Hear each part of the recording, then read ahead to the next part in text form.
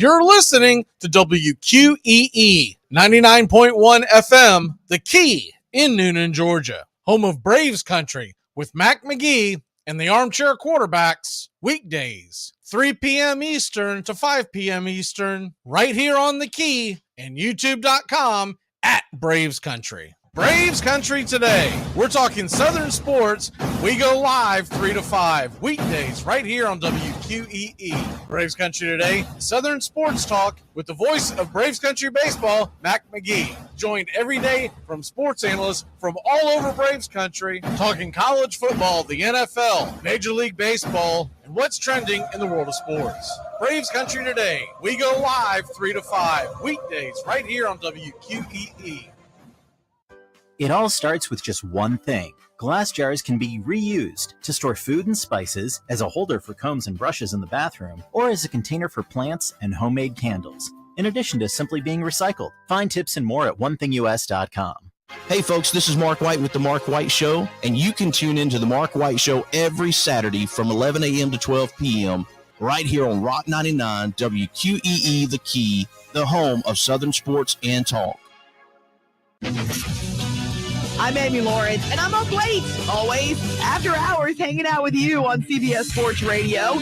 Check it out, 2 a.m. Eastern, 11 p.m. Pacific. Enjoy sun-drenched days, epic stays, and plenty of room to roam in Greater Fort Lauderdale. Our hotels, attractions, and restaurants have taken the Visit Lauderdale's Safe and Clean pledge, so you can relax and explore with confidence. When you're ready for that well-deserved staycation, our 23 miles of golden beaches await. Find wide-open spaces to hike, bike, kayak, and paddleboard. Visit your favorite attractions, then dine out in style in dining rooms or al fresco on waterfront patios. Learn more at sunny.org. Braves Country today. We're talking Southern sports. We go live 3 to 5 weekdays right here on WQEE. Braves Country today. Southern sports talk with the voice of Braves Country baseball, Mac Magee. Joined every day from sports analysts from all over Braves Country, talking college football, the NFL, Major League Baseball, and what's trending in the world of sports. Braves Country today. We go live 3 to 5 weekdays right here on WQEE.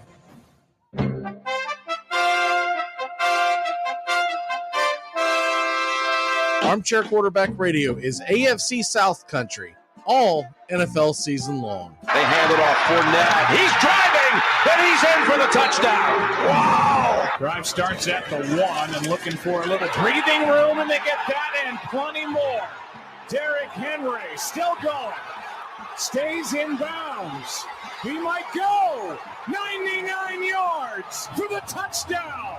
Unbelievable. 2nd and 10. Empty set. Walk downfield, and that is Hilton again. 1st and goal.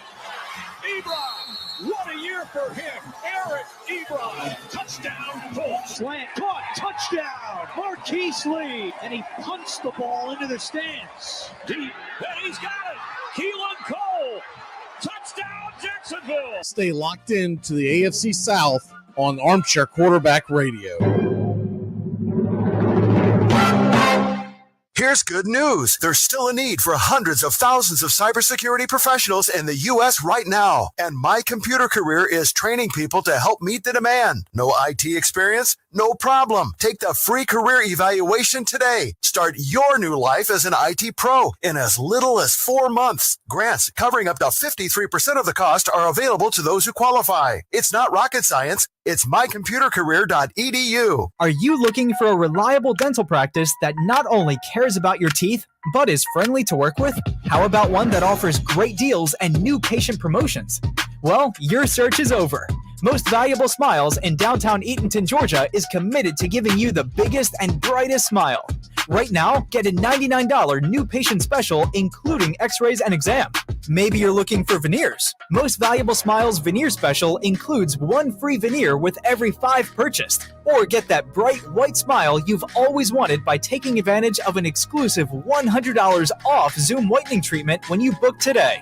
And don't forget that 2022 is almost over. That means most insurance policies will reset by the new year, and to avoid losing that extra money, you need to use it or lose it.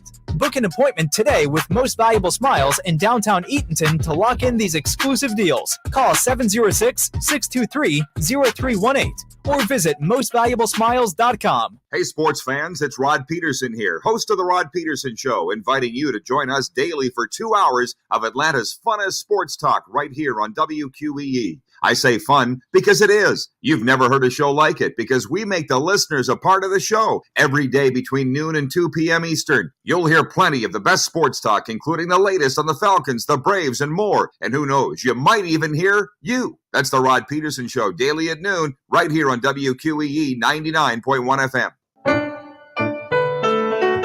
Hey, Braves Country. Braves Country HD is bringing you Braves Country Baseball. Braves Country comes to you every Tuesday night and Friday night and 2 bonus games every week. Hi, I'm Mac Magee. We'll be bringing you play-by-play, pitch-by-pitch of your Atlanta Braves. It's free to listen. Please like and subscribe. YouTube.com/@Braves Country. Braves Country Baseball for the fans, by the fans. It all starts with just one thing. When recycling, rinse out jars and cans, and avoid recycling wax paper or paper soiled with food. This will reduce recycling contamination. Find tips and more at onethingus.com. What's your one thing? It's the best in sports and entertainment, and get locked in and locked down with Rhino Radio Penitentiary, 7 a.m. to 10 a.m. with your host, me, Ryan O'Neal, each and every morning, right here with the best in sports and entertainment, all the way from professional sports to college sports to River Dragons hockey and everything in between, including some of the very best local and national guests. It's the Rhino Radio Penitentiary, 7 a.m. to 10 a.m. Monday through Fridays, right here on 99.1 FM WQEE. Braves Country today. We're talking Southern sports. We go live 3 to 5 weekdays right here on WQEE. Braves Country today, Southern sports talk with the voice of Braves Country baseball, Mac Magee. Joined every day from sports analysts from all over Braves Country, talking college football, the NFL, Major League Baseball, and what's trending in the world of sports. Braves Country today. We go live 3 to 5 weekdays right here on WQEE. You're listening to WQEE 99.1 FM, The Key in Noonan, Georgia, home of Braves Country with Mac Magee and the Armchair Quarterbacks, weekdays, 3 p.m. Eastern to 5 p.m. Eastern, right here on The Key and YouTube.com/Braves Country. Armchair. You're listening to the Armchair Quarterbacks Sports Radio, #1 sports station. Good afternoon, and this is your Armchair Quarterbacks Sports Flash. Good Monday afternoon to you, Braves Country. Your Atlanta Braves still with the best record in baseball, even after dropping a couple of tough ones in Chicago. They'll try to bounce back a 4-game set in Pittsburgh. Pitch by pitch, play by play, right here on Braves Country HD, YouTube.com/@Braves Country. First pitch, 7:05 tonight. Pregame shows, 6 p.m. Eastern. We'll have pitch-by-pitch, play-by-play of your Atlanta Braves all week long, 8 games in a tough 7-day road stretch, a doubleheader included on Saturday versus the Mets. Tonight, it's Spencer Strider night. Braves come in on the money line, -292. Looking at the NL East standings heading into your Monday, Atlanta, 10.5 in front of Philly, 14 in front of Miami, 21 games in front of the New York Mets, 22.5 over Washington. The Atlanta Braves' magic number to clinch the division is 42. NL Central looks like this.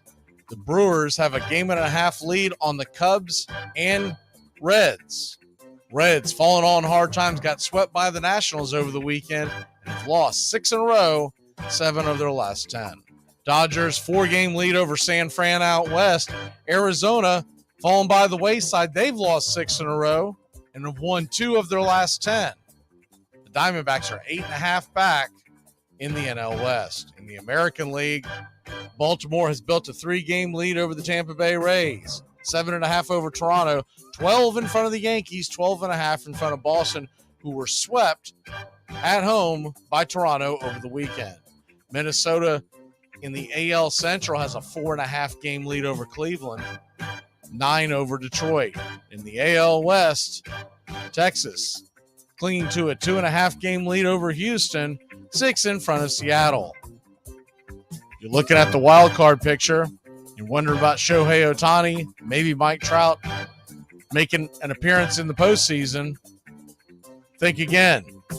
Right now in the AL wild card, Tampa Bay leads for the first slot. Houston has the second, Toronto the third.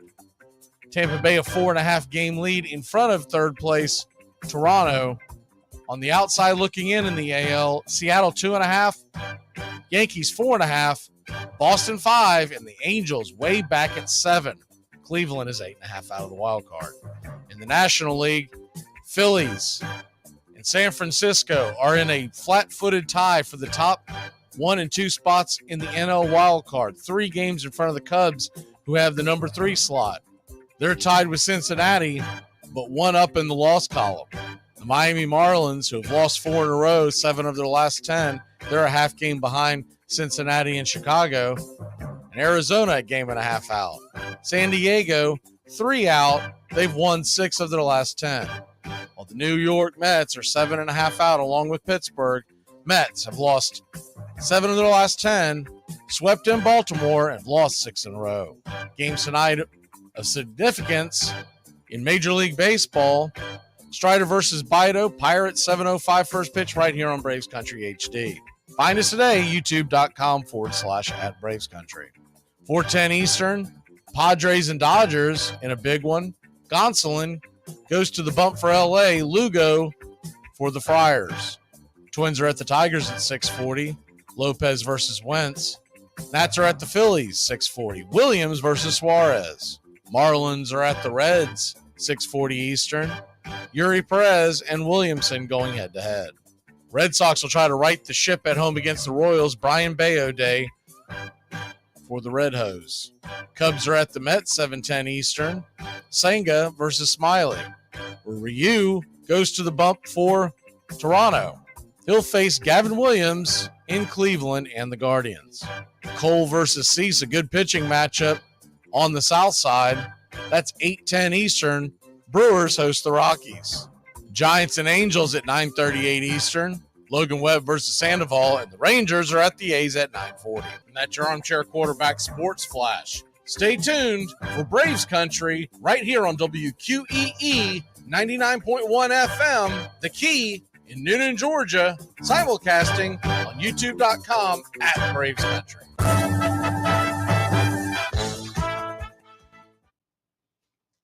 Armchair. There's something kind of about a kid that's never played baseball. We have been hoodwinked, bamboozled, and flat out deceived. Why did you get so drunk? You got drunk. I'm just really exhausted. What's in that cup? Mama Cokes. Do you have any idea how important this is? We're trying to save the pub. Really? This is what you're doing? Chief, what do you want to do tonight? The same thing we do every night. Try to take over the world. 106 miles to Chicago. We got a full tank of gas, half a pack of cigarettes. It's dark, and we're wearing sunglasses. Hit it. Armchair. YouTube Live. Radio station. The radio station you can call your own. Do you know what listeners like about our station? I like everything. It's always on my radio. We never stop the music, except for now, when I talk. To Braves Country with Mac Magee and the Armchair Quarterbacks. We're here live weekdays, 3 p.m. Eastern to 5 p.m. Eastern, WQEE 99.1 FM, The Key, and simulcasting on youtube.com/@Braves Country. Your first choice for Southern sports. Good afternoon. I'm Mac Magee. I don't know much, but I know one thing. We are heading to Pittsburgh, and we better be warming up them brooms. Time to get hot again.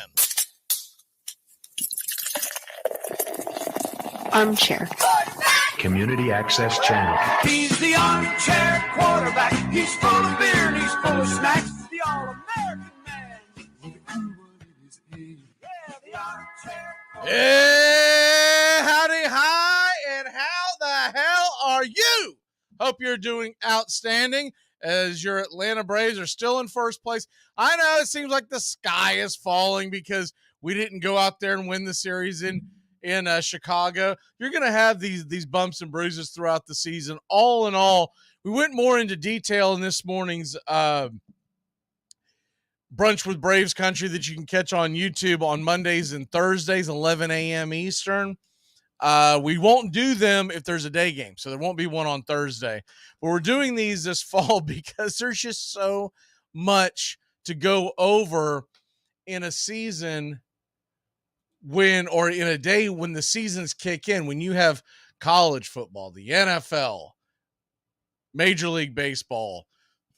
Major League Baseball is obviously going to start taking center stage more than anything else because October's right around the bend. I can't believe it's already August 7th, 2023.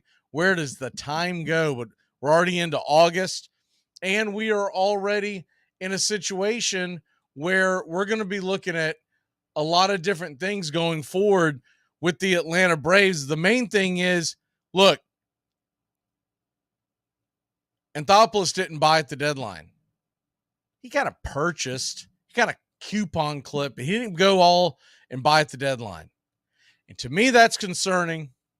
And I can't put it all on him because some of it may be him having to go through different layers of ownership and whatnot. But it is concerning because in a year, these years don't come around very often. I get it. We won the World Series in 2021. We had arguably the best team in baseball last year down the stretch. They ran out of gas and away you go. But would that team have won the World Series had they not stubbed their toe against Philadelphia? They probably beat San Diego. They would have been a very tough task for the Astros. We saw that the year before, but the Astros were a little healthier last year. And I think that probably would have went 7 games. I think you probably would have been looking at a situation where it would have been whoever pitched the best in the end would have been the one that actually won the series. And you don't know how that would play out because you don't know if there would have been injuries. You know, let's not forget the year before, the Atlanta Braves, when they did win the World Series, I mean, we had a lot of things have to break our way. So I get the big picture when they're probably sitting in meetings and talking about things that they'll never talk in front of a fan. They're going to tell you things like, look, the big goal is to stay competitive, to keep butts and seats coming back. But I've been an Atlanta Brave fan for over 40 years, and I know what that's like. And if they don't go out there and make real runs at the World Series, this fan base turns fickle. They start getting because what it is, it's an SEC fan base. So there's a lot of fans out there, not all of them, but there's a chunk of fans out there in Braves country that equate winning the way they equate it in a college football season. They think you're supposed to go out there and win most of the games. And it's just not true when it comes to Major League Baseball. First of all, there's a reason why it's the major leagues and not college. But then the other thing is just about all baseball. You can say this true mostly about the majors, but you can say this about a lot of it's the percentages are a little different, but not by much. I know you've probably heard me say this before. A third of the teams are going to win, or every team is going to win a third of the games. Every team is going to lose a third of the games. It's that cream that rises to the top that makes the difference in that middle third. Not saying you're going to win 2 out of 3 every time, but we're talking about over a season, because that's essentially what you're talking about, right? If you're talking about 100-win season, that's an outstanding season, and that would put you at 100 wins, 62 losses. Not quite perfect math, but yes, that's where we would be. With that being said, you go into October, and you've got a team that is absolutely dusting the competition on a day in and day out basis. You have a team that right now is tied for the most wins in Major League Baseball and has 3 less losses than Baltimore. And Baltimore has gone through kind of an easy stretch. Their schedule is going to get a little more difficult, so it'll be interesting to see where this all plays out at the end. But the point is, when you have an opportunity to go get that second ring that really solidifies you, is starting building something where you're not just an afterthought. The 1990s, the Braves go out there and win it in 95. And everybody to a man, including myself at the time, I was a young kid, I thought we would at least win 2 or 3 more. We didn't get another one. Heck, we only went to the World Series one more time after 95 and got smoked in 99 because we were not the team that 99 Yankees team was. That was that back-to-back years, the 98. That's another part of that goofy song that drives me nuts about the 98 Braves. We were not going to beat the best team in history with that Braves team. But anyways, you'd have to be in the know with baseball in 1998 to know what's going on with that. It's a popular song. It is what it is. But next time, can you do your homework, right? So we did not go out and make that big splash. And is that going to cost us? Is that going to be the thing that puts us, suppose, over the top? Is it going to put us under? And I think a lot of it's being leaned on that they expect Kyle Wright to come back and come back in a big way. My guess is they're probably right. But wouldn't it have been nice to have a backup plan? Because what we saw this weekend between Bryce Elder and Charlie Morton, between the two of them, we did not have a quality start between the two of them, and that's saying it the most polite way we can. 7 walks in just over 8 innings between those two guys. I think there's 2 different reasons why it's happening. I think Bryce Elder's hitting a wall. He's young. He's never gone this deep in a Major League Baseball season. And Charlie Morton is aging. He's still a solid starter in an MLB rotation, but you don't know what you're going to get out of him come postseason. You hope you get the 2021 Charlie Morton before he broke his leg. Remember, this man broke his leg 2 years ago. So is that still a factor? Are you going to get that, or are you going to get what we saw last October? He still has this fastball. And from time to time, depending on the day, he has his curve. But that's about all you can say about it. You can't really say that you think that Charlie Morton, I don't care how big of a fan you are, and I'm a huge fan of Charlie Morton. I'll always stick up for him more than most. I've been following his career. Heck, well before he was in Atlanta, I've always liked Charlie Morton. Like the way he goes about his business. I love the curveball. It's my favorite pitch in baseball. If it's done well. And when he's on, it's awesome. When it's not, he's hitting guys in the back leg and away we go. But that's, to me, is the biggest question is, and Alex Anthopoulos stood pat when he had an opportunity to grab that ring because this team was playing by far the best in baseball. Now you look at us, we're coming back to the pack a little bit. Nobody stays as hot as we were, but we've lost 2 in a row. This, to me, is a big series for different reasons going into Pittsburgh. It's not, we got to win this series. We have to go out there and win 3 or 4, or the Phillies are going to catch us by the weekend. We know that's not true. But you got to start getting some momentum going. And anything less than 3 wins in Pittsburgh, as they used to say, is just simply uncivilized. You got to win 3 out of 4. I'd love a sweep. We went over it in the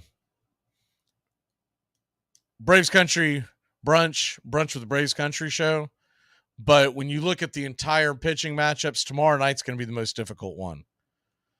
Tonight, we've got a huge advantage. It's Spencer Strider on the mound. Spencer Strider should go out there and deal. He's going up against Osvaldo Bido, who's 2-2 with a 5.18 ERA. He's got a 1.52 whip. What do I always say? I look at the whip more than I look at anything else in modern baseball. I know you can get lost in the weeds with the exit velocity and expected batting average and all that kind of stuff, but really those are window dressing, and a lot of those statistics, I still say they come up with them to continue to generate the industry of statistics. Because to say that you can, I'm going to give you a perfect example. When I'm doing these games and I see, so I don't just have the Braves feed up and the Pirates feed up for tonight. I also have up a lot of other things, statistics, so I can see exactly what happened. And so I want to know how hard the ball was hit at times, et cetera, et cetera. Because sometimes there's a ball that is smoked at somebody. It's an out, but you're like, man, how hard did that thing go? Because that thing was smoked. And there was one last week where, or I want to say it may have been the Angel series, but I feel like it was the Cubs series. But Marcell Ozuna ripped one to the left side of the infield. And to the average fan watching it, all they saw was a grounder to third, flipped over to first, easy out. That ball was hit 111 miles an hour. It was a short one hop, and it was a very good play by the third baseman. But because he didn't have to dive to his left or dive to his right or leap, those kind of plays go unnoticed. That's when the exit velocity to me is important. That's when those kinds of things are important, but they're not important long term. What I love to look at with a pitcher, if you're just going to look at one statistic, a starting pitcher in today's game, look at the whip. Walks plus hits divided by innings pitched. It's been around for quite some time. Most of y'all are very familiar with it. But for those who are like, what the hell is a whip? That's all it is. It's an equation. And basically it's coming up with how many base runners got on honestly. So it takes out of the consideration any kind of fielder choice, any kind of error, et cetera, et cetera. So walks plus hits dividing by innings pitched. You look at Bido, 1.52. That's saying that per inning, he's averaging a runner and a half on base. That's a lot because you put ducks on the pond, as we saw in Chicago. You leave ducks on the pond, major league hitters, no matter what you think of the team you're playing, they're going to bang. By the way, I think Chicago's got a pretty good offense. In the meat of the Cubs of the Cubs lineup, it's very good. Very good. Not just saying that because they won the series. I was impressed by the Cubs offense. Bottom of the lineup stinks. The very top of the lineup, yeah, they could probably have something a little better, but that's almost every team. Not everybody in Major League Baseball has Ronald Acuna Jr. leading off, Matt Olson hitting cleanup, and way down at the bottom has a Michael Harris II. That's not normal. So I was very impressed by their offense. The Braves' offense played well. They had the running mistake by Arcia. You hate that. You had another couple of gaffes by Ron Washington sending guys when he shouldn't be sending. He's going to get somebody hurt. He almost got Acuna hurt this weekend. And no one ever says boo about it. They just go, oh, well, that's Ron. Everyone jokes and laughs. Be better. You are the third base coach of a team just 2 years removed from winning the World Series, which you were a part of. And we've got the best winning percentage in baseball right now. You got to think big picture. It's not worth getting a guy hurt. and we get to October and there's a legitimate chance to score, okay. But you run us out of innings, and along with Orlando Arce and his poor base running, runs us out of innings. I mean, he has been dreadful. He's getting thrown out at third with no outs, with 2 outs, killing innings, killing rallies. He gets doubled up this weekend. And he's just got, someone's got to go to him. And maybe they need to hire me to go just tell him one thing and one thing only. Orlando, you are slow. We see you hustle. It's not that he doesn't hustle. He hustles. He's a great defensive shortstop. So was Cal Ripken Jr. And he ain't stretching triples out because he knew better. You are slow. By the way, breaking news, Tim Anderson suspended 6 games. Jose Ramirez suspended 3. So there you have that. I'm sure there's others, but that's the big takeaway from that. We'll get into that in 1 second. But you cannot be running and stretching out into triples and going first to third and taking off. You got to be a smarter base runner. I know the guy has a great baseball IQ. So some of this falls on the coaching, and I'm not going to put this all on Washington. This is coming from the entire Braves organization. Someone's got to make it a priority that the base running is sharper, that you're getting more bang for your buck when you get guys on. Because if they just play, and I'm not saying go station to station. I'm not saying don't take any risks ever. But make a calculated risk. There's a difference between a calculated risk and just throwing a dart and hoping someone bobbles the ball in the outfield. Somebody, and I'm sure that's what he was thinking when he sent Acuna, and Acuna got banged up there at the plate. I'm sure that's what he was thinking. Oh, it's going to take a perfect play. It didn't really take a perfect play. He was out by a mile. Wasn't Giancarlo and Stanton out by a mile? You missed that. Holy cow. What a tortoise going around the base pass he is. And it's not Vogelback running slow where you see the fat blubber running around and he's moving his legs. Stanton was literally on a Sunday stroll and got gunned down at the plate. I think it was Saturday afternoon. 2 outs. Ball was hit into center field. And he was kind of Cadillacing around the bases. They sent him. I think he was surprised that there was a play at the plate. I think he figures everybody knows I can't run very fast anymore. I'm made of glass. You set me on a play that there's going to be a play at the plate. So he has turned into a station-to-station hitter with a little power left, making over $30 million a year. Think about that if you're a Yankees fan. And he does it in an era where the Yankees are clipping coupons. I still think this Braves team can and will win it all. But we have a lot of eggs in the Kyle Wright basket, because if you look at the starting rotation in October, it's going to be, assuming everyone stays healthy at this point, it's going to be Max Fried, Spencer Strider, and then you hope and pray that Kyle Wright comes back. And it's Kyle Wright of last year, not Kyle Wright of a couple of years ago. And then the fourth hole, I talked about this earlier, the fourth hole, or the fourth slot in the rotation in October, because you don't normally use 5. It should be a straight-up competition from now until the end of September between Charlie Morton and Bryce Elder. And who's ever pitching better, that's who you start. You don't start Charlie Morton because he's the veteran. You don't start Charlie Morton because you think, well, he might go out there and spin a gem. Should be a straight-up competition. And I'd kind of like to open up the competition to a couple guys who have down in the minors right now, namely A.J. Smith-Shawver. If nothing else, how phenomenal would he be coming out of the bullpen just throwing bullets?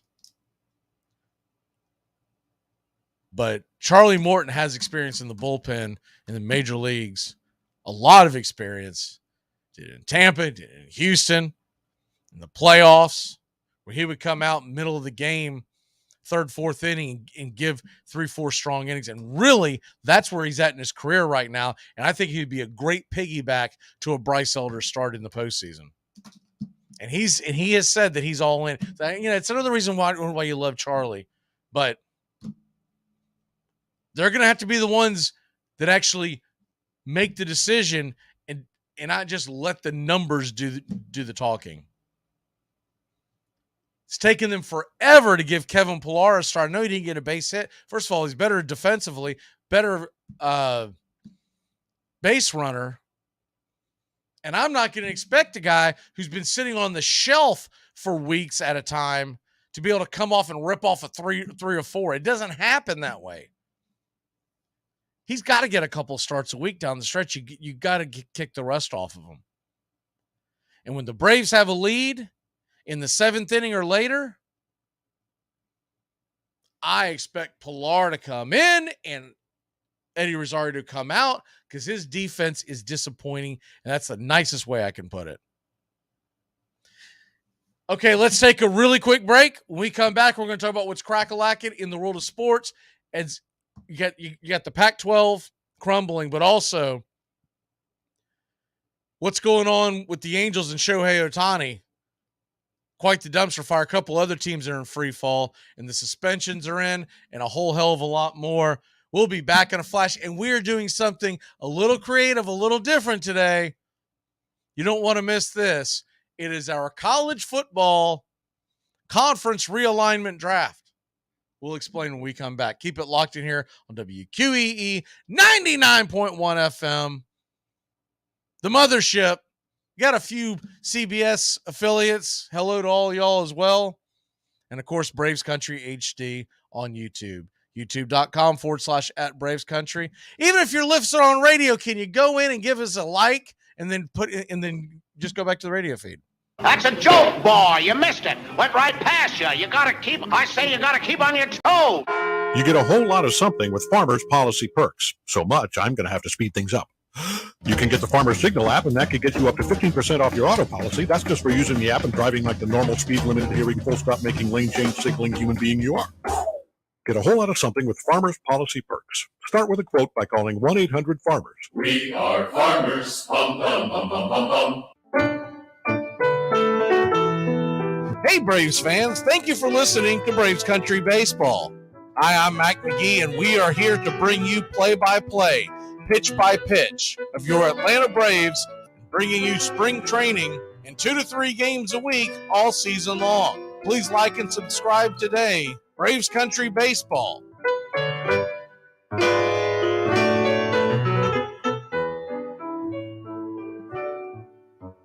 Dread running to the post office? Stamps.com brings post office and UPS services right to your computer. Send letters, ship packages, and get up to 40% off USPS and up to 62% off UPS rates. Nearly 1 million small businesses use Stamps.com to save time and money. It's a no-brainer. So skip the post office and visit Stamps.com. Sit short. I'm not playing your stupid game. That's the sound of NyQuil Severe hard at work. NyQuil Severe is the best sleep with a cold medicine. No tossing and turning, just rest and recovery. So you're ready to take on tomorrow. For powerful relief of your worst cold and flu symptoms, try NyQuil Severe. The nighttime sniffling, sneezing, coughing, aching, stuffy head, best sleep with a cold medicine. Use as directed. Keep out of reach of children. You're listening to WQEE in Noonan, Georgia, home of Braves Country, weekdays 3 to 5 p.m. Well, the season's finally here, and the players hit. The Armchair Quarterbacks are back Saturday, September 9th, 10 a.m. to 2 p.m., you'll be tailgating with the Armchair Quarterbacks. Mac Magee, Brian Snow, Joey and Tones, and the rest of the Armchair Quarterbacks live 10 a.m. to 2 p.m. Saturdays this fall, talking college football, SEC, ACC, Big Ten, the NFL, fantasy football advice, and our picks against the spread. It all begins September 9th right here on Braves Country HD, 99.1 FM, WQEE. Yeah, the armchair quarterback, the all-American man. It's the best in sports and entertainment, and get locked in and locked down with Rhino Radio Penitentiary, 7 a.m. to 10 a.m. with your host, me, Ryan O'Neill, each and every morning, right here with the best in sports and entertainment, all the way from professional sports to college sports to River Dragons hockey and everything in between, including some of the very best local and national guests. It's the Rhino Radio Penitentiary, 7 a.m. to 10 a.m. Monday through Fridays, right here on 99.1 FM WQEE.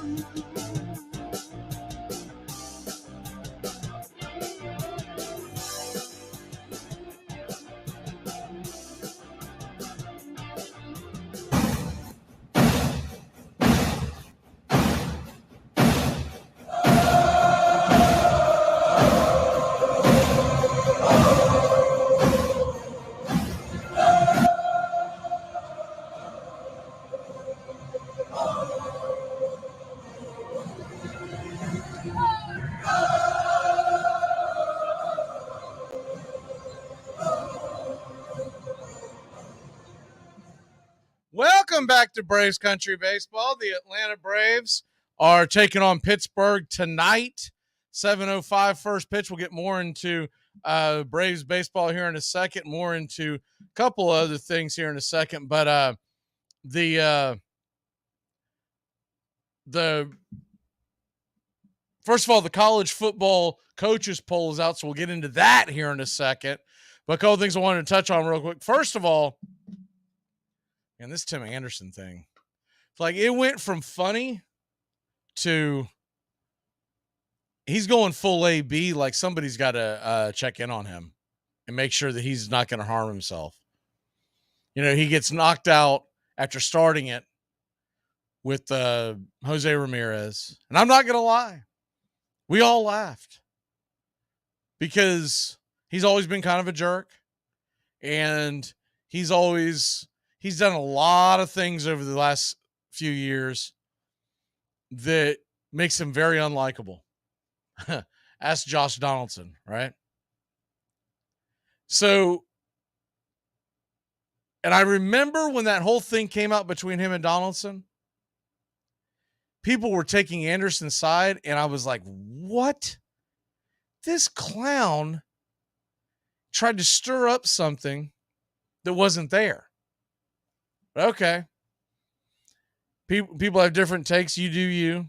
And a lot of folks are fooled in the world, in the news world, and in the news of sports. They are definitely fooled. Told a lot of things that just simply aren't accurate. But then we go to, remember earlier this year, he tried to deny it, but he told Jose Abreu standing on first base when he got in there that I hate this effing place. Tried to lie about it later, but we all knew what was really said.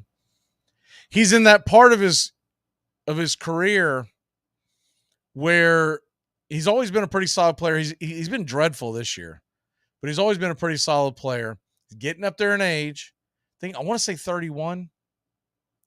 I could be off by a year or two either way, but we'll say 31 at the free agent deadline. I mean, at the when he becomes a free agent this year, he's got one last chance to get his biggest contract that he'll be able to sign ever. And when you combine the fact that he has been a PR nightmare, you combine the fact that he's been playing terrible recently, And then he goes out here and gets in this goofy fight that didn't make a whole hell of a lot of sense. Yeah, okay, I was right. He's 30. He'll be 31 next year. And I wanted to like Tim Anderson when he came up. Man, he's from Tuscaloosa. You know, you just figured that he's, probably a college football fan. Whether it's Bama or an SEC, it doesn't matter. If you grew up in that area, you got to be a college football fan. I wanted to pull for him when he first came up with the White Sox. And then he's just been a logistical nightmare. And then he goes out and gets knocked out, dusted by Jose Ramirez. And the always pulling for the underdog in me, I had to chuckle. Because he started it for no good reason. Said something ugly to Ramirez that neither one of them are willing to share, and fair enough. And Ramirez stuck his finger in his face and basically said, kick rocks, baby boy. And Tim Anderson said, oh, yeah? And he squares up like a 1906 bare-knuckle boxer with, like, awful form. He looked like something out of a cartoon. You want to go? You want to go? Hey, he looked like the freaking Notre Dame mascot. You want to go? His fists out. Terrible. And then he throws what I believe is his first actual punch in a fight. Because he leads with so he's right-handed. He leads with his right hand off his right foot. He ought to know from throwing a baseball you don't do that. Doesn't do any damage, misses altogether. And then Jose Ramirez comes in with the uppercut. And it's me.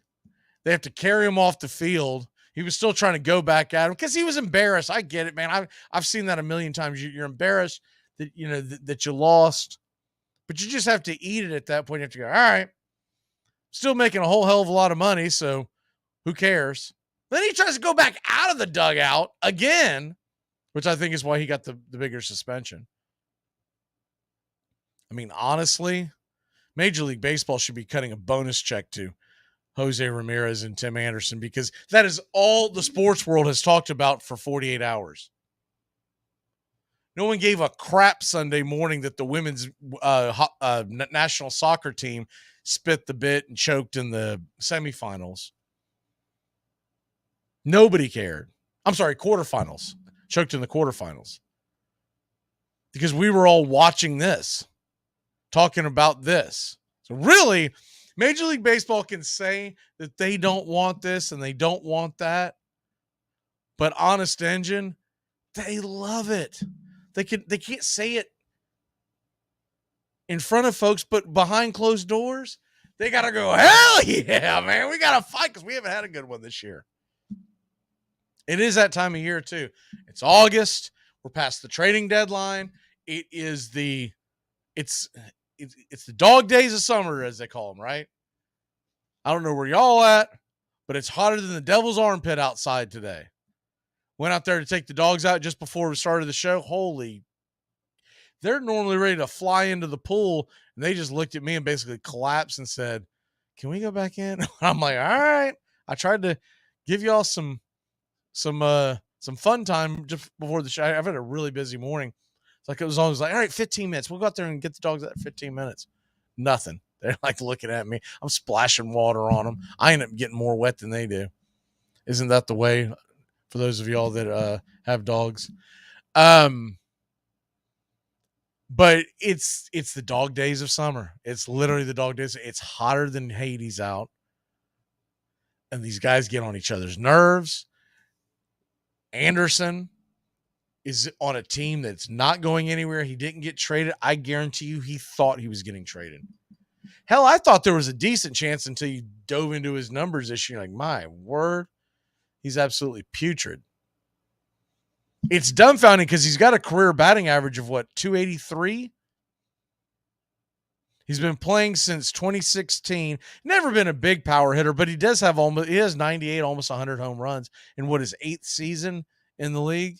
And for a shortstop, that's not too bad. 2-time All-Star, including last year. He just fell off the planet today. or this year. And then there's no telling what he's going to be tweeting now. He gets 6-game suspension. Let me pull up what I had seen, because this is unreal. If y'all missed this, I'm going to read these to y'all, because if y'all missed this is unreal. That Tim Anderson was tweeting last night. I think it was around 6, 7 o'clock at night. And I believe, here it is.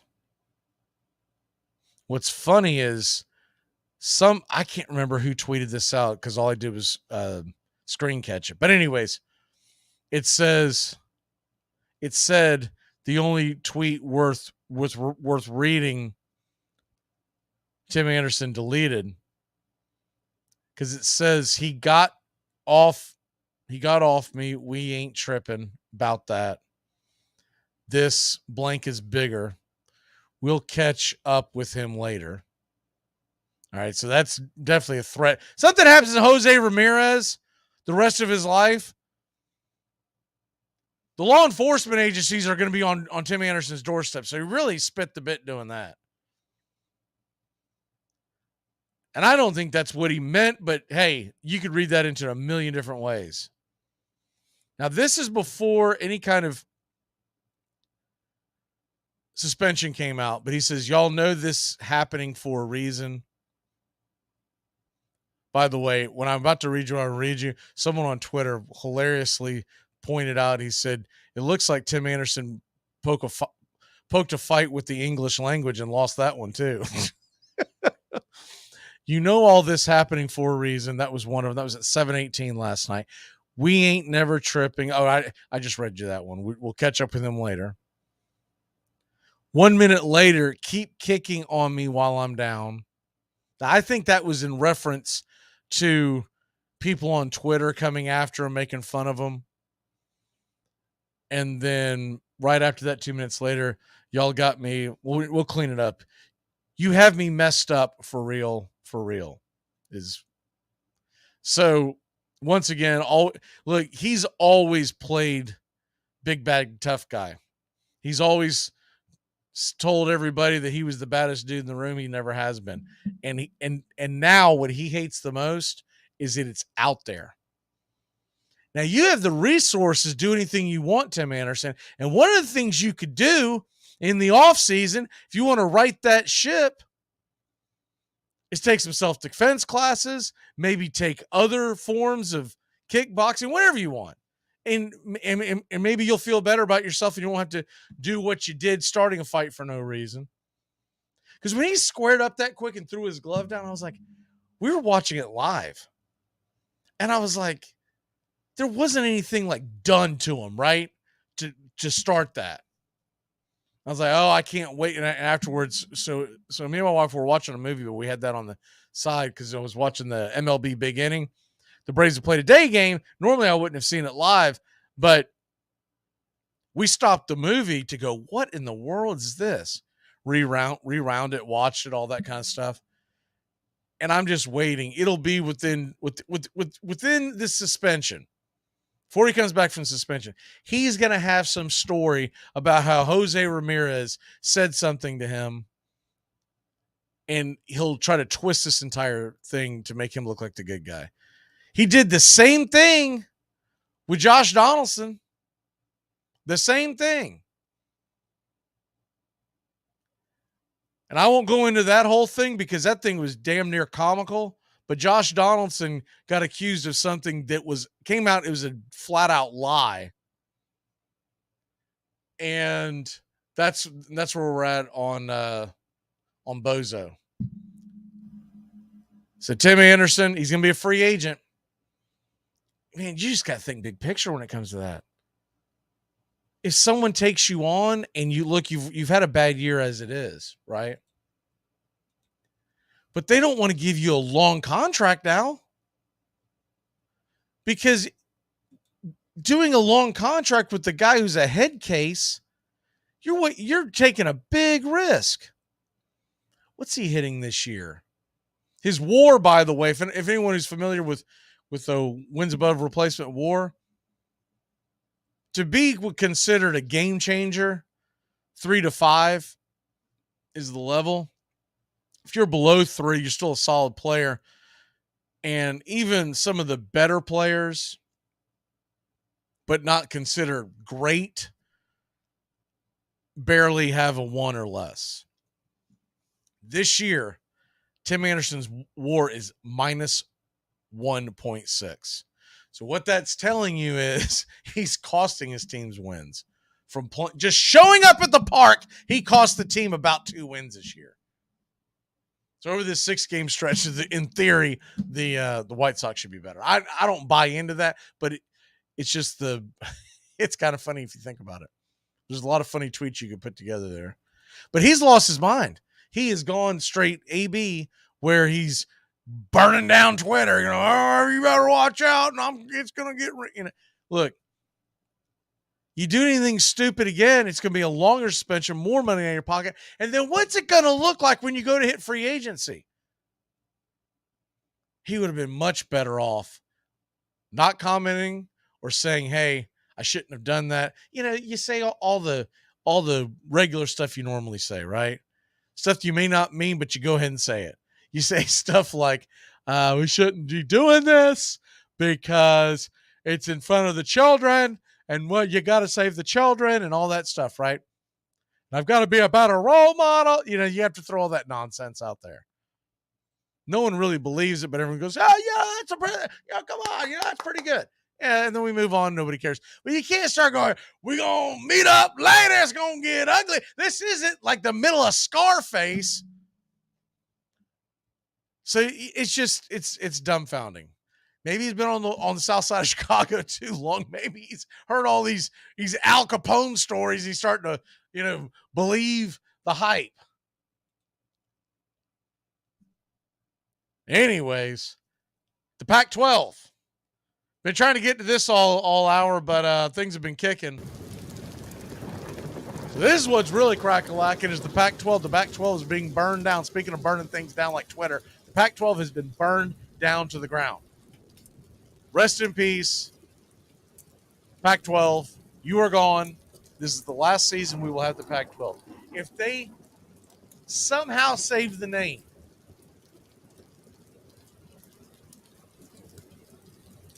and continue the Pac-12 in some version, it doesn't matter. Pac-8, Pac-10, it's been called all of that over the years. It's gone. Because if you missed it late Saturday night, which, man, now I'm thinking about it, there's a lot of things went on Saturday night, and the Braves didn't even play. There's no football, but Tim Anderson and Jose Ramirez went ding, ding, ding, and down you go. And then the Pac-12 crumbled. I don't know which one fell faster, Tim Anderson or the Pac-12 on Saturday night. Because they came out with the rumor that, hey, they're talking, they're thinking about leaving, blah, blah, blah. It was like 90 minutes later, we get a Oregon and Washington are leaving and going to the Big Ten. You've already got UCLA and USC. And then you look at the other teams that are left. Right now, there's only 4 teams left in the Pac. If they were to play next year, and it's not going to be the same version, so I can't say that conference exists next year. But if they existed next year, 4 teams are now in the Pac-12 starting next year. And those 4 teams are Washington State, Oregon State, Stanford, and Cal. The rest are booking. They're going one way or the other. A lot of them are going to the Big 12 as well. But you've got those 4 teams, and the rumor has been that it's going to end up being Oregon State, Washington State, the 2 state schools as they're calling them. going to head to the Big West. So what does that leave for Cal and Stanford? Does Stanford do some version of Notre Dame where they stay independent until they figure it out? I don't know. Cal, same situation. What does Cal do? They're two very good institutions of higher learning, but no one's cared about that in college football in 60, 70 years, whenever television rights became a thing. So they are done. Tim Anderson is done. And now you look at, and this is what we've got going on next hour. We are starting this week. We thought this would be a little fun. We're going to do the same thing in the NFL on Thursday, but it's going to be a little different. If you ever followed or even understand how relegation works in your, we'll just take the EPL, for instance, the English Premier League. And every year there's 20 teams in the English Premier League. And every year the worst two get relegated, the best two get moved up. We're going to do a little different, but that's what got me thinking the other night. I guess that was Friday night that the Pac-12 crumbled. So I do apologize for that. I was misremembering, but I remember it was Friday night that the Pac-12 crumbled.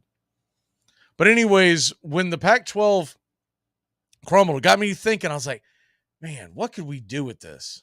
Because this could be a lot of fun. So the idea is going to be, we're going to have 4 commissioners for 4 different college football conferences. It's going to be me. We're going to have Tones and Joey involved, and Bobby. So we're going to do this all throughout the week. And we'll get a good chunk drafted this week. The idea is to have it done well before the season starts. And we're going to keep up with it. But the short of it is this. Everyone is going to be able to draft. You'd like for everyone to draft in their own area of the country that their teams are. But it's going to be a little difficult because Bobby's a Gator. Tones is Penn State. Joey is Notre Dame. And I'm a Florida State fan. Pull for a couple other teams, but that's the gist of it. And so what we're going to do is you're going to have 4 conferences, 12 teams in each conference. I'm sorry, 16. 16. Yeah, 16 teams in each conference. So for a total of 64 teams. And those 64 teams, the first 4 that you draft are going to be your core 4. Meaning that's what you're building your brand on for your conference, so they go nowhere. The other 8, you can take some chances. You can do whatever you want.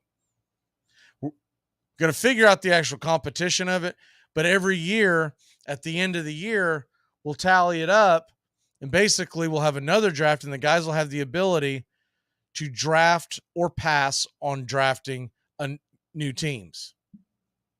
And I haven't worked all that part out because we wanted to get this thing going. But that part we can work out later. It'll be somewhere between 2 to 4 teams that you could add, but you also have to subtract. And the teams that don't get drafted this year become more attractive if they win and collect points. And so we're going to keep up with the points. We'll come up with some kind of competition to win this. But I think it's going to be a lot of fun, and the debate will go with, well, this is why I'm taking this guy, this team right now, et cetera, et cetera. Today, Tones is rushing back from Detroit. I mean, I can't wait to hear about his trip. They went to the wrestling party. What is it called? SummerSlam? I think I actually got that right. SummerSlam. They went to SummerSlam. And then I believe it was yesterday, they stopped off at Comerica Park and went and watched the Tampa Bay Rays and Tigers. So he's rushing back through traffic to try to get home. So we'll see what happens there. I'm supposed to check him at the break. We are coming up on the break. But there he is today. I'm going to draft 1. I'm going to give him 2. Tomorrow, same thing with Joey. Joey's going to draft 2. I'm going to draft 1. Thursday, Joey will get to draft 2. I'll draft 1. And then on Friday, I'm drafting 1. And Tones will draft 2. Bobby will get 4 in succession. So even though he doesn't get to pick till later on, we're going to give him the first 4 picks on Friday. So should be a lot of fun. And like I said, we're going to try to keep the conferences as logical as possible. But you're going to have the SEC, the Big Ten, and then we're coming up with 2 new ones because I think the ACC is going to crumble as well. And I just don't like the Big 12. I think it's a stupid name. So Joey's conference is the National Conference, and mine is the Dixie Conference. So there you have that. All right, let's take a quick break. When we come back, we'll be diving into the college football conference draft. If you've got opinions on who you would take first, by all means, I can't wait to hear everyone's responses. And we should have a lot of fun with this. And we're going to talk a little more Major League Baseball, your Atlanta Braves on the 4 o'clock hour. 7:05 first pitch tonight, baby. Going into Pittsburgh. Let's roll. We'll be back in a flash here on Braves Country. You're listening to WQEE 99.1 FM, The Key in Noonan, Georgia, home of Braves Country with Mac Magee and the Armchair Quarterbacks, weekdays, 3 p.m. Eastern to 5 p.m. Eastern, right here on The Key and YouTube.com at Braves Country. Armchair. You're listening to the Armchair Quarterbacks, Sports Radio, #1 sports station. Good afternoon, and this is your Armchair Quarterbacks Sports Flash. Good Monday afternoon to you, Braves Country. Your Atlanta Braves still with the best record in baseball, even after dropping a couple of tough ones in Chicago. They'll try to bounce back a 4-game set in Pittsburgh. Pitch by pitch, play by play, right here on Braves Country HD, youtube.com/at Braves Country. First pitch, 7:05 tonight. Pregame shows, 6 p.m. Eastern. We'll have pitch-by-pitch, play-by-play of your Atlanta Braves all week long, 8 games in a tough 7-day road stretch, a doubleheader included on Saturday versus the Mets. Tonight, it's Spencer Strider night. Braves come in on the money line, -292. Looking at the NL East standings heading into your Monday, Atlanta, 10.5 in front of Philly, 14 in front of Miami. 21 games in front of the New York Mets, 22.5 over Washington. The Atlanta Braves' magic number to clinch the division is 42. NL Central looks like this. The Brewers have a 1.5 lead on the Cubs and Reds. Reds, falling on hard times, got swept by the Nationals over the weekend and have lost 6 in a row, 7 of their last 10. Dodgers, 4-game lead over San Fran out west. Arizona, fallen by the wayside. They've lost 6 in a row and have won 2 of their last 10. The Diamondbacks are 8.5 back in the NL West. In the American League, Baltimore has built a 3-game lead over the Tampa Bay Rays. 7.5 over Toronto, 12 in front of the Yankees, 12.5 in front of Boston, who were swept at home by Toronto over the weekend. Minnesota in the AL Central has a 4.5 game lead over Cleveland, 9 over Detroit. In the AL West, Texas clinging to a 2.5 game lead over Houston, 6 in front of Seattle. You're looking at the wild card picture. You're wondering about Shohei Ohtani, maybe Mike Trout making an appearance in the postseason. Think again. Right now in the AL wild card, Tampa Bay leads for the first slot. Houston has the second, Toronto the third. Tampa Bay a 4.5 game lead in front of third place Toronto. On the outside looking in the AL, Seattle 2.5, Yankees 4.5, Boston 5, and the Angels way back at 7. Cleveland is 8.5 out of the wild card.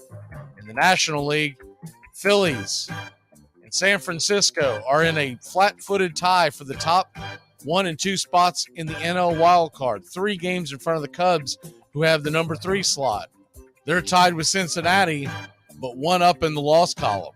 The Miami Marlins, who have lost 4 in a row, 7 of their last 10, they're a half game behind Cincinnati and Chicago. And Arizona a 1.5 game out. San Diego, 3 out. They've won 6 of their last 10. While the New York Mets are 7.5 out along with Pittsburgh. Mets have lost 7 of their last 10, swept in Baltimore, and lost 6 in a row. Games tonight of significance in Major League Baseball. Strider versus Bido, Pirates 7:05 first pitch right here on Braves Country HD. Find us today, youtube.com/@BravesCountry. 4:10 Eastern, Padres and Dodgers in a big one. Gonsolin goes to the bump for LA. Lugo for the Friars. Twins are at the Tigers at 6:40. Lopez versus Wentz. Nats are at the Phillies, 6:40. Williams versus Suarez. Marlins are at the Reds, 6:40 Eastern. Yuri Perez and Williamson going head-to-head. Red Sox will try to right the ship at home against the Royals. Brian Bayo Day for the Red Hose. Cubs are at the Mets, 7:10 Eastern. Senga versus Smiley. Ryu goes to the bump for Toronto. He'll face Gavin Williams in Cleveland and the Guardians. Cole versus Cease, a good pitching matchup on the south side. That's 8:10 Eastern. Brewers host the Rockies.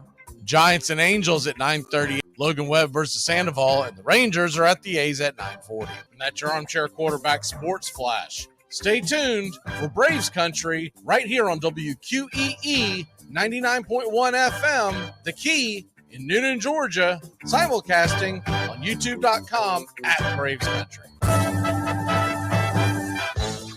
Been all over the world, beat them all. And it's hard to believe, isn't it? Really hard to believe that so much man could be wrapped in such a good-looking package. Hey, sports fans, The Key has a brand new show. Braves Country is coming your way weekdays 3 p.m. Eastern to 5 p.m. Eastern. Drive time on WQEE. Braves Country is a Southern sports talk show with Mac Magee and the Armchair Quarterbacks. We'll be talking the Atlanta Braves and Major League Baseball, along with everything important to sports fans in Braves Country. The SEC, ACC, Big Ten, and the National Football League, and the big sports news of the day. That's Braves Country with Mac Magee and the Armchair Quarterbacks. Weekdays, 3 p.m. to 5 p.m. right here on WQEE, The Key, 99.1 FM, and simulcasting on youtube.com/@Braves Country.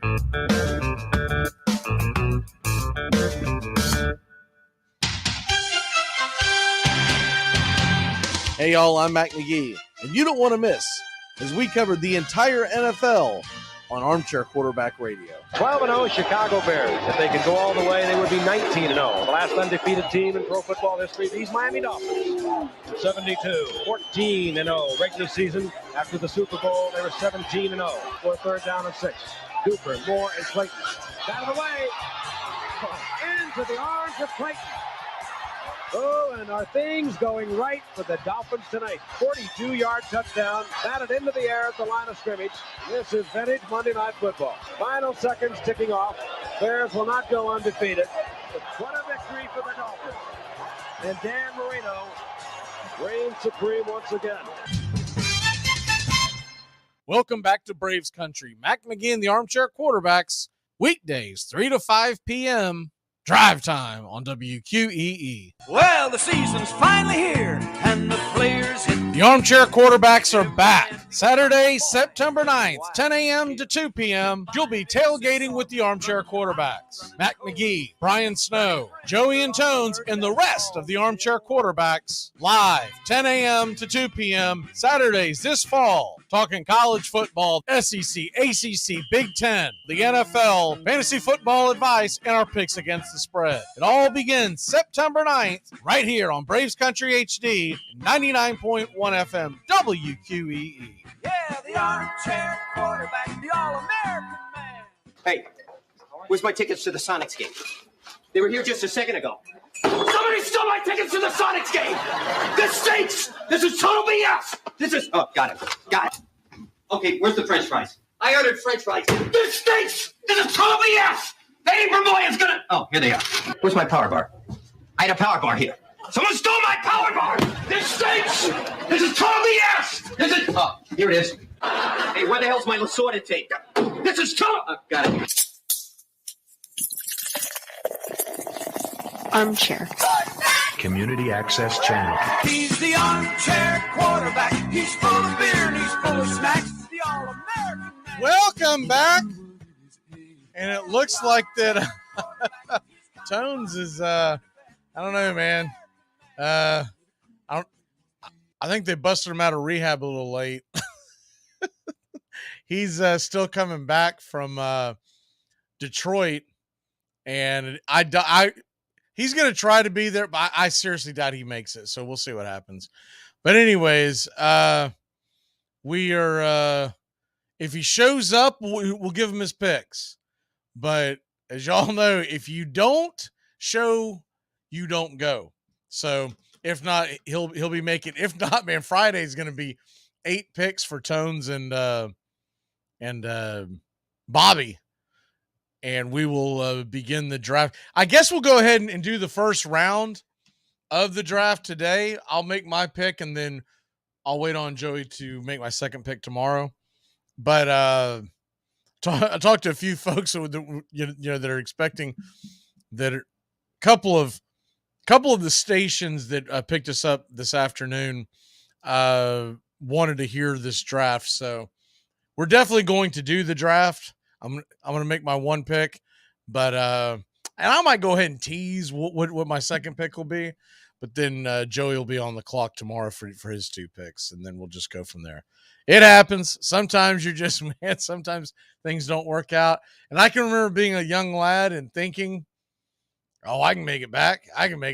And I think they left with basically, oh, it's fine. We'll get be in the driveway at 5 minutes before the show starts. That'll be fine. It's one of those type things. But that's what happens. That's it's the difference between the folks that go to broadcasting school and the ones that don't. Because I can remember my broadcasting, Mr. Sprovnik, I can remember his voice just ringing loudly in classes when someone didn't show up. So at the I almost said culinary because I also went to culinary school. At the broadcasting school, you had to run shifts along with taking this class, and a part of that class was running the shift. So basically running the shift, showing up on time, doing the show well, that was the shift, right? That was it. Now, I ended up going into the culinary business for a long, long time before I started making my way back towards radio. But essentially, I can remember, and it just, I don't know, I kind of took it with me into the culinary business too. They had different catchphrases, but his catchphrase, one that everybody knows, that's well known, and it was, the show must go on. Time will not stop. If you're supposed to be running a shift from 3 p.m. to 6 p.m. and you don't show, what the hell happens? And that's why these podcasts have gotten so popular over the years, because the podcast is the perfect thing for a lazy person, right? I'll show up when I want to show up. And the way things are consumed nowadays, it works out. I still am not a big podcast fan when it comes to sports. I get the podcast from other areas of entertainment and whatnot. But when it comes to real sports, real-time sports, and I'm not talking about, look, it's a little different if it's a sport, if it's a game that's only played once a week, almost like a football game possibly. But you could be talking about a lot of things. You could be talking about wrestling. You'd be talking about a lot of things. But when it comes to real sports, if you're not doing it in real time, I just feel like if I catch even football podcasts, there's a couple of podcasts that I like the guys, but I like them because they do them live. And if I don't catch them live, I will try to listen to them. But I'll be honest, if I don't catch them, I kind of lose interest because I already know that what they're saying is dated and it's no longer accurate, or it's information I already have. So, but I just remember the show must go on, and he would ring that into your ear. And so a part of doing the class was going to the station, and I never missed a show that I can recall at all, but I can remember having to fill in because he would call me in a panic. So-and-so didn't show up for their shift. Can you be here? Yeah, man, I'll be there to cover you. Give me a second, da-da-da-da-da. Because I didn't live that far from campus, and we were so it's funny about that. I know this shocks nobody, but this was a music station. They played country music, literally country and Western music in the morning. And I'm talking about, when I say country and Western, I mean, he wanted you to play the old hits. He did not want you playing the new stuff from 6 to 9 a.m. That was his deal. I'm sorry. That was the 9 a.m. to noon slot. The 6 to 9 a.m. was pop music, but it was like 80s. Now, this is early 90s, right? So 9 to noon was the country Western, because it was right outside Nashville. But he did not want, at the time he would have been big, Garth Brooks. He wanted you to be playing Conway Twitty. We can go into the deep dives of this, but Hank Snow, Jim Reeves. And that was 9 to noon. All the kids hated that. He hated that damn slot because they're like, man, you can't play anything I like, right? And so at noon to 3, I think was the modern country. And then 3 to 6, he went towards rock and roll. And I'm trying to remember how they went. I think it was the more modern rock and roll. And I know by 6 to 9, I know that was hairband type of stuff. Because he was trying to get kids that are coming in and out on campus, and it was most busy between 3 and 6 and 6 a.m. to 9 a.m. He wanted them to cling on to his station. So in the mornings he was playing the pop, and in the afternoons he was playing the rock, but they were the modern. And then from 6 to 9 is when he went to the hairband. The 9 to midnight was death metal type stuff. And Friday nights was even more off the charts. I can't remember what it was, but it was like the stuff that like very few people would listen to, the real throaty stuff, that kind of stuff. And I got a phone call one night. I was getting off work. I was doing security at a local bar, and I get a phone call in a panic around, 10:30 at night, somewhere in that area. I just gotten off, and usually I wouldn't be off. Normally when you're bouncing, you go in at 9, 10 o'clock at night. You don't get off till 4 in the morning. But for whatever reason, I was getting off earlier. I think I had something I had to do the next morning, and so I'd worked my schedule out. But anyway, it's not really important in the story. I get this phone call, and I was one of the few people back then in the early 90s that had a cell phone. I had a cell phone because my roommate had ran up my landline bill, and I found out the way to get around it was to get one of those old Cricket phones. You remember Cricket? Well, back then it was actually a big deal to have a phone that you paid. It was cheap. It was like, I almost want to say it was $24.99 a month. And you got unlimited local calls, and then people could call you. And it was groundbreaking because at the time people did have cell phones. You could only call at certain times. It was really nuts for kids who don't remember that. I get this phone call, and it was unreal. Mr. Sprovnik, Mr. E, as everybody called him, screaming on the phone at me. Not at me, but to me. McGee, where are you at? Where are you at? And I'm like, what the hell's going on? It's Friday night. I didn't have a shift there. All my shifts were in the mornings. And I said, I'm getting off work. What is going on? Like, I thought he was stuck under a truck. And he's freaking out because some dude who was running the 9 p.m. to midnight show was, and even though they played death metal and whatnot, he was doing some, off the charts satanic worshiping type of stuff. I don't even remember because I wasn't listening to it when it happened, but it was being described to me. And our station didn't have a very strong signal, so you had to get really, really close before you could hear it. I'd say it was probably, 5 to 10 miles. And I was a little further away because I was in downtown Nashville bouncing. So I go hauling up there. I said, all right, man, I'm on my way.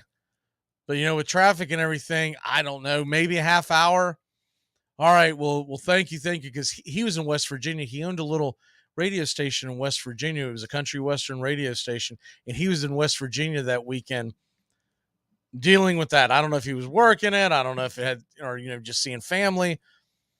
So, I've got the needle buried heading towards there because I knew he was freaking out. I told him, I said, I'm going to have to call you when I get back, because back then you couldn't carry a conversation on a cell phone driving down the road. By the way, this kind of goes with the theme. It's 420, smoke them if you got them. So I've got the needle buried. I'm hauling in there. I get to the station, and they do have a security guard there. But this might as well have been Barney Fife, right? Sanderson's arrest. Yeah, he wasn't doing anything. He was standing out there pleading for the guy to come off the air. When I showed up, and I don't know how long he'd been out there, but when I showed up, and I was a good 30 minutes out when the phone call was made to me, I probably made it in 2025 because I was busting it down the road. When I showed up, he still had not called the local police. Because at that point, the kid's trespassing because Sprovnik had said he wants him out of the building. He's locked himself in, blah, blah, blah, blah, blah. This is going on and on and on. And so you got to go up the stairs, and I get to the top floor, and sitting out there is old Barney Fife. Would you please come out, sir? That's all he was doing. Because I stopped for a second and said, well, maybe he's got it under control. And then I watch it for about 30 seconds. He does not have this under control. He's just letting things happen is what he's doing. And so he was Brian Snickering and everything, right? He was just letting it go. And so I said, all right, what's going on? He tells me. And I start banging on the door really hard, like the police would do. And the kid knew who I was, and he knew me. And he immediately opened the door. And they started shucking and jiving, started talking about all his excuses of why he was doing what he was doing. And he'd gone off the rails. He'd gone full Tim Anderson, Antonio Brown type thing where he just gone off the rails. He was like, oh, man, and then the government. And, just all kinds of just cuckoo stuff that's coming out of his mouth. And I was like, man, I don't care. But you've got to go. No, man, it's my shift, and I'm going to say what I'm going to want to say until midnight, whatever it was. And I think I'd gotten there just a little before 11. I said, that's not happening, because at this point the door's open. Now the biggest mistake that they ever made, that was a reinforced door. I could not have broken that door down. He could have finished his set, and there's nothing I could have done other than break the window, but I'm not doing that because I would have ruined all the equipment. We had a very small budget at that little radio station. What was that? WVCP, I think is what it was. Something like that. It was Gallatin, Tennessee. And anyways, he was, well, yes, because this is my shift, and he had this whole thing worked out in his head where it was okay. I was like, look, I'm going in there. I'm finishing the shift. If you think you can get through the microphone on me, let's go. Well, needless to say, he just, said, no, we good. And he left, essentially. There might have been a little tussling, pushing, and shoving. But we got him out of there. And the biggest thing I can remember is calling Mr. Sprovnik again after that, telling him it was everything, calm down. Hey, what was his biggest concern? Well, did you hit all the brakes? It's like, dude, because he had it set up. In fact, if you ever hear my phone go off in the background, I still do it to this day. I have brakes already set up before the show starts that I know what time. Now, sometimes it can't be perfect because of the way we do the show and the way the guys kind of stagger in sometimes. But anyways, I was like, dude, that's what you're worried about? And then the security guard told my professor, station manager, essentially what he was, what the kid had been saying on the air. And then he was like, oh, wait a minute. I didn't know it was that bad. Like, he knew it was bad, but he didn't know it was that bad. And that kind of squashed all the concern about did you hit every break. I was like, you need to hope the chancellor wasn't listening is what you need to hope for, man. Who gives a crap about the breaks? I'm pretty sure he didn't hit any of his breaks. From my understanding, he was playing some really disturbing music and then in the middle of it, stopping it and then saying all kinds of kooky dick stuff, right? I was like, dude, everybody hates the big dumb jock until they need the big dumb jock and they go, hey, let's go get McGee. He ain't bright, but that whole stupid thing is going to work out here in about 20 minutes. Let's go get him. Anyways, that's that story. All right, let's take a real quick break and reset. When we come back, we're going to go ahead and do the draft, and then we've got the Braves lineup, and I believe the Pittsburgh's lineup is out as well, but there's been some tussling with that, so let me double check with that. We'll be back in just a couple of minutes here on Braves Country today. Braves Country HD, 99.1 FM, WQEE. Well, don't mind me. I'm just here to install this smoke detector. Smoke detector? Does that detect any kind of smoke? Long live the king. Hey, sports fans, it's Rod Peterson here, host of The Rod Peterson Show, inviting you to join us daily for 2 hours of Atlanta's funnest sports talk right here on WQEE. I say fun because it is. You've never heard a show like it because we make the listeners a part of the show. Every day between noon and 2 p.m. Eastern, you'll hear plenty of the best sports talk, including the latest on the Falcons, the Braves, and more. And who knows, you might even hear you. That's the Rod Peterson Show, daily at noon, right here on WQEE 99.1 FM. ACC football covered like no other here on the Armchair Quarterback. Against the blitz, touchdown, Florida State. Rock Preston scores the touchdown. And now it's Bowden's decision, and he sends Maury onto the field right away. Danny Cannell is the holder. Maury ties it. This game is over. A 31-31 tie. A 31-31 tie. A deep throw by Lawrence. A lot of contact. Justin Ross broke free from it. He's down in the end zone. Touchdown, Clemson. Justin Ross, a freshman wide receiver, big, rangy, and Trevor Lawrence knows, throw it up against that single coverage, give him a chance to make a play on a 50-50 ball. If you're a fan of the ACC, pull up an armchair. You're home. It's the best in sports and entertainment, and get locked in and locked down with Rhino Radio Penitentiary, 7 a.m. to 10 a.m. with your host, me, Ryan O'Neill, each and every morning, right here with the best in sports and entertainment, all the way from professional sports to college sports to River Dragons hockey and everything in between, including some of the very best local and national guests. It's the Rhino Radio Penitentiary, 7 a.m. to 10 a.m. Monday through Fridays, right here on 99.1 FM WQEE. Welcome back to Braves Country. Weekdays, 3 to 5 p.m. Drive time on WQEE. Something on your mind? Just want to let you know you're sitting in my chair. Is that a fact? Yeah, that's a fact. Well, for a man that don't go heeled, you run your mouth kind of reckless, don't you? No need to go heeled to get the bulge on a tub like you. Is that a fact? That's a fact. I'm real scared. I can see that in your eyes.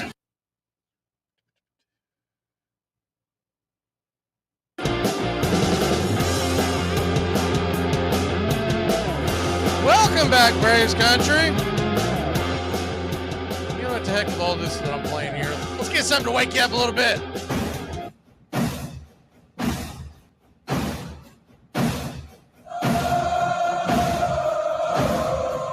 All right. Who's ready to get off the schneid? See the starting lineup for the Atlanta Braves right there. Pittsburgh is still not. They came out with one a second ago, and then they pulled it back. We'll see what's going on. You know, I've noticed this. I think I've mentioned this before, probably a few times. The Atlanta Braves are the class of Major League Baseball in a lot of ways, and one of the ways is their organizational skills. They get their lineup out before most teams. Now, sometimes if they're on the road, the home team has it out a little faster, or if we're dealing with a big injury, that kind of thing. But all in all, I mean, we're heading into Pittsburgh from Chicago, and we've got our lineup out. The lineup's been out for a couple hours almost. We are 2.5 hours-ish away from first pitch. You're supposed to have them in by 3, within 3 hours. And Pittsburgh still doesn't have a definitive lineup. Now you can ask for an extension, et cetera, and look, we get all that, but we'll be waiting on theirs. But the Braves lineup, if you're riding down the road and you can't see it, we'll go over it for you real quick, so don't worry about that. The Atlanta Braves, more of what we're used to, more of what we're used to seeing. The Atlanta Braves, by the way, Anderson said he will appeal his decision. You're not going to win. Ramirez will appeal his. I still don't think he wins his. You still swung a punch. Even though he was provoked, you still swung a punch. What game was that I was watching? Someone appealed at first base, at home plate, and got a strike called on them the other night. And he didn't mean to appeal. It wasn't the Braves. I'm trying to remember what game that was. And you talk about laughing like, what the hell are we doing? He didn't realize that he asked for the appeal. See, used to, the home plate umpire was the only one that would ask for appeal. And used to, the third base and first base umpire would not even acknowledge someone. But nowadays, there's no law to it. They just go, oh yeah, if you ask for an appeal. Used to, the home plate umpire would hold a grudge on someone that asked for an appeal. They'd say, whoa. And that's why you see them all the time now, because that code, that law's been broken. But you used to say, look, I'll let you know if I need his opinion. I don't need his opinion. Now, typically what an umpire is going to do, if a catcher, it's usually the catcher, asks for an appeal, the home plate umpire and the third base umpire or first base umpire, whichever it may be, they'll make some kind of eye contact, say, do you want it? Yes, I want it. Okay, here it is. But this one, it was called a ball. The batter, man, I can see his face. I just cannot place he wasn't a very well-known player. I'm trying to remember where I saw him. But anyways, he motioned down and it had been called a ball. The third base umpire was a left-handed hitter. The third base umpire called a strike, and the guy goes, what? Oh, I know who it was.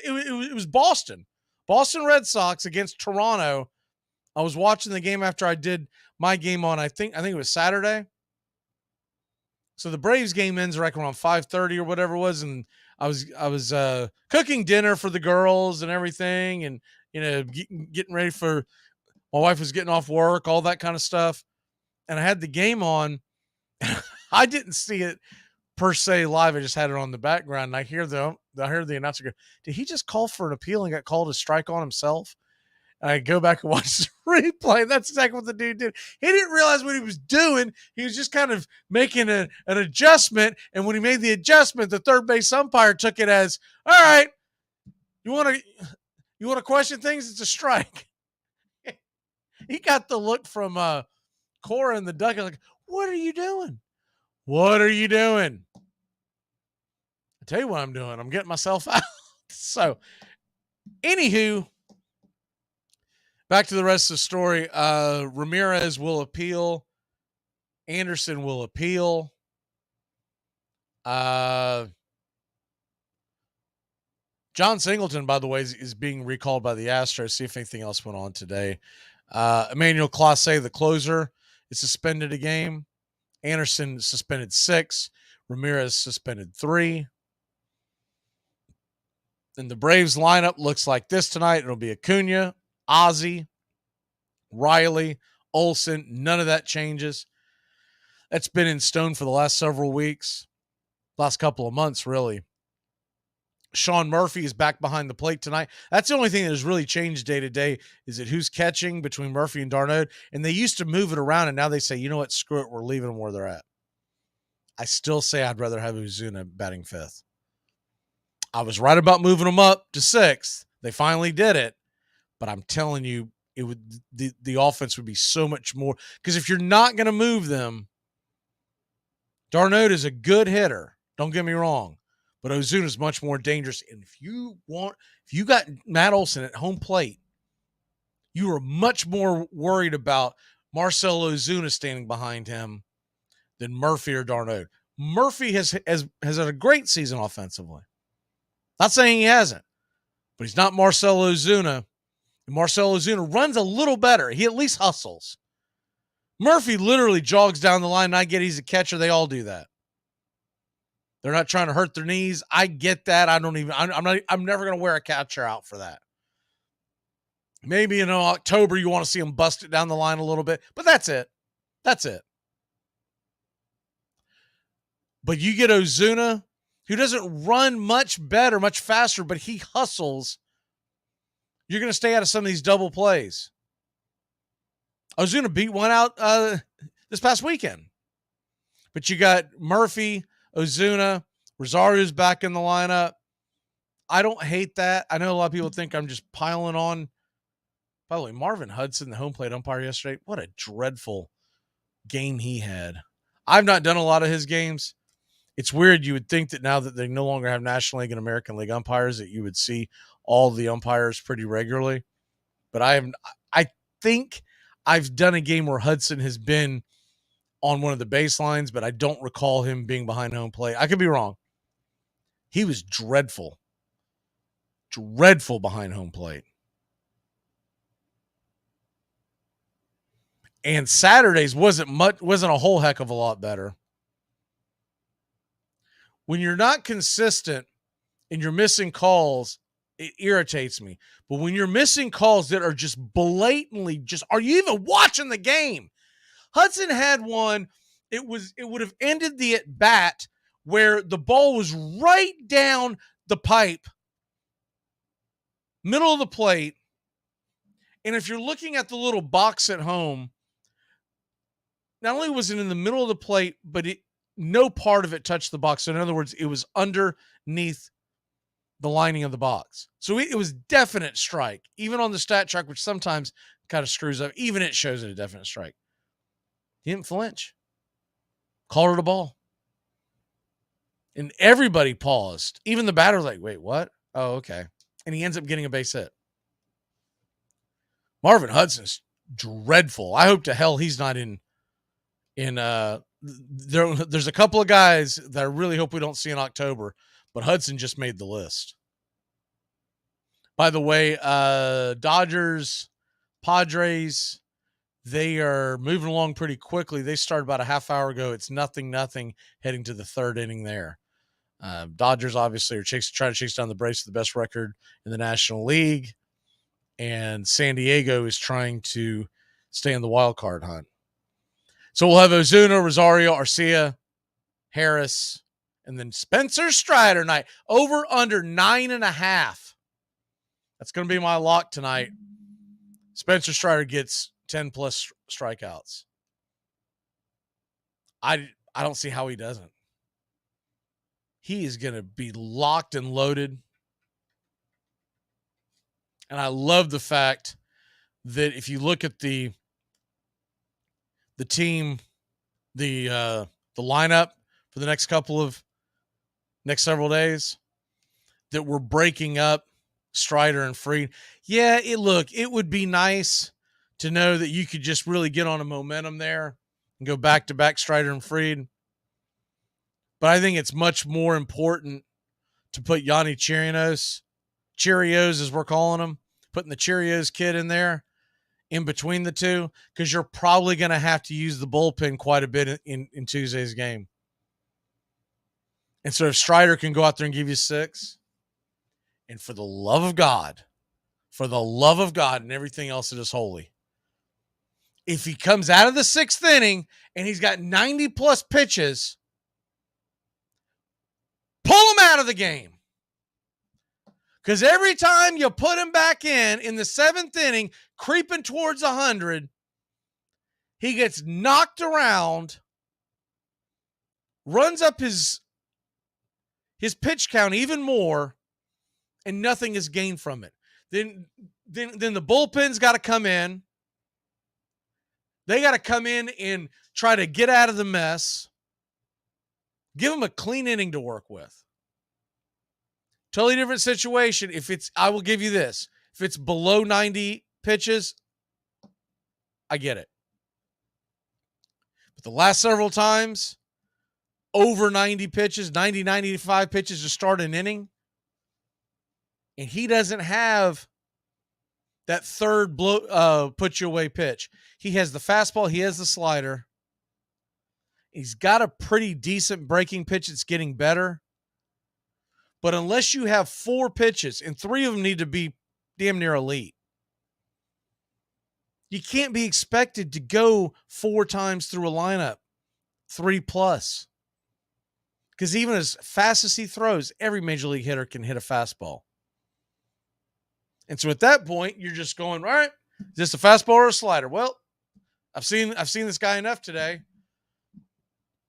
And everyone's got to tell a little bit of a tell during the motion.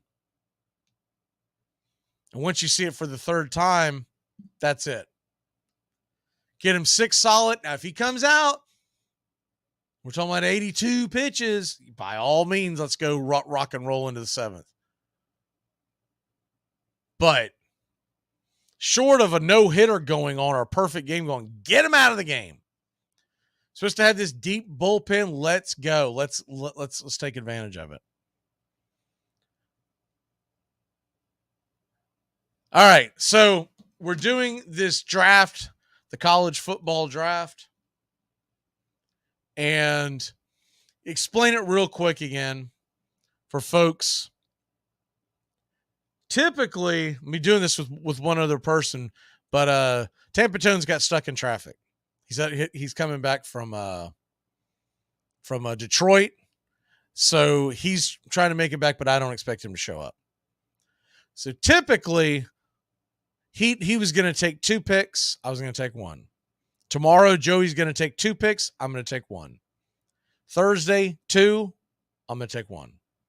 So on and so forth. And then Bobby, who's the 4th commissioner in this, is going to make all his picks on Friday because it's the only day he's with us until the Saturday show starts. So the theory is all of college football teams are free agents. Every single one of them. We are now commissioners of 4 power conferences. I'm cutting it off at 16. I think 20 is a little too much. I want to make this elite because going forward, we're going to have relegation. We're going to have, when we get these 64 teams put together at the end of the year, we're going to be talking about kicking teams out of conferences and grabbing free agents. So we'll have a lot of fun with it and come up with the point system. We'll explain that down the road. No need to get in the weeds of that. You're going to have a core 4 in your conferences, in your conference, that are going to make your conference brand. You cannot get rid of your core 4. The first 4 teams you pick. So in other words, everybody that gets picked this week, you better pick the Blue Bloods, because if you go out there on a whim and take somebody and they don't pan out, you could have problems down the road.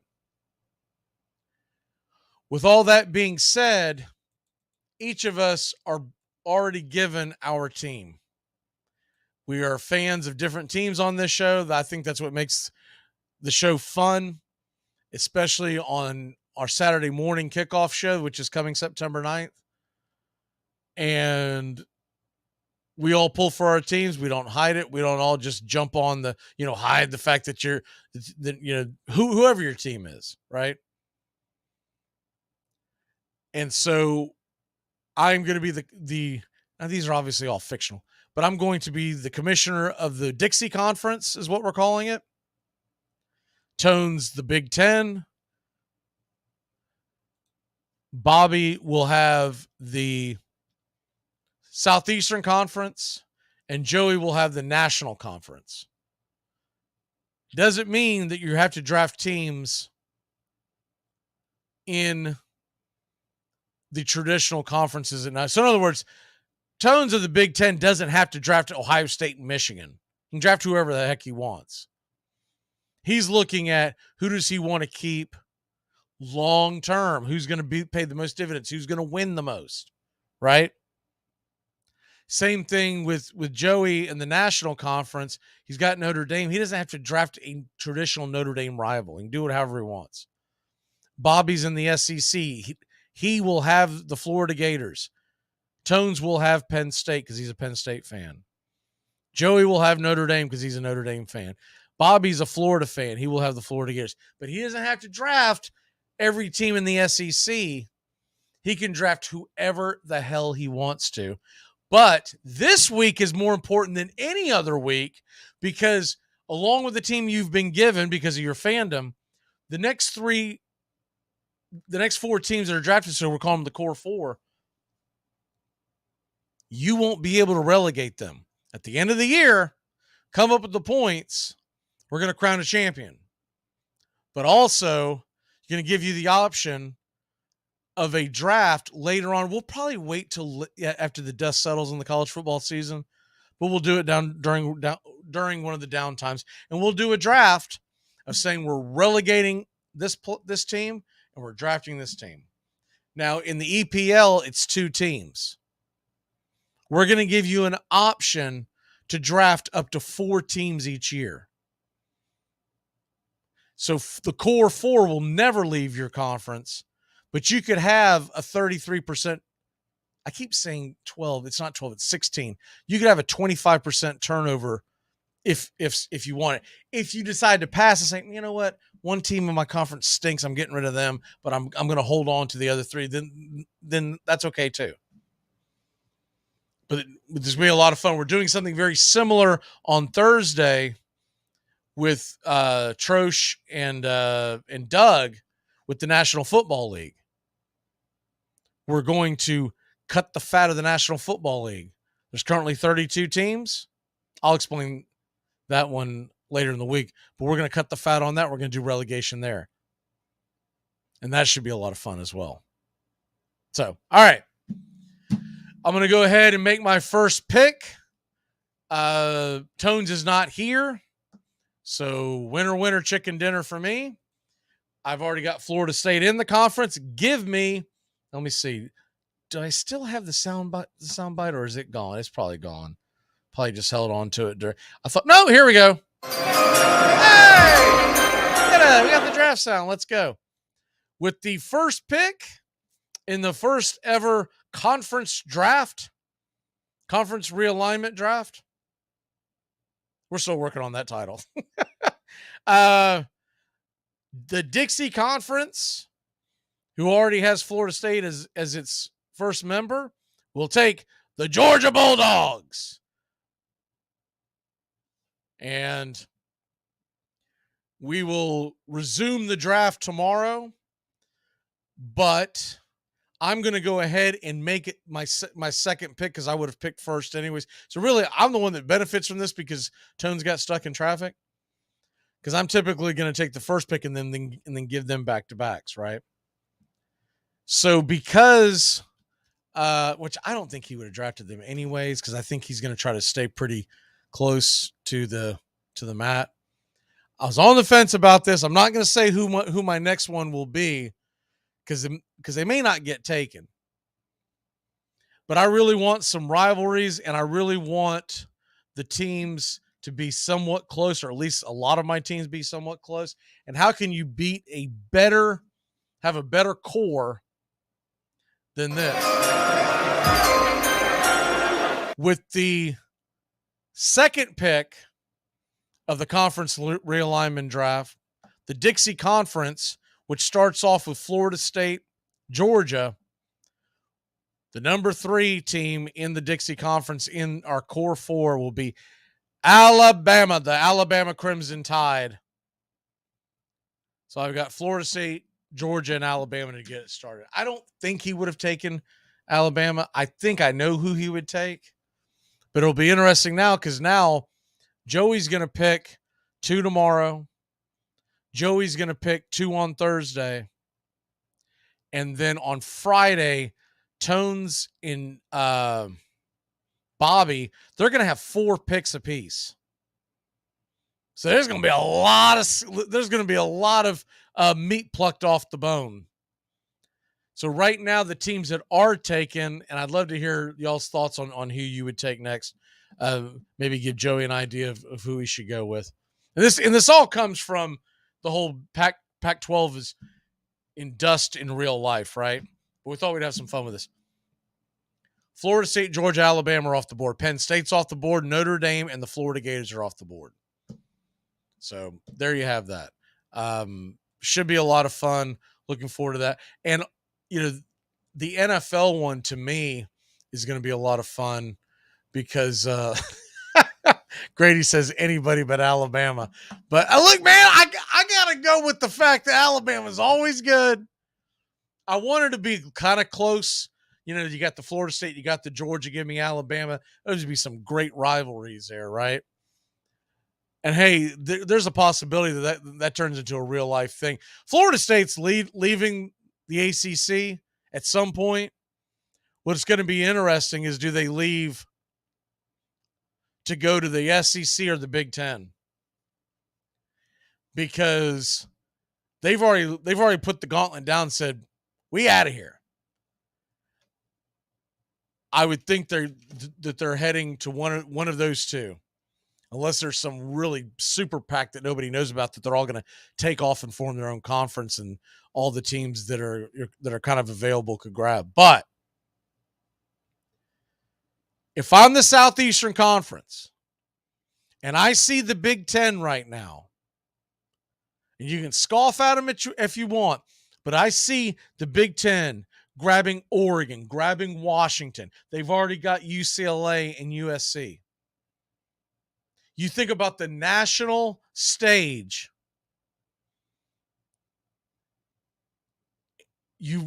Ohio State's already there. Michigan, Penn State.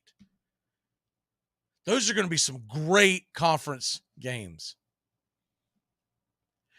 And for the people who have been coming at the different institutions saying you're ruining college football, this is going to ruin it, I can't believe it. That's all I got to say about that. It is not going to ruin college football. I've seen these talking heads. Some of them are on the networks that they can't clap back at. Some of them are on the YouTube station. You're like, dude, you're your own entity. You know it's okay to take that hand out of your back. You don't have to be a puppet the entire time you speak. What about this is bad for college football? Nobody watches the Pac-12 except the diehard fans of the teams in the Pac-12. But east of the Mississippi, where most of your eyeballs live, nobody watches the Pac-12. I probably watch a hell of a lot more Pac-12 football than most humans east of the Mississippi. And the only reason is because we've turned this into a full-time entity here.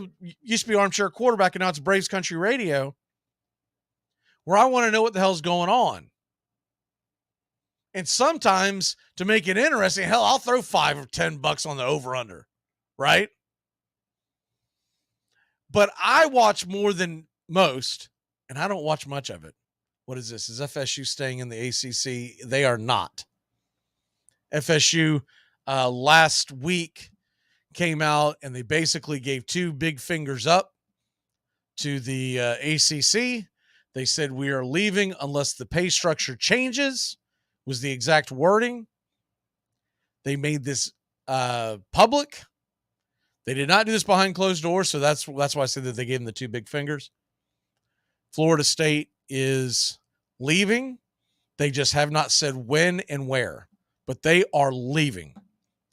My guess is the Big Ten wants to make it an even 20, and the Big Ten is going to they're going to try to court Florida State and Clemson.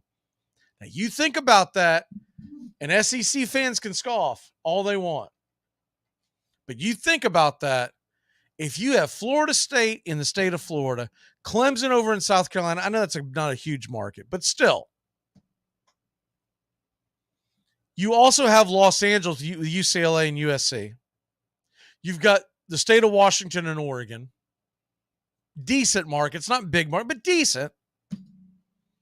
And then you've got all of Big Ten land.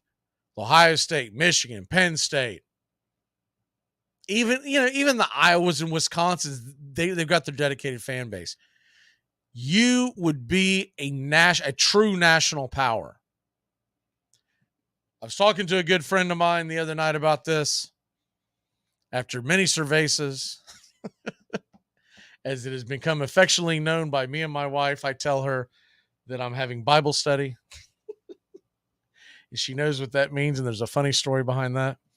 Because she asked me one night, she goes, "Are you going to go out there and have beers and talk to your friends all in the morning?" I said, "Hey, I've never heard you complain about Bible study." I said, "I know it goes late." She goes, "What are you talking about?" And so I said, "Bible study." I said, "We talk about the scripture." And when I say the scripture, I'm talking about, college football and all the other stuff that, is important to everybody.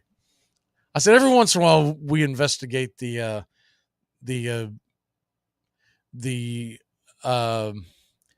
how's it put in that movie? Investigate the secrets of the Church of Rome. But anyways, it's become affectionately known around our house as Bible study. She's like, "Are you doing Bible study this week or not?" Right? And during Bible study, we figured out, talking about this, I said, man, if the SEC wants to stay top dog, they should counteract and they should go after Florida State and Clemson. And that doesn't give you some bigger monopoly out west, out east, up north, etc.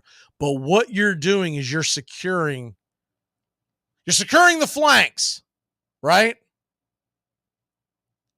You are making sure that the Southeast, the big name schools, stay in your conference.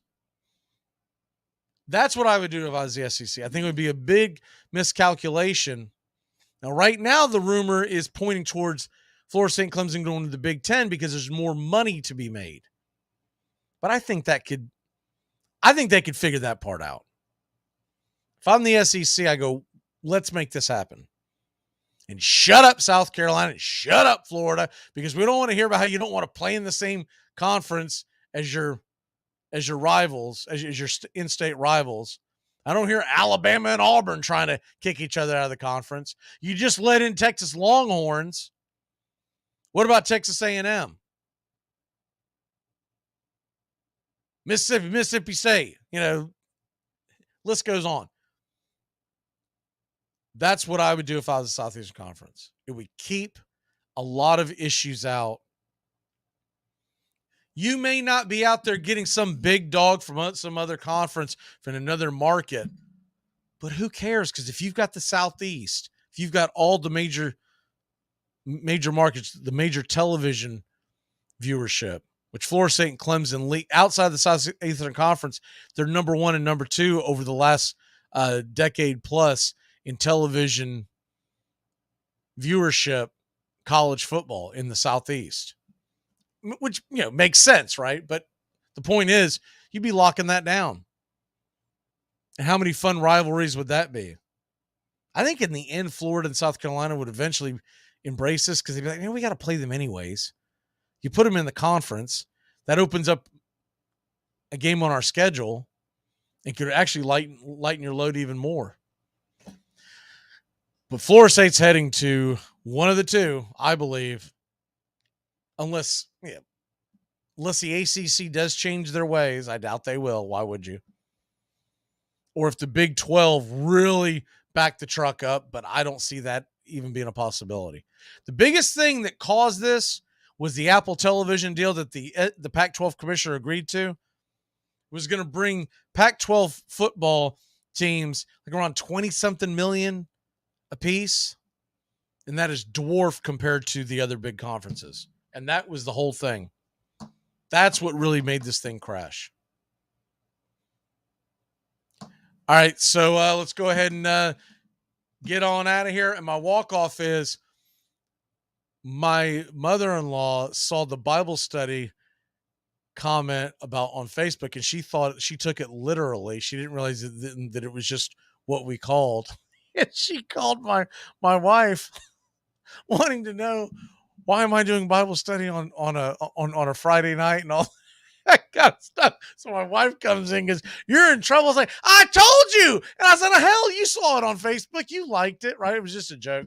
I very, very rarely put anything serious on Facebook. She goes, "Yeah, but I wasn't thinking about that. My mom could see it." So cheers till the next Bible study. They're traditionally on Saturday nights around here because it's college football season and whatnot. But this week, because the Braves played a Friday game, I wanted to, come on, let's mix it up a little bit. And so I decided to do it on Friday. So y'all have a good night. Y'all might do Bible study every night. I usually do it about once, twice, maybe 3 times a month. But football season gets here. Look out. Y'all have a great night. And Braves, Pirates, 7:05 first pitch. Keep it locked in here for the Brian Snow Show here on 99.1 FM WQEE. We'll see you tomorrow, Braves Country. We'll see you at 7:05 Braves Country HD. Have a good one.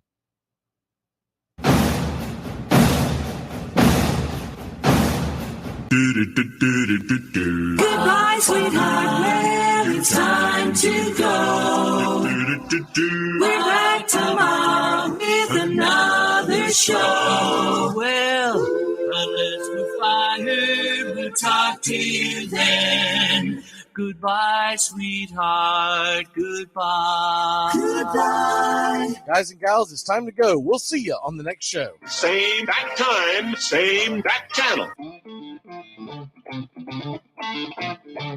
Thanks for listening to Braves Country with Mac Magee and the Armchair Quarterbacks on 99.1 FM WQEE, The Key in Noonan, Georgia, and simulcasting on youtube.com/@Braves Country.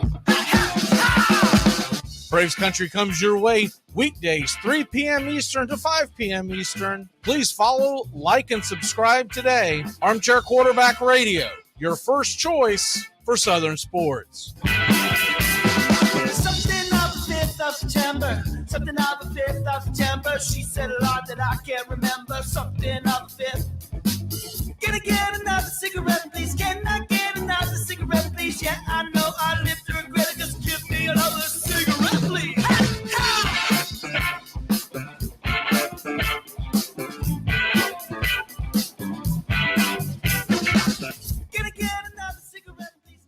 You're listening to WQEE 99.1 FM, The Key.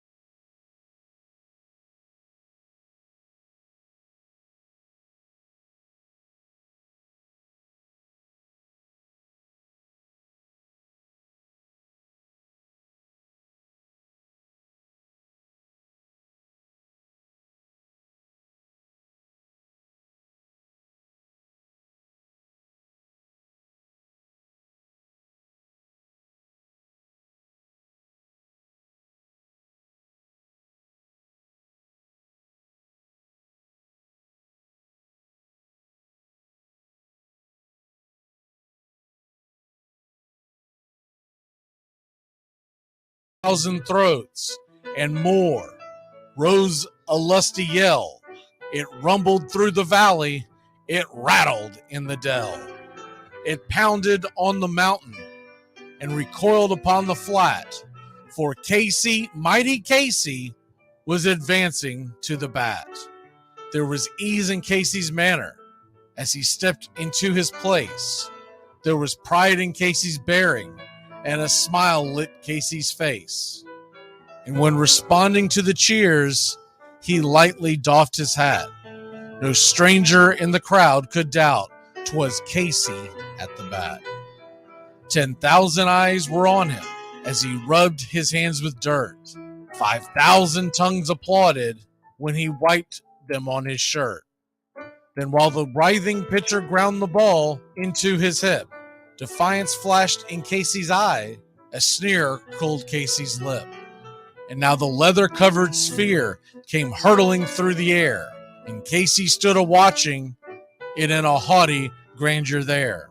Closed by the sturdy batsman, the ball unheeded sped. That ain't my style, said Casey. Strike one, the umpire said. From the benches black with people, there went up a muffled roar, like the beating of a storm waves on a stern and distant shore. Kill him! Kill the umpire! Shouted someone on the stand, and it's likely they'd have killed him had not Casey raised his hand. With a smile of Christian charity, great Casey's visage shone. He stilled the rising tumult. He bade the game go on. He signaled to the pitcher, and once more the dun sphere flew. But Casey ignored it, and the umpire said, "Strike two." "Fraud!" cried the maddened thousands, and echoed answered, "Fraud!" But one scornful look from Casey, and the audience was awed.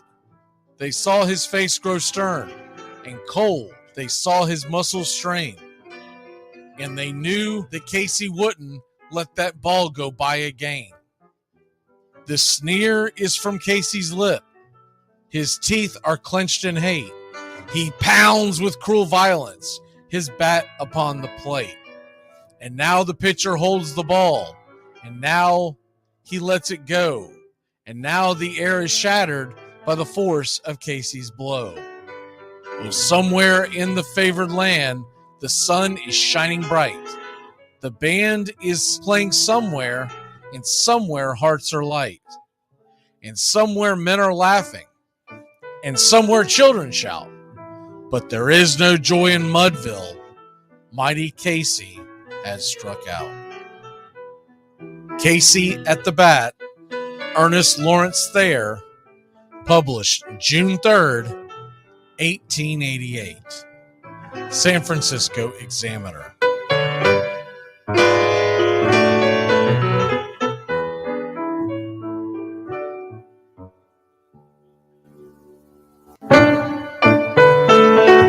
Hey, Braves Country! Braves Country HD is bringing you Braves Country Baseball. Braves Country comes to you every Tuesday night and Friday night, and 2 bonus games every week. Hi, I'm Mac Magee, and we'll be bringing you play-by-play, pitch-by-pitch of your Atlanta Braves. It's free to listen. Please like and subscribe. YouTube.com/@Braves Country. Braves Country Baseball for the fans, by the fans.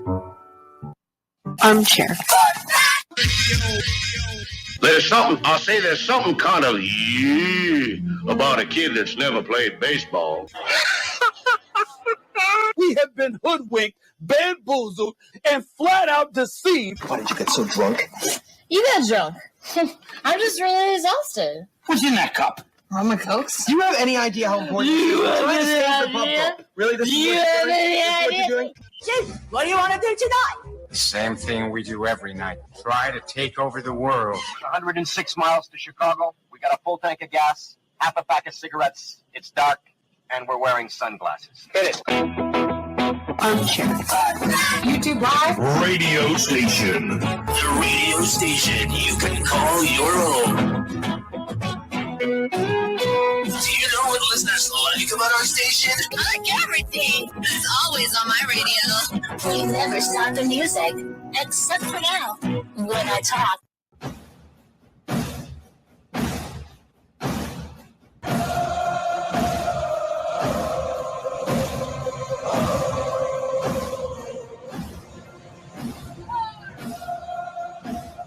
You're in Braves country.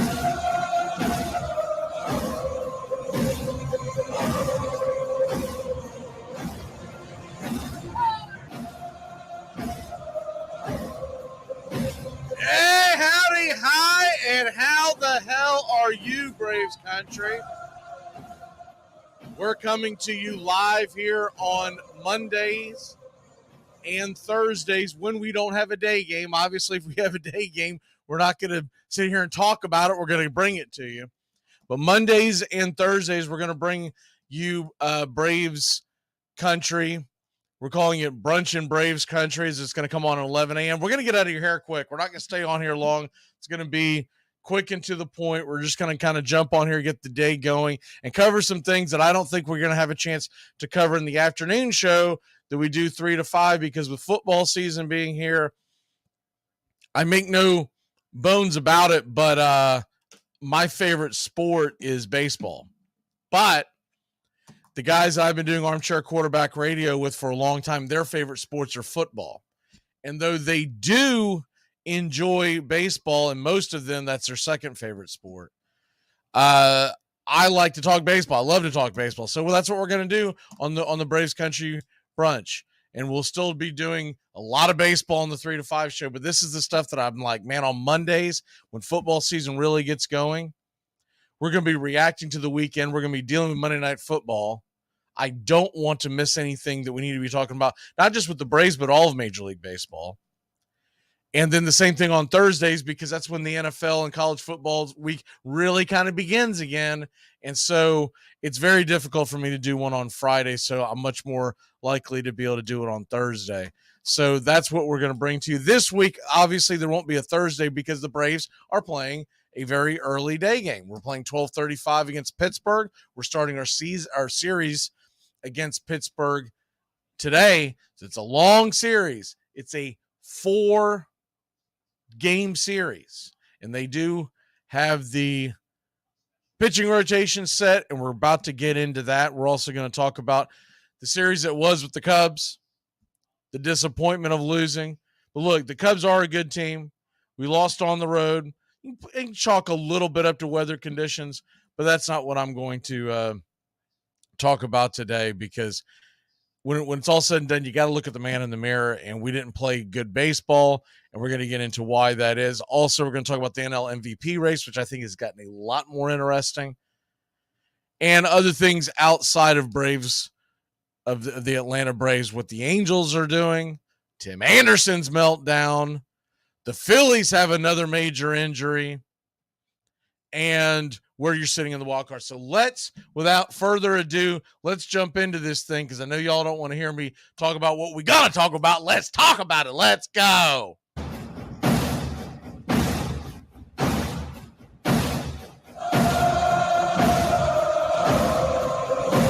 All right, Braves country. Once again, we do this show live 11 a.m. on Mondays. So if you're hearing this on the replay leading into the Monday night's game, realize when I say what I'm about to say, this doesn't really pertain to you because it's already happened.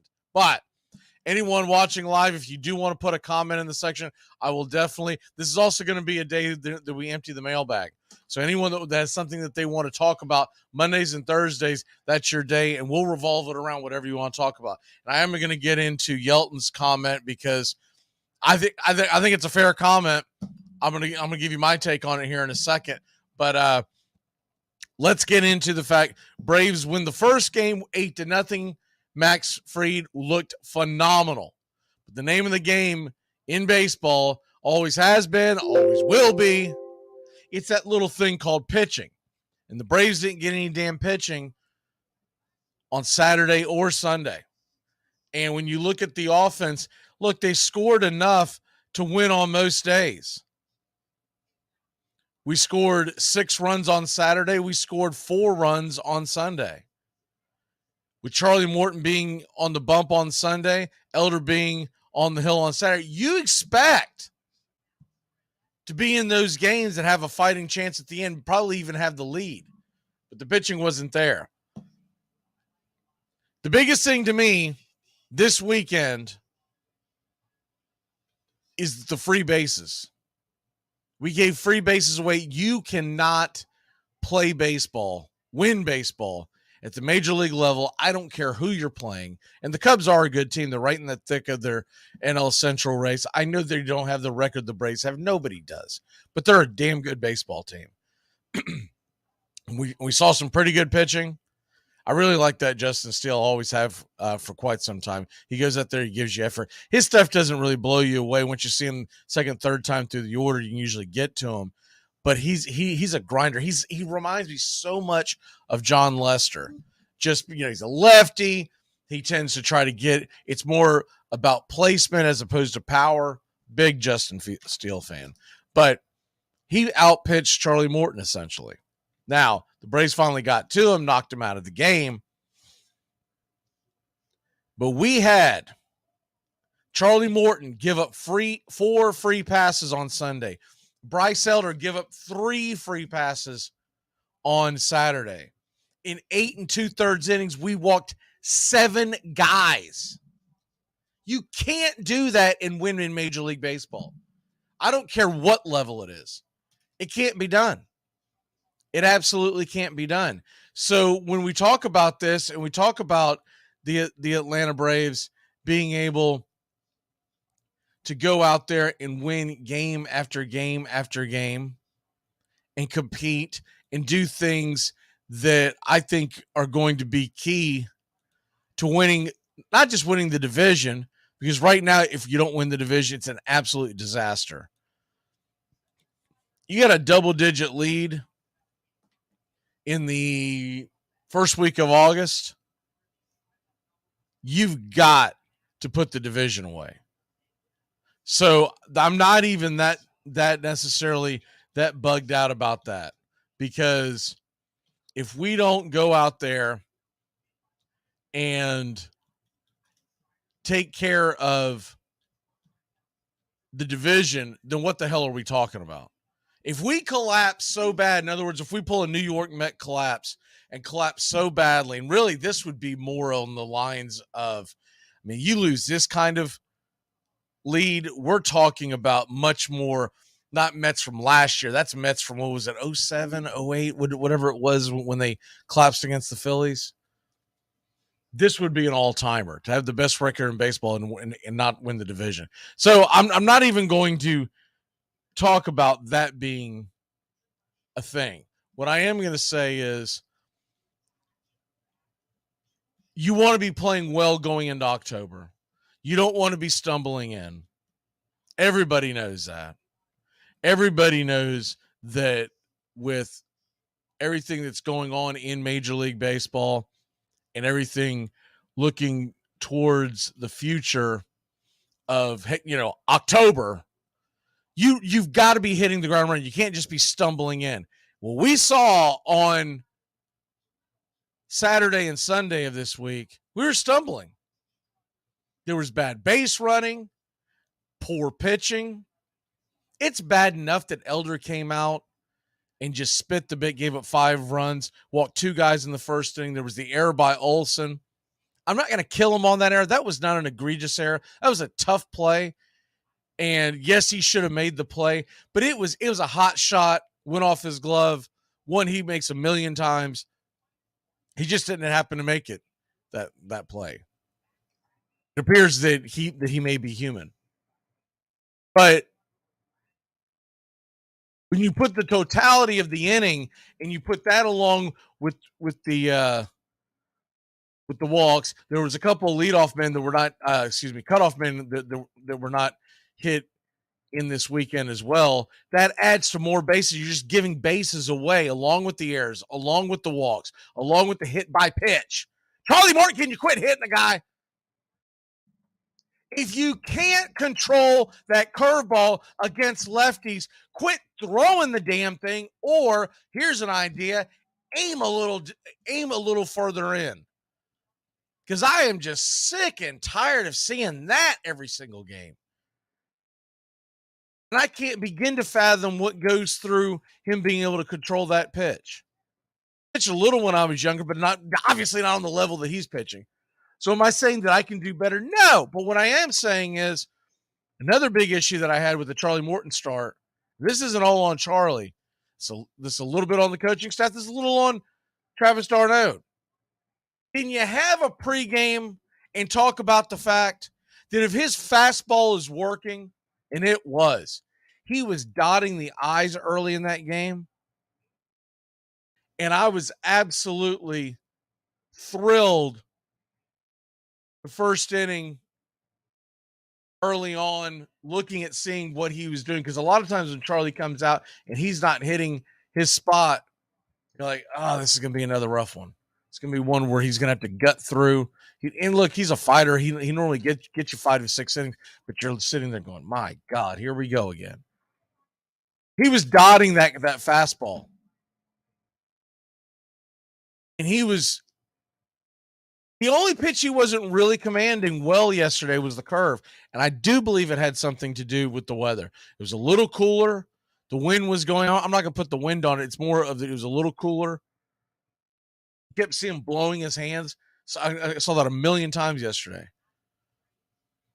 And sometimes in that cool air, the ball does not bend the way you want it to bend. Right? So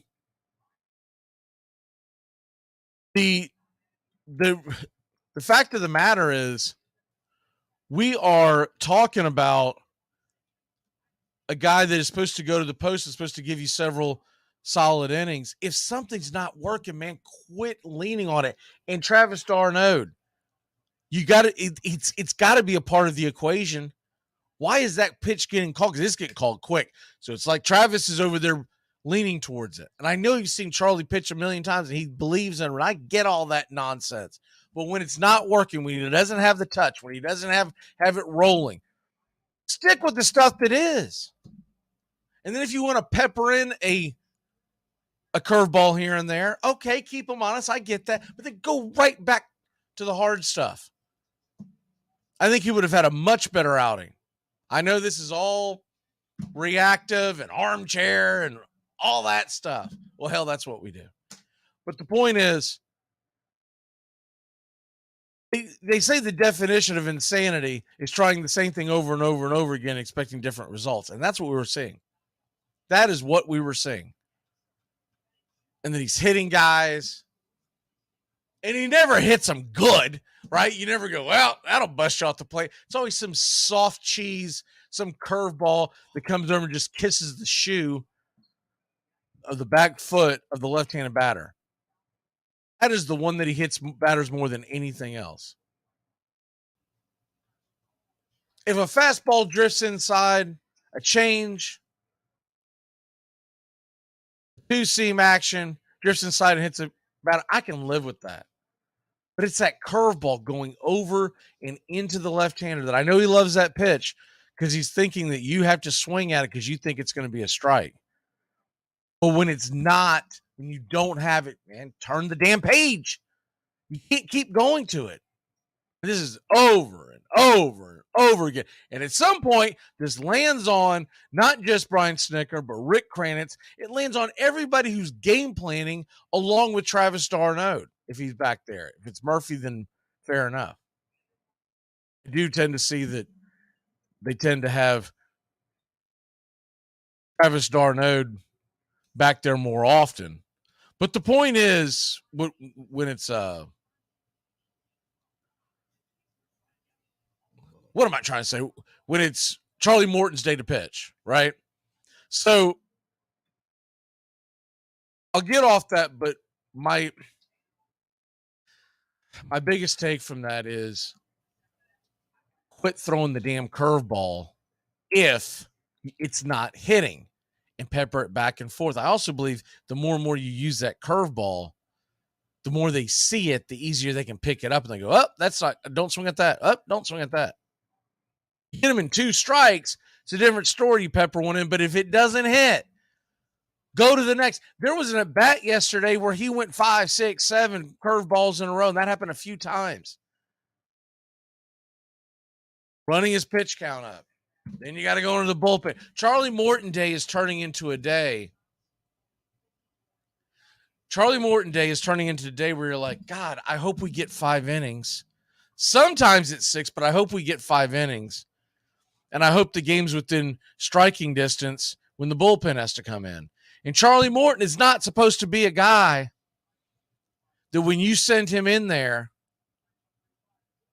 that you're thinking, well, we got to really get the bullpen rested the day before.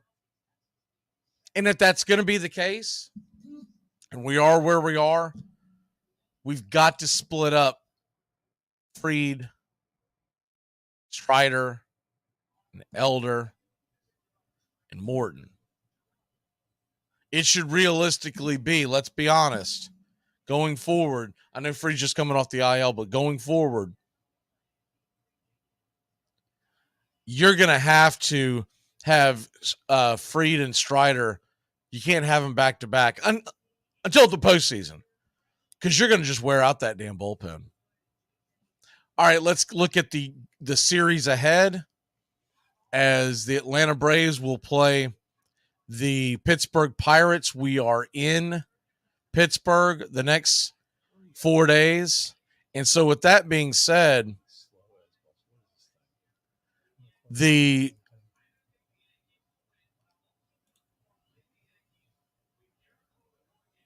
4 games need to be won. I want to see at least a 3 out of 4. This is a Pittsburgh team that was playing much better at the beginning of the season. They are not at this point, and there's got to come a point in time where the Atlanta Braves are going to have to go out and get the W's against these lower end teams to build. Because look, right now, you look at the best record in baseball, Chase. Baltimore is on our heels. Now, we're technically 3 games in front in the loss column, but they're tied with us with wins. We're a game and a half in front. That's not a very big cushion. Tampa Bay's right behind us because the Braves dropped 2 in a row. Now, this happens when you go and play a tough Cubs team. It's going to happen. And while that was going on, Baltimore was at home playing the hapless Mets. But this week, we play 8 baseball games against 2 teams that are not going to the playoffs. The Pittsburgh Pirates, and then it's a 4-game set in 3 days, a doubleheader, and that's always tricky and going to be tough. But a 4-game set against the Mets. And though they were sellers, and you hate, I hate the fact that we're having to play them in a doubleheader because it's so difficult to sweep a doubleheader. It really is. But with all that being said, we've got Strider tonight. We've got Chirinos tomorrow night, which, look, he's doing what he's supposed to do. He goes up there and eats innings. I have no problem with Yanni Chirinos at this point. You hope to get about 5 innings out of him. I think there's going to be a lot where there's going to be 4. But I'm fine with that because it's a glorified bullpen game. It's a guy you want to get through the lineup twice.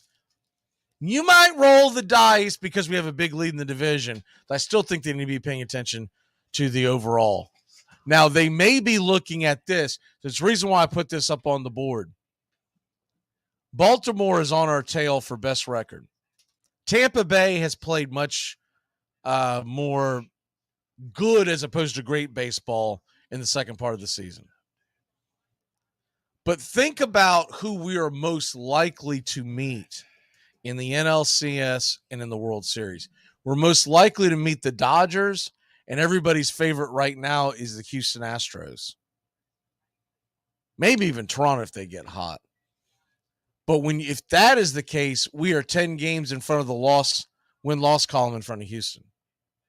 So it's a much bigger cushion. Baltimore, not taking anything away from the Baltimore Orioles this year. They're great. They're fun to watch. I try to catch Baltimore games when I'm not catching other games. But with that being said, I believe there's probably not much of a chance that we're going to face Baltimore in the World Series. Because if we are fortunate enough to get to the World Series and there's a little bit of luck involved, health, all that kind of stuff. But right now, the Braves are the best team in the National League. But let's say that we're fortunate enough to make it to the World Series. I don't think the pitching in Baltimore is going to be good enough to go through that gauntlet of the postseason. So I really do believe it's most likely going to be Houston, Texas. Texas, what are we? We are sitting at so we're 7 games in front of Texas in the loss column, 5.5 overall. So I'm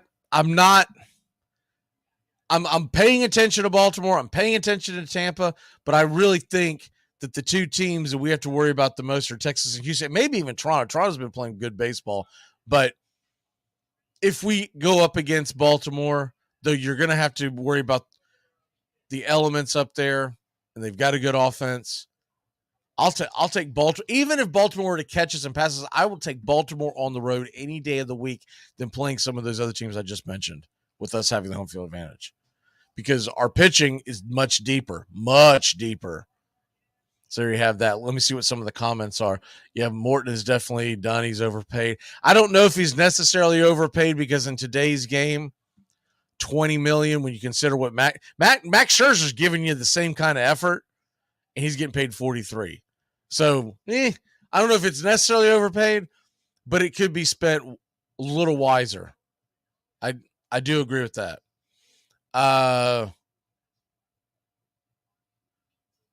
So, and of course, Yelton was talking about the base running by Orlando Arcia. Man, that was atrocious. I mean, the only thing worse I saw this weekend than Orlando Arcia's base running, which has been going on for all year, but the past calendar week, he's had some really duds where he's getting thrown out at third. He's getting thrown out at third when he's the last or the first out of the inning. That is a cardinal sin in baseball. And then this weekend with the Cubs, kind of Cadillacing around, not paying attention. The ball gets caught, and he's kind of the only one that I saw worse this weekend. Did y'all see this Giancarlo Stanton getting thrown out on Saturday, I believe it was, against the Astros? When I say Cadillac, and Giancarlo Stanton was literally on a light jog coming from second to home with 2 outs and a ball hit to center field.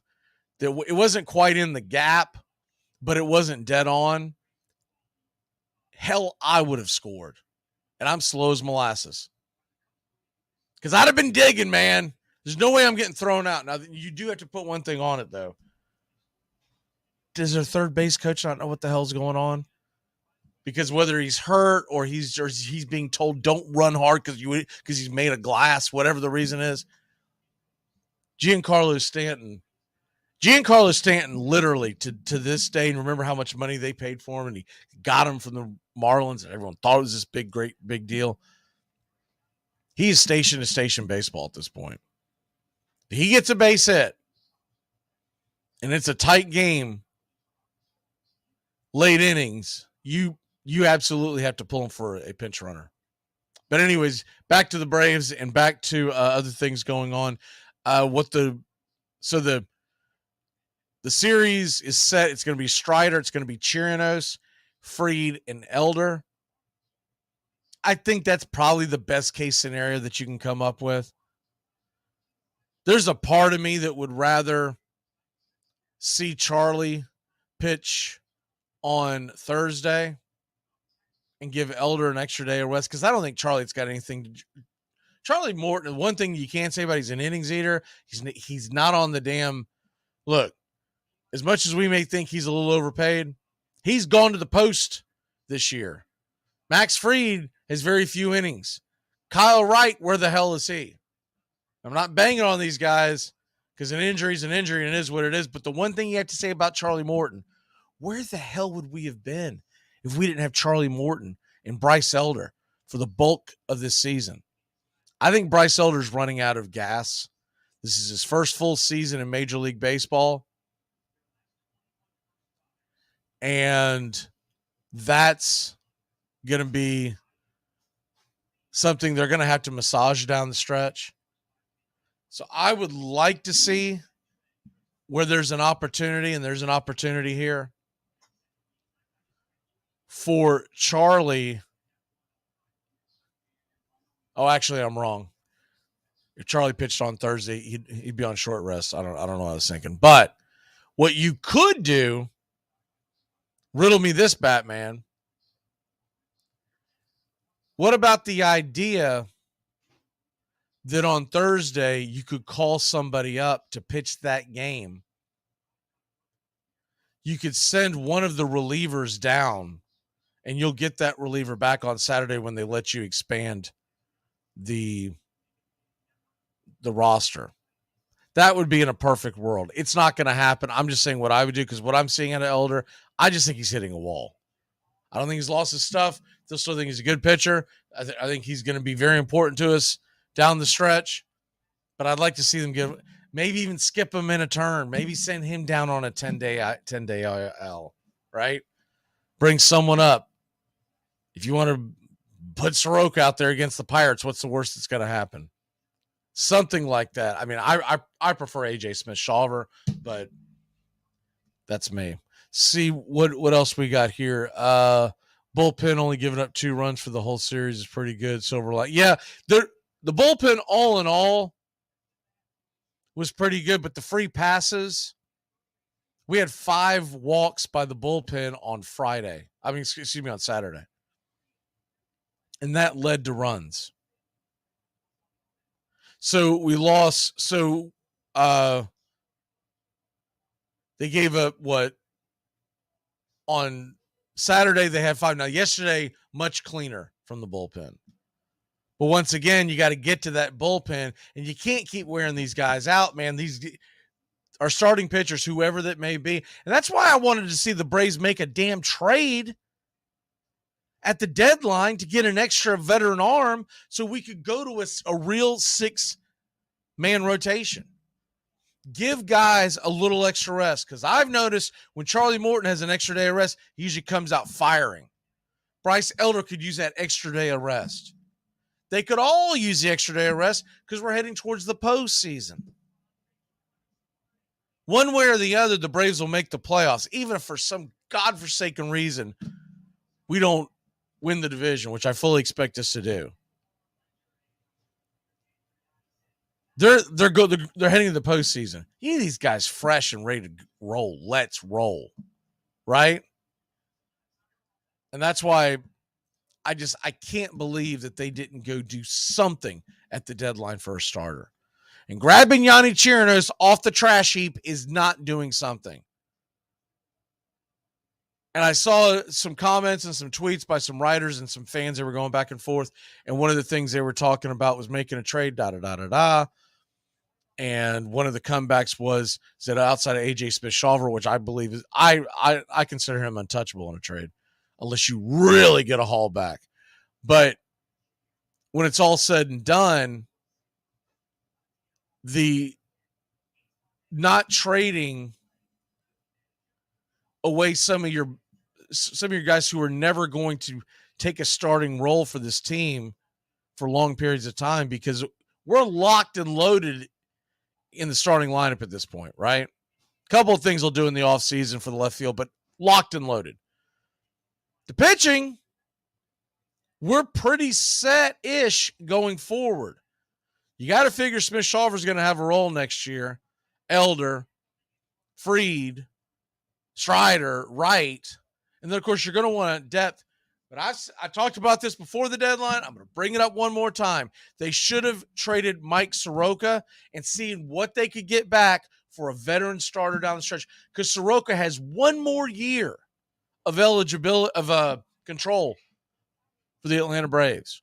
One more arbitration. After 2024, he is free agent. And from what we've seen of him, he's a very below average starting pitcher at this point with his stuff. With his experience, he turns into I'll say a C, an average pitcher. But he doesn't have dominant stuff anymore.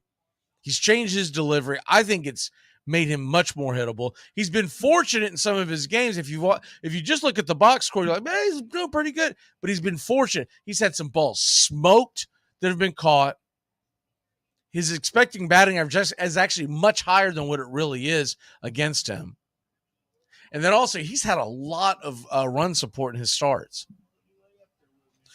But the sky's not falling in Atlanta by any stretch of the imagination. They're going into a series against a very good team at the beginning of the year, the Pittsburgh Pirates. Now they've kind of fallen off. I believe some of that, look, when you're young and you're hitting this wall, and we're seeing some of our guys collectively do it or individually do it, but because we have so many veterans, it's not a glaring issue. But it's a long grind, the 162 game season, the nicks and the bruises and the aches and the pains. You got to fight through them because there's another game tomorrow. You don't get that in minor league baseball. So, with that being said, we're going to go in and take it and take a team that is right now a team we should win 3 or 4. I would love to see a sweep. I said this before. I never assume a sweep when it comes to a Major League Baseball team because you run into one buzzsaw of a pitcher and it's good night, Irene. The Braves in that park should score a lot of runs. Now, tonight's game, take a look at that real quick here in a second. But I did want to address a couple of things in Major League Baseball before we get going. First of all, NL MVP is no longer wrapped up by Ronald Acuna Jr. Matt Olson is making a push, and he is on pace for 58 home runs. Let's say he cracks close to 60. And he's going to lead the National League in RBI if he does that. How do you not vote in the guy who could make the modern day real record in the National League go away? Because I'm never going to ever acknowledge Sosa, Bonds, or McGuire for the National League home run total. But let's say he sniffs the 62. Gets close. I don't know. He'd really have to get on fire to do that. But let's say he gets anywhere in the conversation. And if he gets near the conversation of that, of Judge's 62, and they start cutting into ball games, people getting pissed off, but I don't really care because baseball is greater than football. But, they start cutting into games to follow it. It's more likely for them to do it for Shohei Ohtani because he's just a much more popular player. But I don't know how they're just going to give it to Acuna. So I guess that's kind of a good thing because Acuna is going to feel like he's got to keep producing. And Acuna's phenomenal year. In a lot of years, he'd be running away with it. It's just not this year. You got Freddie Freeman in there in the mix as well, but I know he's going to get the Los Angeles votes. And the only thing that Freeman could sneak in the back door in is that what if the votes are split east of the Mississippi on do you give it to Olsen or Acuna? And Freddie consistently gets all the number 2s, and he ends up getting let's say you get half number 1s and half number 3 votes for both Olsen and Acuna. It kind of opens the door for the bunch of number 2 votes for Freddie Freeman. But we're still a long ways away from voting for that. But you got to keep an eye on that. It's not a given. U.S. women's national team, soccer team got bounced. If you missed that, I'm sure most of y'all did. The viewing numbers have been terrible once again. Only thing I can say about that is I think it's kind of funny that the first year when they are guaranteed money and they're not really their money is not decided by how well they do, unlike the men's tournament, that they're very complacent and only make it to the semifinals. I haven't watched one lick of it. The main thing, I haven't really been boycotting it or anything like that, and I know a lot of people hate Megan Rapinoe and whatnot, but there's more than Megan Rapinoe playing on the team. By the way, Julie Ertz, her husband Zach Ertz, plays in the National Football League. So I'm sure a lot of y'all know who she is. She announced her retirement after they were kicked out of the tournament. The biggest thing I'll say about that is they made this bed. Now they got to lie in it. They guaranteed all this money, and none of it's performance based. I mean, very, very little is performance based. Whereas the men's side, that's why the World Cup is so damn big. The men's World Cup is because these guys really want to win because there's a big purse difference. And that's the way sports should be. The other thing, we'll talk more about this on the 3 to 5 show, Braves Country today. It comes on at the very beginning of the, if you get off work and you're not getting home until the 7 o'clock first pitch, Braves Country today is Monday through Friday, 3 to 5. We're on WQEE Atlanta, but we are also on Braves Country HD, and basically just start at the beginning if you want to catch that show. And I know a lot of folks do because they've told me that they'll come, they'll get off work and they'll watch the show leading up to the first pitch. And that's the great thing about YouTube and that's one of the I didn't know it for the longest time. So now we just started doing it this year. But you can rewind a live video in YouTube at any point, which is great because you can't do that on a couple of the other outlets, which sucks. You're like, man, I want to watch the whole thing. What the hell is going on here? I got to wait for the video to end. I hate that. I want to say Facebook Live is like that. We do very few Facebook Lives, but we always do the same show on YouTube, so you're not missing anything on our Facebook Live. Other thing, Tim Anderson melting down. What the hell is that? Dude, he's gone full AB about it, Antonio Brown. And we will talk about that more on the 3 to 5 show. But I mean, good God Almighty.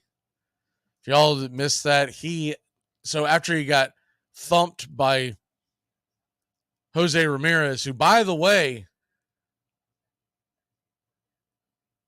it was Anderson that started it.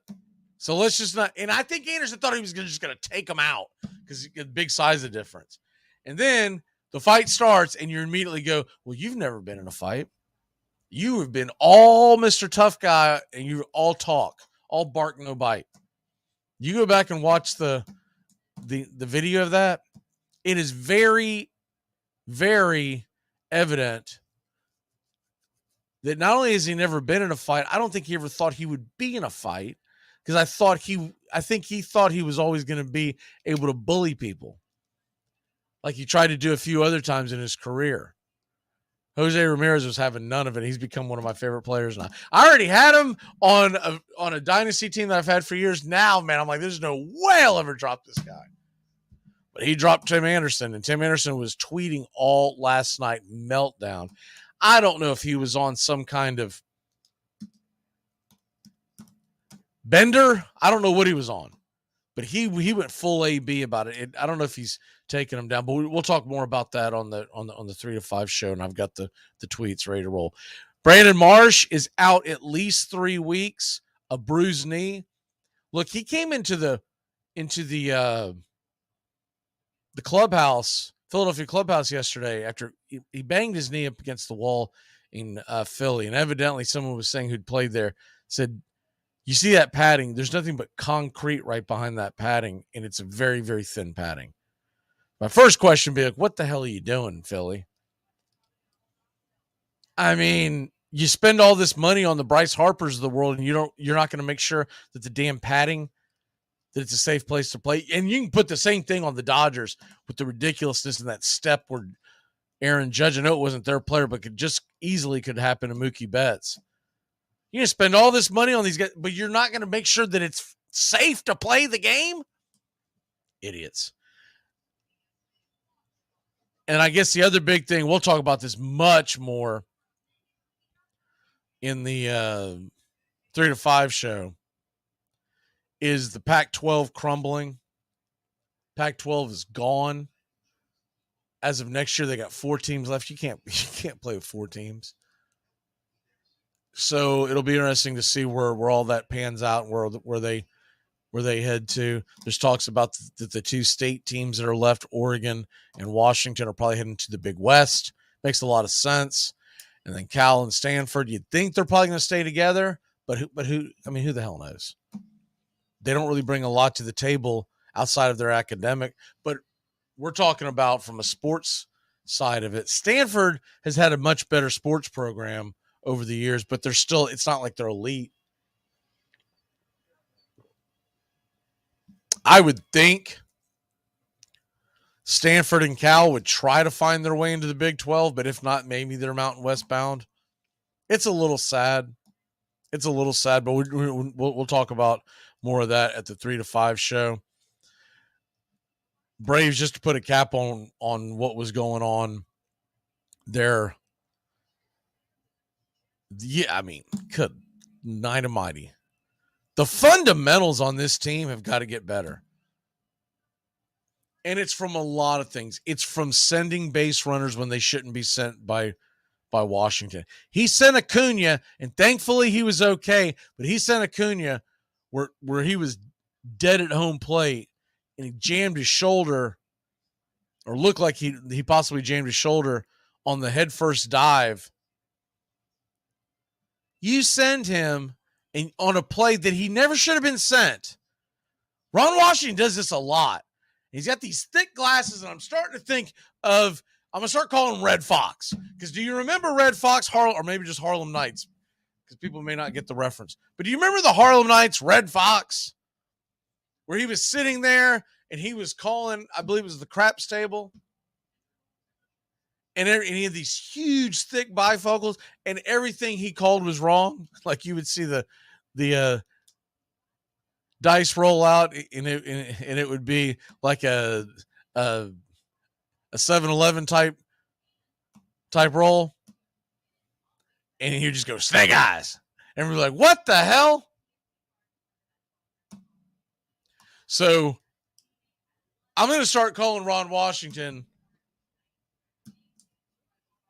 I don't know if everyone will get the Red Fox. I need to find out what the hell his name was in that movie. But anyways, something, because he's sending these guys, and it's just asinine. It's asinine. It's the same situation a few years back.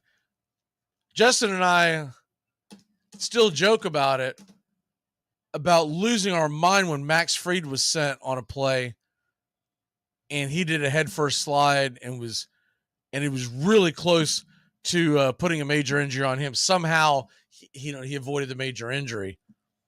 They had him in a headfirst slide. It was a play at the plate. I believe I want to say Marlins, but I can't remember. And his left arm reached out, touched the base. We were already up by a ton too. That was the big thing. He touched home plate, so he was safe. But the catcher fell on him, and we're like, we were about, because it was his pitching arm, right?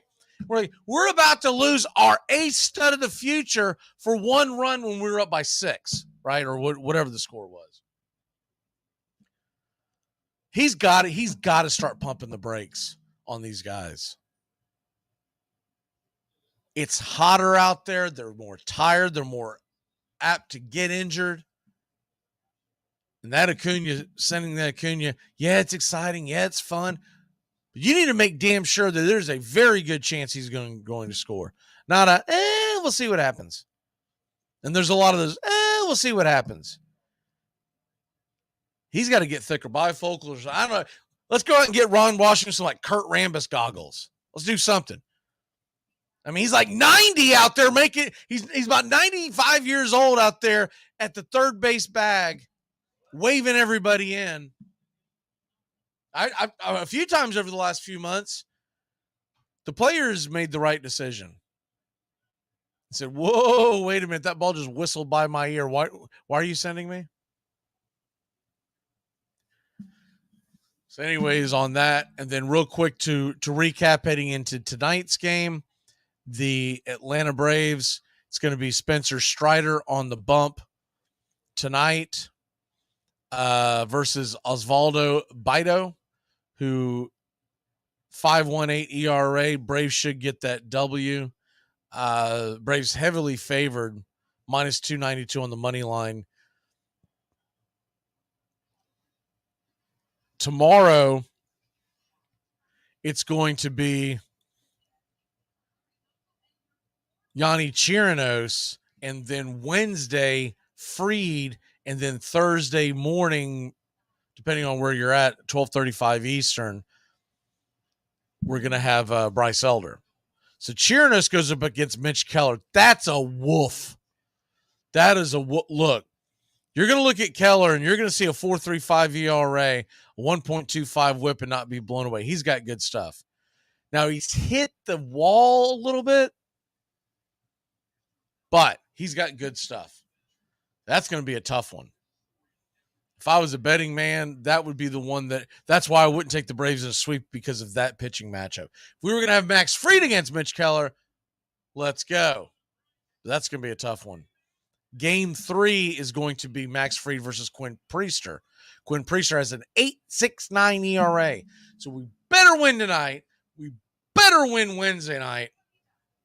There's no excuse for losing either one of those games. And then Thursday is when it's going to be Bryce Elder versus Bailey Falter. Remember Bailey Falter? He's pitched for the Phillies. Well, we've seen him plenty of times. He's got an ERA just under 5, a whip of 1.47. We should win that one. But Elder's got to be much better. Much, much better. Bailey Falter's 0-7. 0-7. Elder, you better not lose that game. So I definitely have the Braves winning the series. I would love a sweep, but that's assuming that Yanni Chirinos is going to outpitch Mitch Keller on Tuesday. That's going to be a tough one. So I think the Braves win 3 or 4. I would love to see a sweep, but that's a little insane to assume that. Tonight, the over-under on this game is, I don't see an updated one, but the over-under, the last one that I saw was up around 10.5. So, with it being, let me see here. Let me double check one more thing. I think we might actually have the over-under. Give me 1 second. Okay, the over-under is, here we go. So Braves are still coming in minus 292. The over-under is 8.5. I'd bang that over because I think they're going to get to Bido. I don't believe Strider's going to give up a whole hell of a lot. Maybe that's where their mindset is at. All right, so if you're going to do that, Vegas, you're going to paint me in a corner. I'm going to take the over. But if I'm going to do that, that means the Braves got to score some runs. So give me the Braves to win tonight 8-1. And my pick to click would be, man, it's low-hanging fruit, but I'm going to go again. Give me Matt Olson to slam one out of the building. He's got an opportunity facing the Pirates 4 games, the Mets 4 games. That pitching he's going to see, he could catch and pass Shohei Ohtani for the home run total this week. That's going to be my big take. He's going to catch and pass Shohei Ohtani for the home run total this week. Matt Olson. Hopefully he's not thinking about it, because then that just gets in your head and you're, you know, that's all you're doing. But Matt Olson, Braves get it 8-1. Spencer Strider, and give me him with like 11 strikeouts, 6 innings, maybe 7. But if he's got a good lead, they're not going to let him just roll out there. So let me see. The other thing would be, let me see. Benny Wilson was the character. All right, thank you, Jeremy. Benny Wilson. I don't know if anyone's ever gonna pick up on that reference, but that's who Ron Washington is nowadays. He's Benny Wilson of Harlem Nights out there with the big goggles can't see who's. I don't know if he always thinks that it's Michael Harris rounding third and he's sending him when sometimes it's Orlando Arcia or Matt Olson or Riley. The other quick thing that I did want to touch on before we jump out of here, what would our rotation look like in the postseason right now? What would be the plan? And I'm not talking about who's physically ready to roll, but what are the Braves thinking? Because they fully believe Kyle Wright is going to come back in September and get, what would you say, 4, maybe 5 starts? And they're nothing has them believing that he's not going to be able to go to the post. So I've got to take that into consideration when we're talking about it. I can't just assume Kyle Wright's not going to come back. I know there's a lot of doomsdayers out there that think he's not going to come back. And maybe they're right, but I'm not going to go off of that assumption. I'm going to go off of the assumption that they are correct. The Braves organization is correct, and that's why they didn't make the big move. So if we go into and a lot of it's going to have to do with what does right look like. But you go in the postseason, in all likelihood, you need a four-man starting crew because you just cannot start these guys on short rest. It never works out. They always spit the bit. They always go, 3 innings, and then you're in a bullpen game anyway. So what the hell's the point? Max Fried's obviously your ace. You got to bump him off a Strider. So it's righty-lefty. Excuse me, lefty-righty. I would have loved for it to be the other way around, but you got to put Fried first. You just got to. I prefer to go righty-lefty, righty, because you see different looks. They can't load up their lineups, but it's going to be Fried. It's going to be Strider. And then the big question is, who's your number 3 and 4 guy? I think it's going to end up being Kyle Wright in some form or fashion. He'll probably be the number 4, but he may be the number 3 if he's coming out pitching well. We just really have to see where Kyle Wright is. So who's the number 4 guy? And right now, they're probably going to go with Charlie Morton. But I would prefer to lean on the fact that Charlie Morton has a lot of bullpen experience. A lot of bullpen experience. And he has even said earlier in the year when they talked about this, it got brought up around him. And last year, I'll do whatever it takes to win. I want to win. I would love the idea to have Charlie Morton on the roster, but Elder be your starter in game 4. And if it starts getting bumpy, you can bring Charlie Morton in. So if you do it the other way, Elder doesn't have a ton of experience out of the bullpen. I don't think he has any in the major leagues. So that's where my head's at with that. Because if Charlie Morton can come in and give you several innings, and look, in a pinch, he may have to start. Someone gets knocked out or whatever.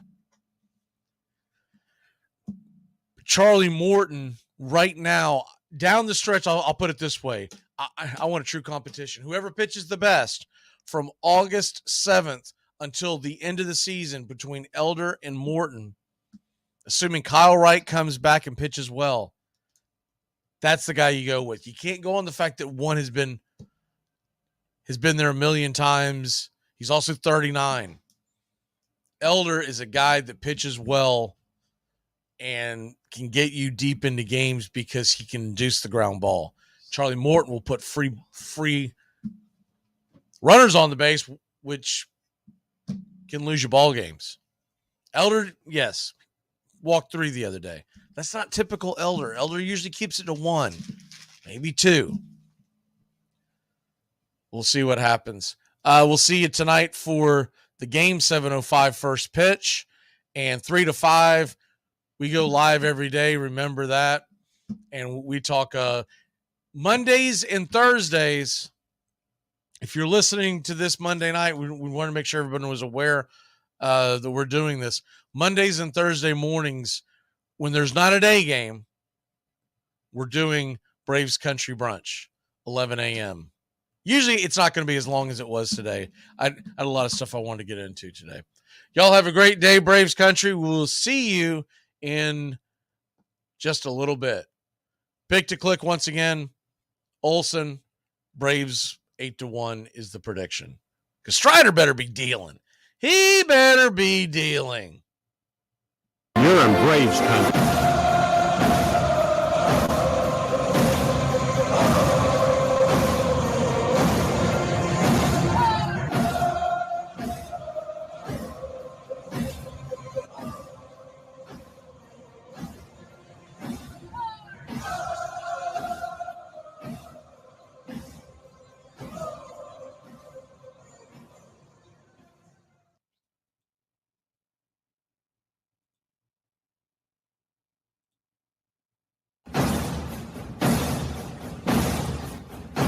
You can't drink like me, you can't smoke like me.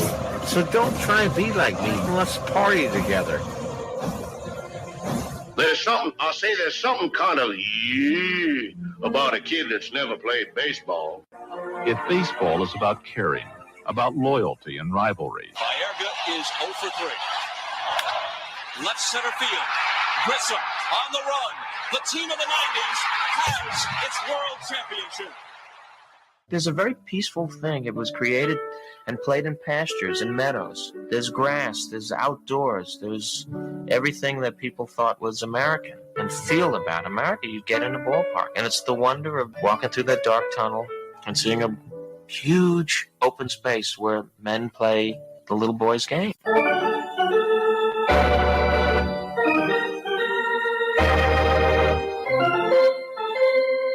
I believe in the Church of Baseball. I've tried all the major religions and most of the minor ones. I know things. For instance, there are 108 beads in a Catholic rosary, and there are 108 stitches in a baseball. I prefer metaphysics to theology. You see, there's no guilt in baseball, and it's never boring. It's a long season, and you gotta trust it. I've tried them all, I really have, and the only church that truly feeds the soul day in, day out is the Church of Baseball. Touch a ball, Joe. You'll never hit a bigger home run in your life. A room in right center. If he hits one there, we can dance in the streets. The 2-1. Swung line drive, let's see it. 1 run is in. Here comes Brave. Here's the throw to the plate. He is safe. Braves win. Braves win. Braves win. Braves win. you're in Braves Country.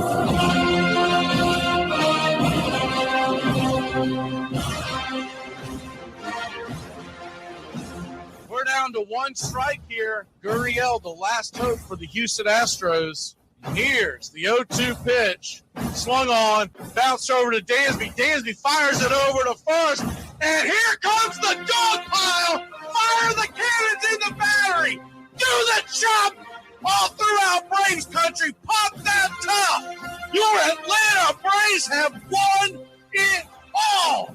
Oh, say can you see by the dawn's early light what so proudly we hailed at the twilight's last gleaming, whose what stripes and bright stars through the perilous fight o'er the ramparts we once were so gallantly streaming, and the rocket's red glare above bursting in air gave proof through the night that our flag was still there.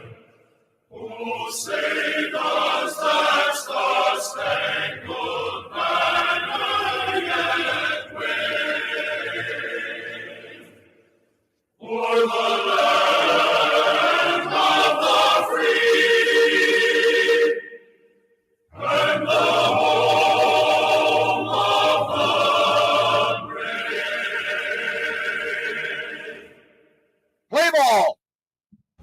howdy, hi, and how the hell are you? Pull up an armchair, girls and boys, and join us for Braves Country Baseball. We are live, and the scene is PNC Park in Pittsburgh, Pennsylvania, where we're set to bring you pitch by pitch, play by play of your Atlanta Braves. Hi, I'm Mac Magee. Here are your starting lineups for today's action. Leading off for your visiting Atlanta Braves, Ronald Acuna Jr. in right field, 25 home runs, 67 RBI, 53 stolen bases, and a .343 average. Ozzie Albies playing second, batting second, with 25 home runs, 77 RBI, 8 stolen bases, batting .261. Batting third, playing third, Austin Riley, 26 homers, 68 RBI, 2 stolen bases, batting .272. Batting cleanup for your Atlanta Braves, leading the National League with 39 home runs, one behind Shohei Ohtani, leading the major leagues with 97 RBI, 1 stolen base, .264 average, Big Matt Olson. Behind the plate tonight for your Atlanta Braves, Sean Murphy, 18 homers, 60 RBI, batting .274. The designated hitter tonight, Marcell Ozuna, 23 home runs, 50 RBI, batting .235. Eddie Rosario, batting seventh with 16 home runs, 48 RBI, a stolen base, batting .244. Batting eighth and playing shortstop, Orlando Arcia, 11 homers, 39 RBI, 1 stolen base, batting .298 on the year. And patrolling center field for your Atlanta Braves, Michael Harris II comes in with a .280 average and 11 homers, 34 RBI, and 13 stolen bases. On the mound for your Atlanta Braves, it's Spencer Strider night.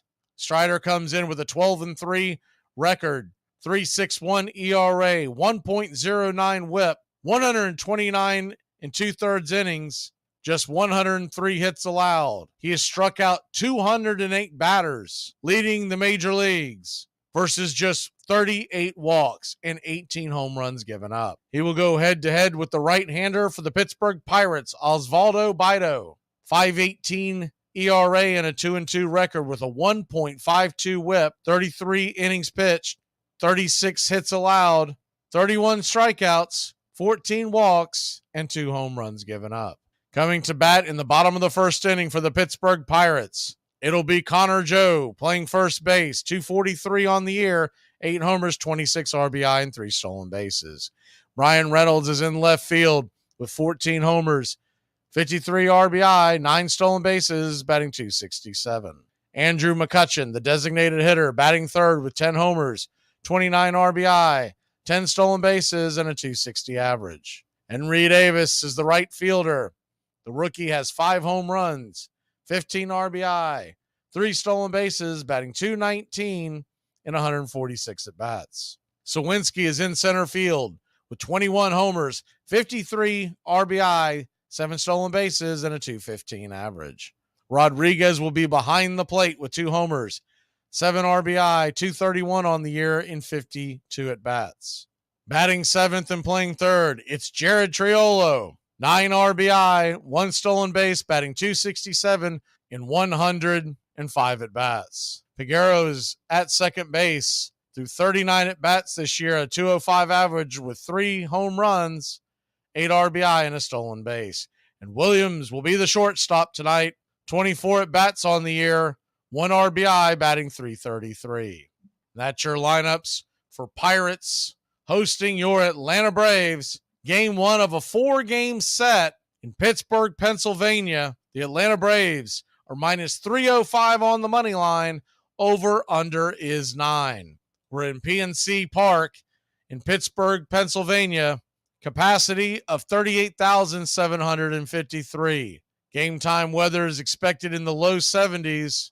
Atlanta comes in the 70-39 record, 33-19 on the road, while Pittsburgh 11 games under 500 at 50-61, 2 under 500 at home at 26-28. Calling balls and strikes behind home plate, it'll be Jim Wolf. At the first base bag, Jeremy Riggs. Second base will be manned by Mike Muklinski. And down the third base line, it's Alan Porter. Well, it's about that time. Grab you a cold one. Find you an armchair. On August 7th, here in Braves country, Atlanta Braves on Spencer Strider Day, trying to get off to a good start in a 4-game series. Get your game face on, Braves country.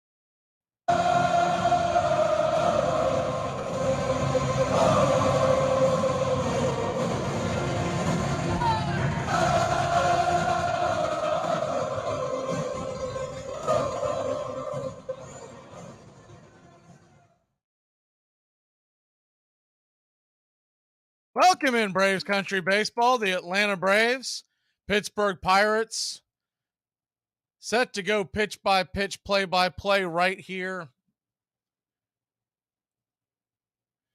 in a couple of minutes. First pitch was supposed to be 7:05, so we'll see what the delay is. I know that there was weather in the area, but it looked like everything was good to go. Waiting on to see. The Atlanta Braves will be wearing their home grays. First pitch was scheduled at 7:05, so we're just past that mark. They're wearing their home grays with Atlanta in red on the chest. And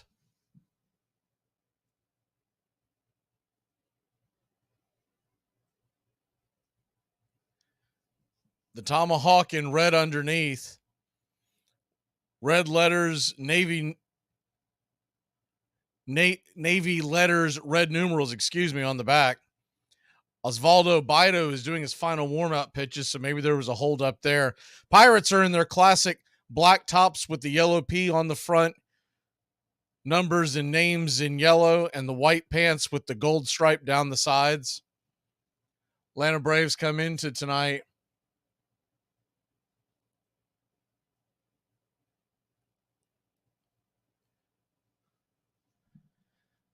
looking to try to get back on track, as we were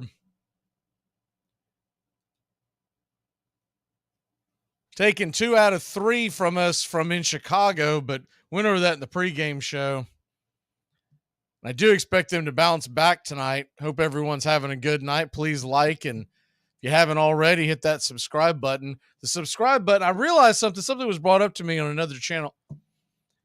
It is free. It is not a subscription plan. It is not a pay plan. So you'll be hearing us remind folks of that. I think some folks think that the subscribe button is something that means you're starting getting charged for.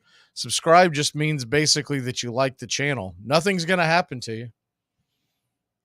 You'll never get charged, and you'll probably forget it ever happens. You can also set up to remind yourself that our games are going live by hitting the bell on the subscribe. Let you know that the games are going live for when we have the pop-ups. So we're just about set, and it's baseball time in Braves country. The first pitch on the way to Ronald Acuna Jr. is high, just top of the zone, just clips the top of the edge on the outer edge. It's 0-1. The 0-1 pitch swung on and fouled back out of play. It's 0-2, went fastball. Slider to start him off, fastball.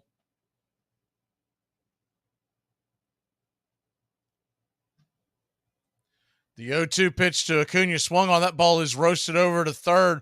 A 2-hopper right into the glove of the third baseman, Triolo, and he fires it across the diamond for a 5-3 putout, and Acuna's down on 3 pitches. So 1 up, 1 down. That'll bring Ozzie Albies to the plate. Ozzie Albies comes in batting .261 with the 25 home runs and 77 RBI. The pitch on the way outside wide. Changeup danced off the plate, almost away from the catcher, barely grabbed it at the last moment, and it's 1-0. The 1-0 pitch swung on him, lifted high into right field. Coming in, making the catch is the rookie Henry Davis. Sliding catch, kind of clumsily slides to his knee, but makes the catch, and there's quickly 2 away.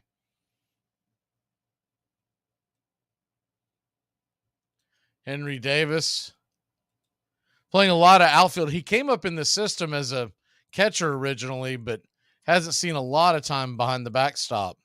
First pitch on the way to Austin Riley. Clips the outer edge for a strike. It's 0-1.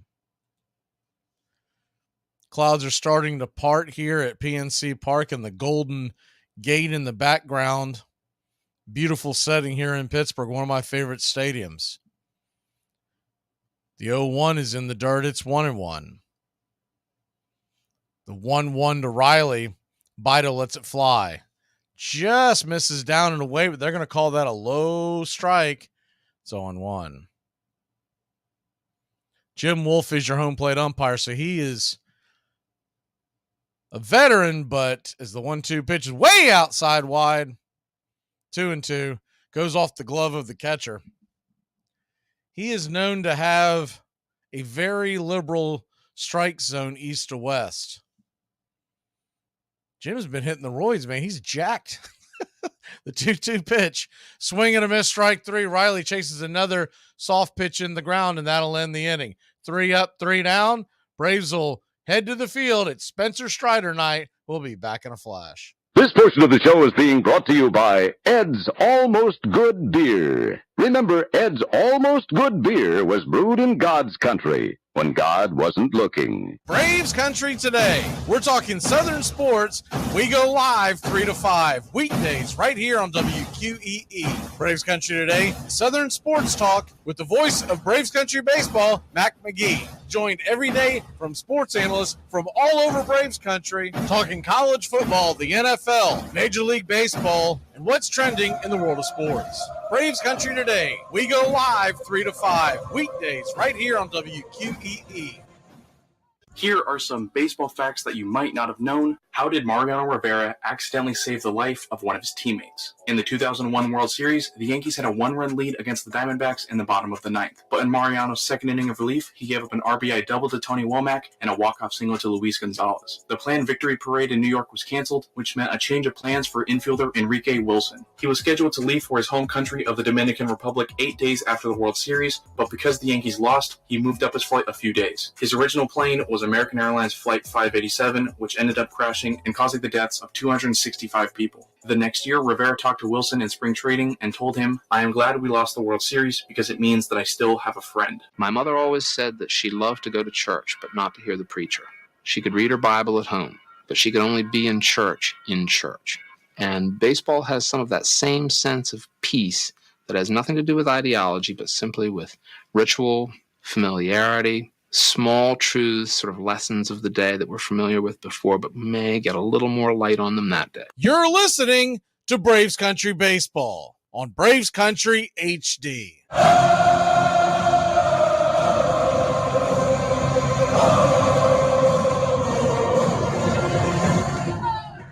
Welcome back to Braves Country Baseball. The Atlanta Braves.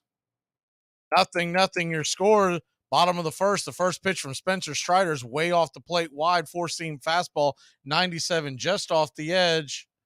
1-0. Connor Joe, 243 average. The 1-0 pitch swung on, and that ball's lifted high, not quite deep enough into center field. Under it is Michael Harris, the second. He'll make the catch, and there's quickly 1 away.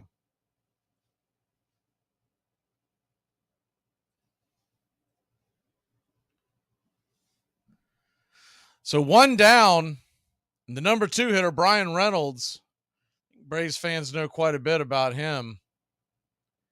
He has several times been rumored to be heading to the Braves in trade talks during the offseasons. The first pitch on the way to Reynolds is 97 right down the pipe for a strike. It's 0-1. The 0-1 pitch Kicks and fires. Swing, and that ball's laced into left field, making the running catches. Eddie Rosario. Good defensive play by Eddie, and there's 2 away. Good hustle by Eddie. Maybe the day off did him good. The ball was hit hard down the line, not really on a line, just slicing towards the left field line, and Eddie had to get on his horse. Not a lot of room in between the foul lines and the walls here in the deeper parts of the outfield. So he had to brace himself as he hit the wall. First pitch on the way to Andrew McCutchen, longtime veteran in and out of the Pirates organization, stands in with 260, average 10 home runs. The 0-1 is a slider right there on the inner track, and it's 0-2.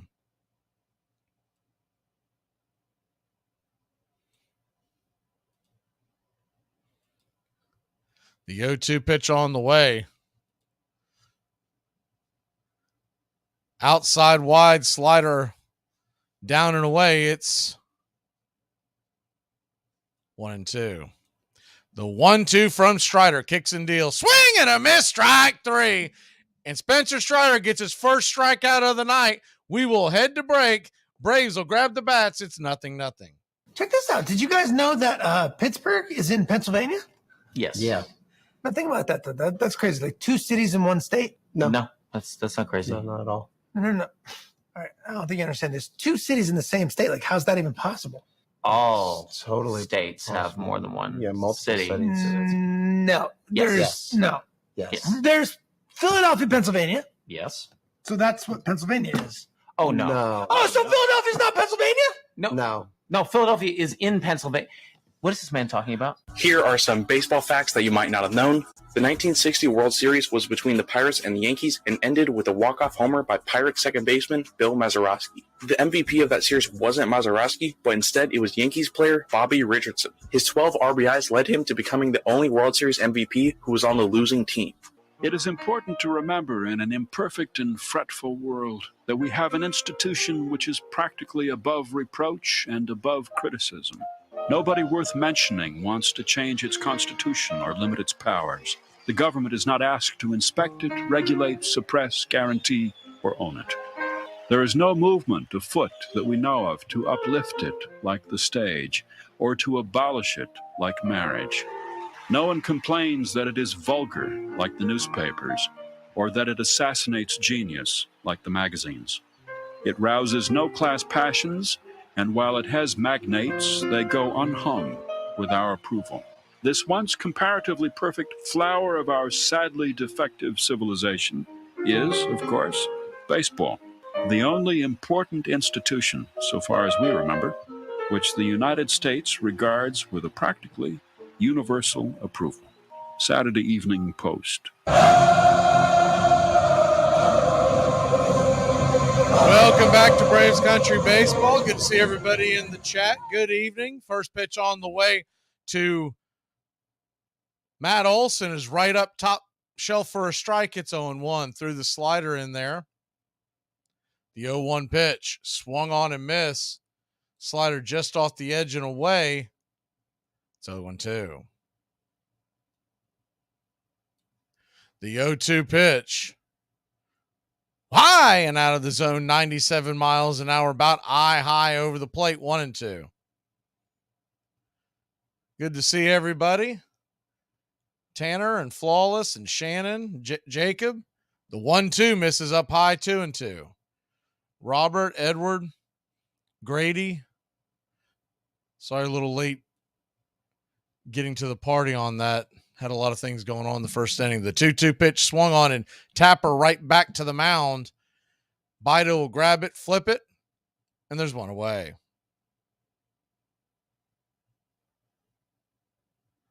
So one down. Sean Murphy will come to the plate. Murphy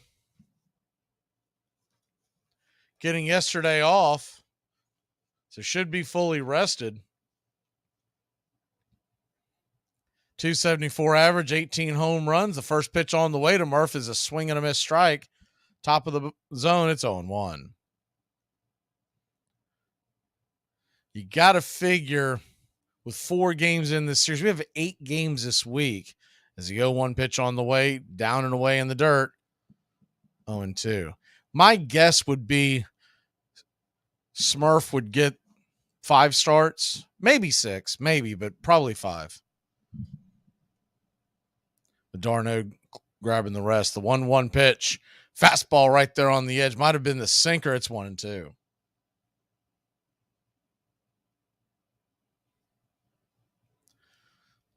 The 1-2 from Bido to Murphy. Righty-righty matchup. The pitch on the way inside. Did he go around 96?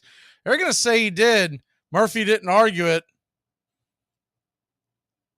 At first look, I thought maybe he held up, but it looks like his bat went around and there's 2 away. So Osvaldo Bido really is pitching well here to start off. Now, the one thing that you have to keep in mind is that he's much better the first time through the lineup, as a lot of young pitchers are. So the Braves get him back around the second time.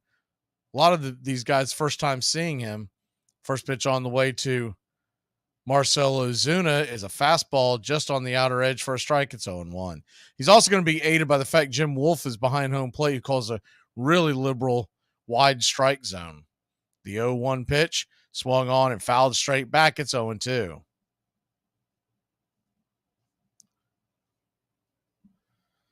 So if the Braves are patient, they should be able to get to him second and third time around.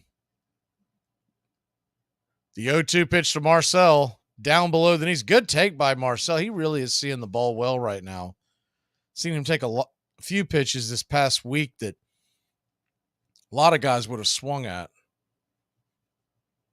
The 1-2 pitch on the way. Fastball, caught looking, strike 3. Just grabbed the edge of the zone, and that'll end the inning. So another 3 up, 3 down. The Atlanta Braves will head back to the field. Heart of the order, due up for the Pirates. Today we are discussing crazy stats from Jamie Moyer's career. Over his career, he had 33 complete games and 10 shutouts. He is the last pitcher to log a shutout in 4 different decades. His last shutout was with the Phillies on May 7, 2010. With that shutout, he became the oldest pitcher to record a complete game shutout, a record that still stands. One not-so-great record that he holds is most home runs allowed in Major League history. Over his 25-year career, he allowed 522 home runs. When he had retired in 2012, he had faced 8.9% of Major League Baseball hitters ever. By the time he retired, about 19,000 different hitters had played in the majors, and he had faced roughly 1,700 of them. He pitched in 50 different ballparks. He was selected to his first and only All-Star game in 2003 at the age of 40. He never threw much harder than 82 or 83 miles per hour, according to Fangraphs. His changeups were clocked in the mid-60s during his career. One player described his changeup as throwing feathers. You don't think the ball can stay in the air that long. When he made his debut, the Major League minimum was $60,000. Alex Rodriguez made more than that every time he stepped up to the plate from 2001 to the end of his career.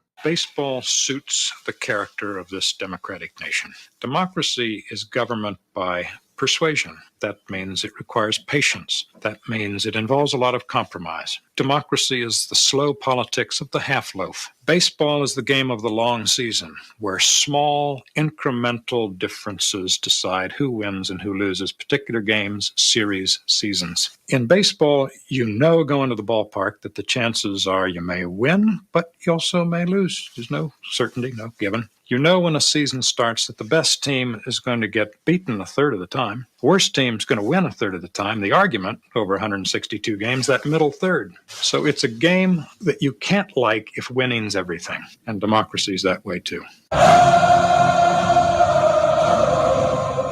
Welcome back to Braves Country Baseball. The first pitch on the way from Spencer Strider is called for a wide strike on the outer edge slider. It's 0-1. The 0-1 pitch. Davis, righty-righty matchup. Swing and a miss. Slider well off the edge. It's 0-2. You hate dealing with an umpire like Wolf who calls such a wide strike zone, but it's probably advantage Atlanta with Spencer Strider's stuff. The 0-2 pitch. Swing and a miss. Strike 3. And Spencer Strider gets his second strikeout of the night. Good pitch. He went 3 consecutive sliders. And puts him down.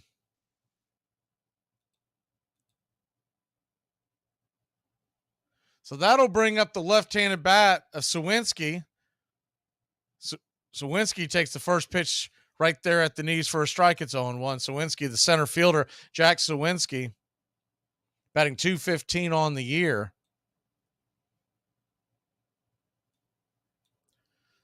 The 0-1 pitch swung on and fouled right back. It's 0-2.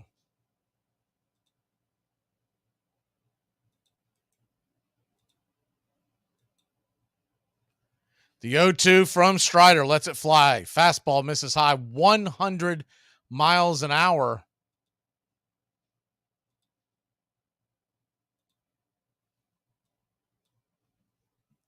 The 1-2 pitch lets it go. Off the plate wide. 2-2. No, Edward, it only counts for one. One per account. Thank you for asking, though. The 2-2 pitch off the plate wide. Ball 3, 3-2. They've got other things that you can do to, I've noticed. I rarely get a chance because I'm obviously busy, but I've noticed that they've got things that you can, as a 3-2 pitch, swing and a miss, strike 3. Went around on that one, slider in the dirt, and they're still away. I noticed that they have things that you can do, like, it's got nothing to do with what we're referring to, but as far as having fun with the broadcast itself, I've noticed that you can hit different reactions, smiles, hearts, celebration, that kind of stuff. First pitch on the way from Spencer Strider to Rodriguez is 98 miles an hour, dotted right there at the kneecap. It's 0-1. Rodriguez, the hind catcher, righty-lefty matchup. Swing, and that ball's lifted high and deep, going back on the track. Off the wall, Acuna's going to make the play and come off. As it caroms off the wall, it's going to be a 2-out double. I thought that ball was gone. So you hate the double, but good Lord almighty, he was sitting dead red. The ball got just a little too much of the plate. I don't know how that ball stayed in the park. Rodriguez is barking up there at second base, talking smack about something, but whatever he's saying has caught Spencer Strider's attention. So the next time he comes up, look out. So Triolo, the third baseman, comes to the plate. Jared Triolo, batting .267.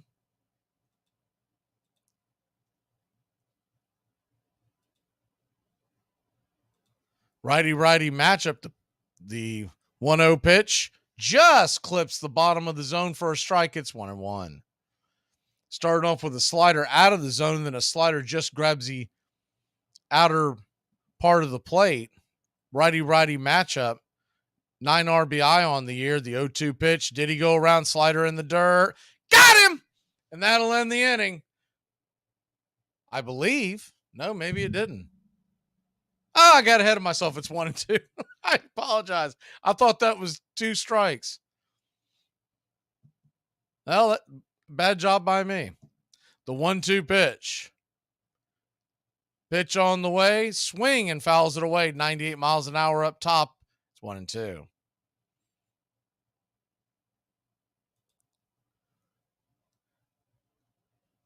Jared Triolo, drafted by the Pirates in 2019, 72nd pick overall out of Houston. The 1-2 pitch. Swing, and that ball's lifted towards center field, drifting back. He'll make the catch. That'll end the inning. So I got ahead of myself, but we did end the inning. We'll try to clean it up and do a lot better when we come back. Look, you got to get it through your head. It's not coming back to you. Why? Because you slept with someone else. Yeah, like a month ago. God! Here are some baseball facts you might not have known. Mike Mussina is a Hall of Famer that isn't discussed much, even though he was a very good pitcher. On top of being an elite player, he was also very intelligent. He graduated from Stanford with a degree in economics and was almost the valedictorian of his high school. According to some reports, Mussina lowered his grades a little in order to avoid giving a commencement speech. Braves Country today. We're talking Southern sports. We go live 3 to 5 weekdays. Braves Country today. Southern sports talk with the voice of Braves Country baseball, Mac Magee. Joined every day from sports analysts from all over Braves Country, talking college football, the NFL, Major League Baseball, and what's trending in the world of sports. Braves Country today. We go live 3 to 5 weekdays. When something feels different, it could be Alzheimer's. Now is the time to talk. Visit alz.org/ourstories to learn more. A message from the Alzheimer's Association and the Ad Council. There is no greater optimist in baseball than President Charles Hercules Ebbets of the Brooklyn Club. For 30 years, he's been in baseball, and all that time he has had confidence in the Brooklyn fan. Through many seasons of losses and disappointments, he has carried the Trolley Dodgers, losing money year after year when those about him lost faith in the game as a paying proposition. But the confidence of Mr. Ebbets has never been shaken. He believed years ago, as he does today, that Brooklyn is a major league city and that it would support a good team. New York Times.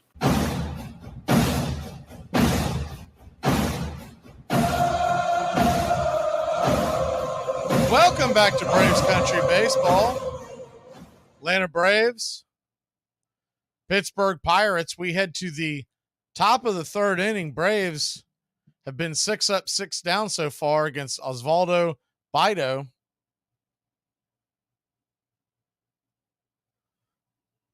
Bido wants a new ball, so he flips it back to home plate umpire Jim Wolf, and Jim Wolf likes that because he gets to show off his guns. Man, he is jacked. It's like Ed Hockley back there. The first pitch on the way to Eddie Rosario swung on and fouled back out of play. It's 0-1. I guess I need to watch what I say about Jim Wolf behind home plate. Get you in a headlock. Get you in a Nolan Ryan. The 0-1 pitch lets it go, swing, and fouls it down the line. It's 0-2. Eddie Rosario got a day off this weekend. I think we'd all like to see more platooning in left field more often. The 0-2 pitch on the way to Eddie. Swing and pops it up. Can of corn. Who wants it? The third baseman, Triolo, makes the catch, and there's one away. I think Jared Triolo for the rest of the series is going to be known as JT. That's kind of a tongue twister. If I was a little more skilled, I would continue to try it, but I don't think I'm going to do that.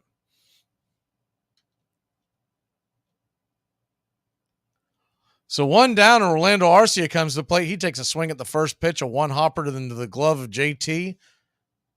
5-3 put out, and there's quickly 2 away. So the Braves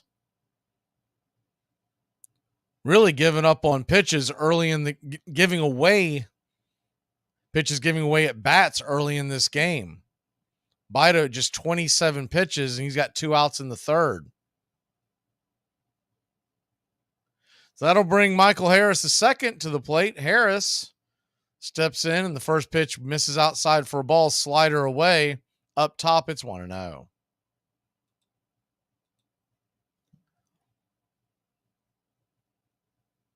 The 1-0 pitch. Swing and lifts it high in the sky, but not very deep. Coming in, making the catch in left is Reynolds, and that'll end the inning.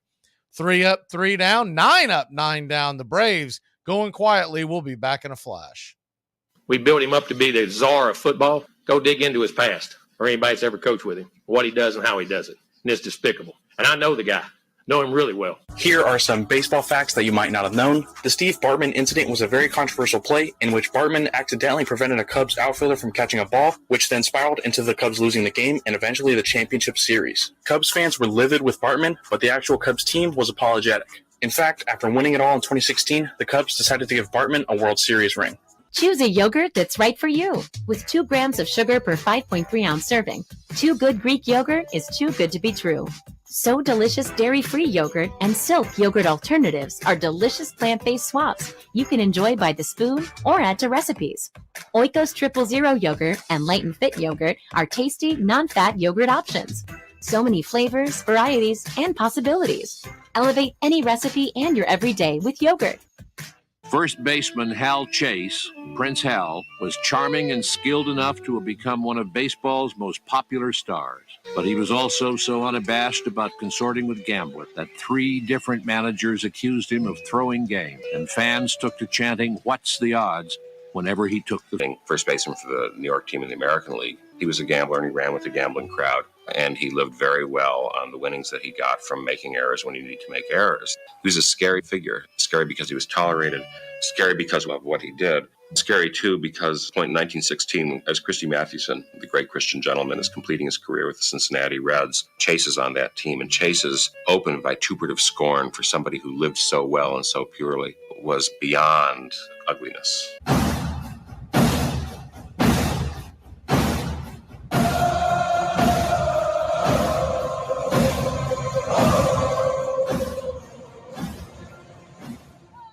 Welcome back to Braves Country Baseball. Spencer Strider will go back to work. The first pitch on the way is down below the knees for a ball to Peguero, second baseman, number 8 hitter, and it's 1-0. Spencer Strider, it's up to 3 strikeouts. The 0-1 pitch swung on and hammered into right field. That's going to get down for a base hit. Just grabbed the inside part of the line. He's heading to second. Here comes the throw from Acuna, and it's high and just off the mark, and it's a leadoff double for the Pittsburgh Pirates.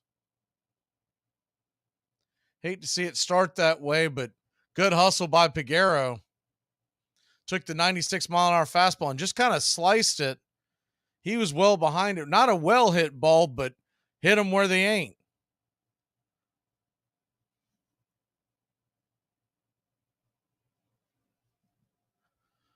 So 1 on, nobody out. That'll bring the number 9 hitter, righty-righty matchup. Williams comes to the plate. The shortstop for the Pittsburgh Pirates, Alika Williams. Full name is Alexander David Williams. The 0-1 pitch, swing, and fouls it out of the play. Slider on the outer edge, it's 0-2. Williams was drafted by the Tampa Bay Rays, 37th pick overall out of Arizona State. Made his debut this year just about 2 weeks ago. The 0-2 pitch, swing, and a tapper right back to the mound. Strider looks over, but decides to just flip it over to first. Not much of a chance to get Peguero. He started running towards first, for those of you listening on radio. And after he took about 4 or 5 steps towards first, then turned around. By then, it's way too late and your momentum's against you. I think he looked over there because Murphy was pointing that direction, but you have to do that instantly. So 1 on, standing on third, 1 out, and Connor Joe comes to the plate. Righty-righty matchup. The first pitch to Joe is a slider down and away. It's 0-1. Connor Joe, batting .242 on the year. Drafted by the Pirates in 2014 out of San Diego University, excuse me. The 1-0 pitch, fastball misses down and away, 2-0. Might remember Connor Joe more from his Colorado days, played for the Rockies in 21 and 22. The 2-0 pitch, right there for a strike. Slider at the top of the zone, and it's 2-1. Good pitch by Spencer.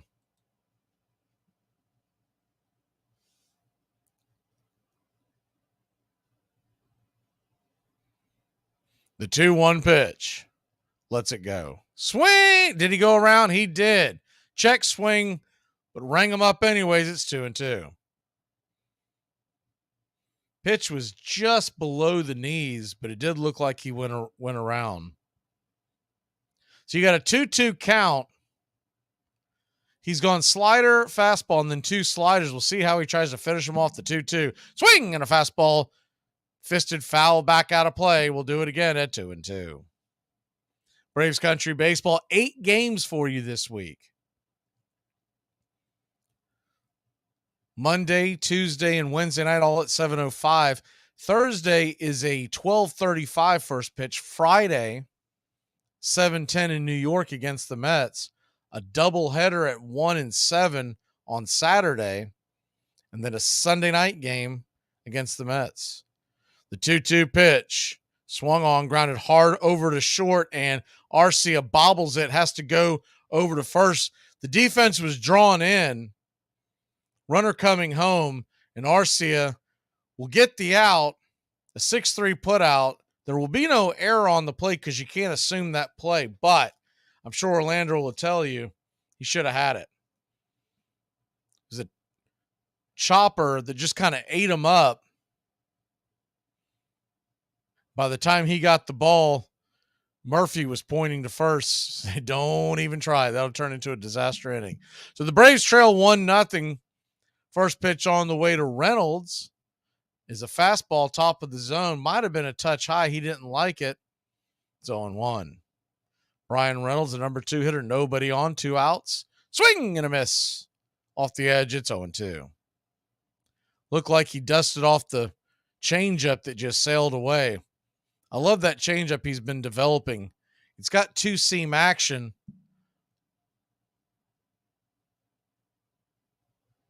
This is the 0-2 pitch. Changeup misses outside wide. 1-2. When he really throws it well, it's got 2-seam action. Of course, much slower than his fastball, about 10 miles an hour. It really throws the left-handed hitters off. The 1-2 pitch. Fastball. Did he go around? They're going to check down third base line. Alan Porter, the third base umpire tonight, says no dice, and it's 2-2.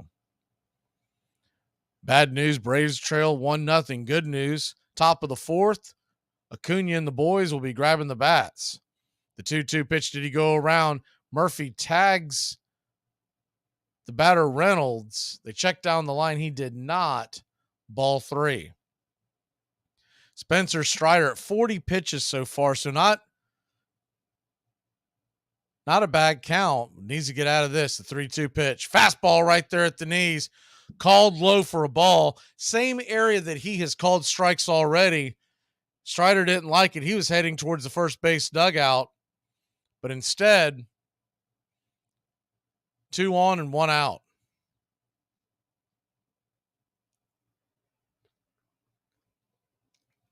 Can't necessarily argue that it was a strike, but he's called 3 pitches in that same exact spot. Strikes already.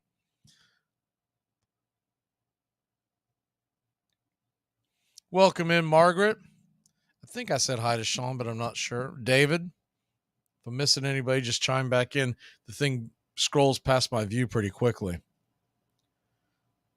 Pitch on the way to McCutchen is right there at the knees for a strike. It's 0-1. Braves Country Baseball. If you are listening to us on CBS affiliates, you can jump on YouTube, jump in the chat. Braves Country HD on YouTube. The 0-1 pitch misses low slider. It's 1-1. McCutchen 0 for 1. Struck out in the first. This is where you really got to buckle down and get out of this inning because you could really turn this into a long inning if he doesn't. The 1-1 pitch. Righty-righty matchup. Lets it fly. Down below the knees. 2-1. Hey, Ben. Hey, Bright Wolf.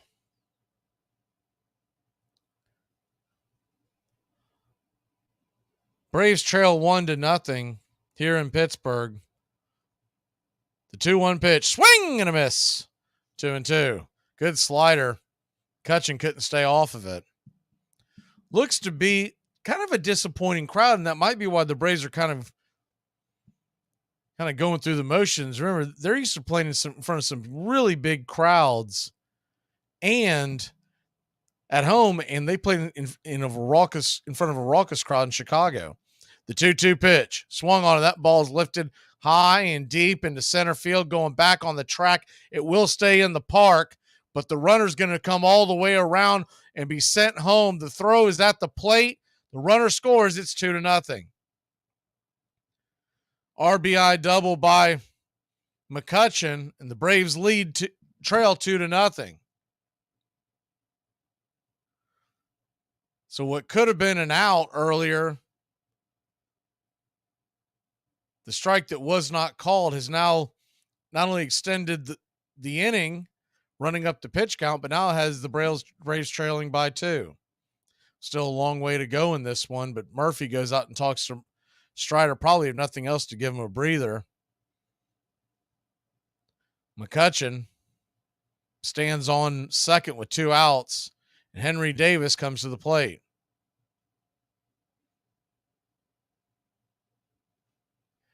Davis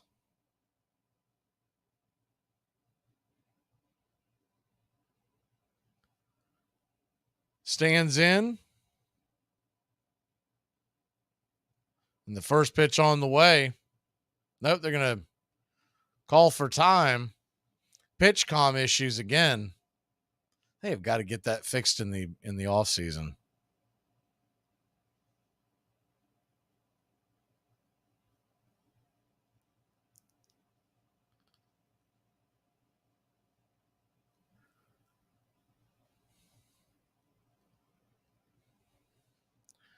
So 2 down. Murphy goes over to get to check on the pitch comm and get a new one, I believe. Believe he's set and ready to go.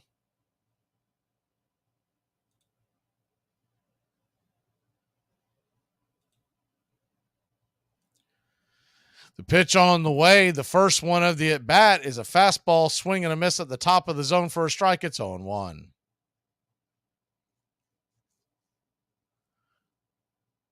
Braves trail 2-0, bottom of the third. Davis struck out in the second. Pitch out of the zone. It's 1-1.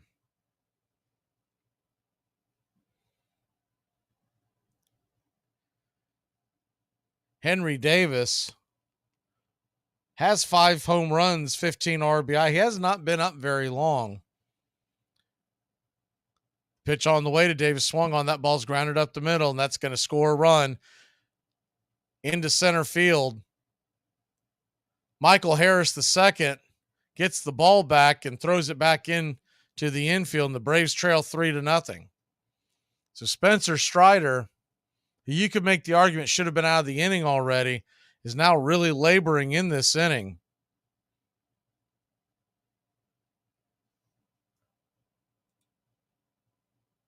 Giving up the 3 runs.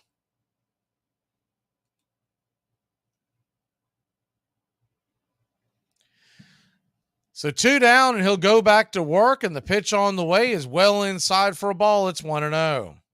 Jack Sawinski, center fielder, number 5 hitter from the left-hand side of the plate.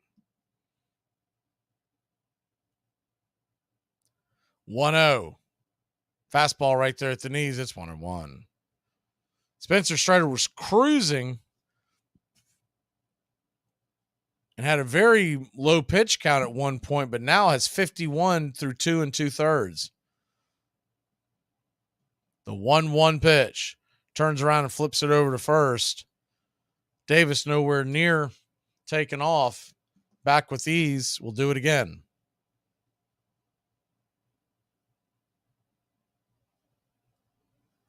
When we go to the top of the 4th inning, the Braves will have the top of the order due up. The 1-1 pitch is in the dirt, and it's 2-1. You got to get there first.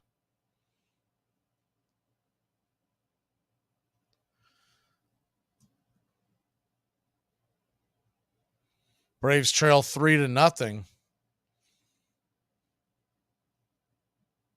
The pitch on the way. Off the plate wide. Ball 3-1.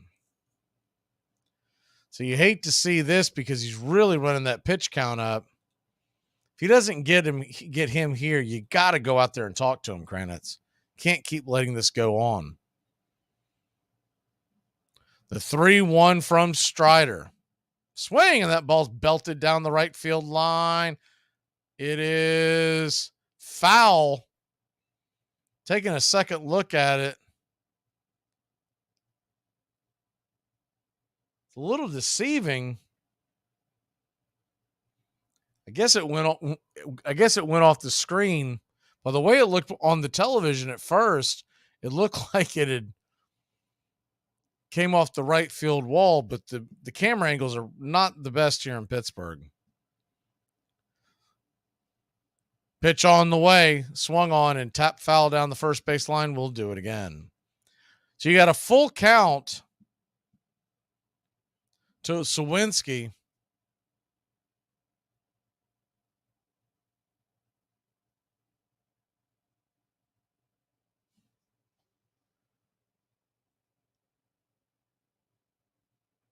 The pitch just off the plate wide, and that's ball 4.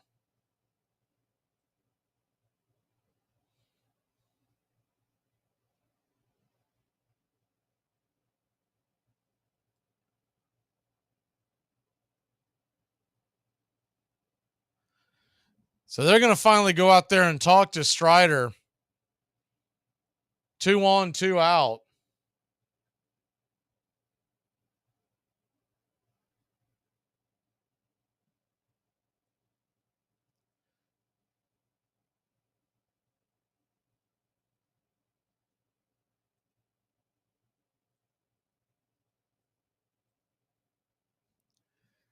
Kranitz goes out there and talks to him, try to calm him down a little bit. I think if nothing else, he's just giving him a breather, but this could really get out of hand if we don't get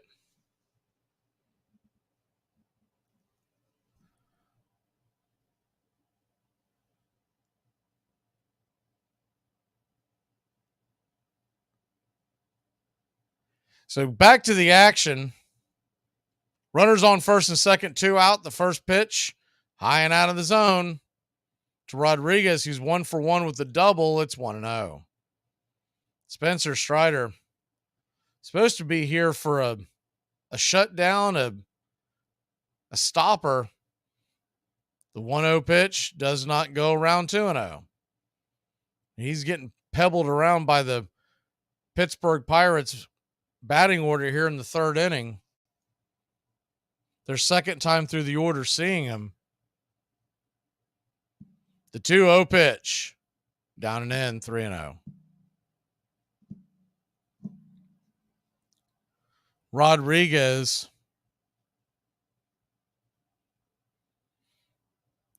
With a 3-0 count, you got JT standing on deck.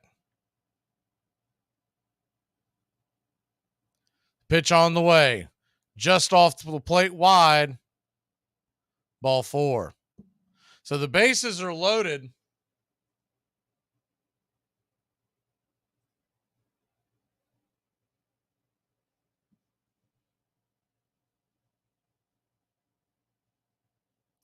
With the bases loaded, 2 outs, the Braves are getting Michael Tonkin working in the bullpen. This is not what the Braves need Spencer Strider to spit the bit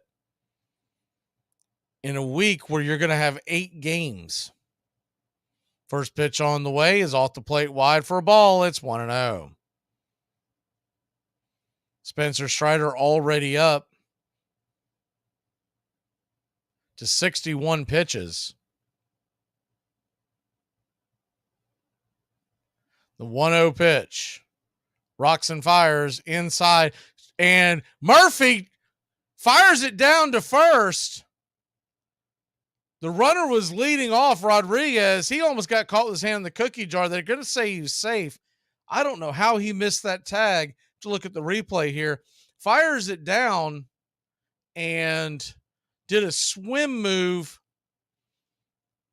And Olson's, just the way Olson was kind of pretzeled, wasn't able to make the tag. I think he was safe looking at it, unless he clipped his arm going by, but I don't think you're going to try to challenge that. The pitch on the way, and that ball's dribbled up the middle, and it's going to be another base hit. 2 more runs will score And it's 5-0 Pittsburgh. The Braves are just sleepwalking through this game, trailing 5-0. Still a long way to go. The Braves offense can definitely. The only good news about this is that Bida's been sitting on the pine for a long time.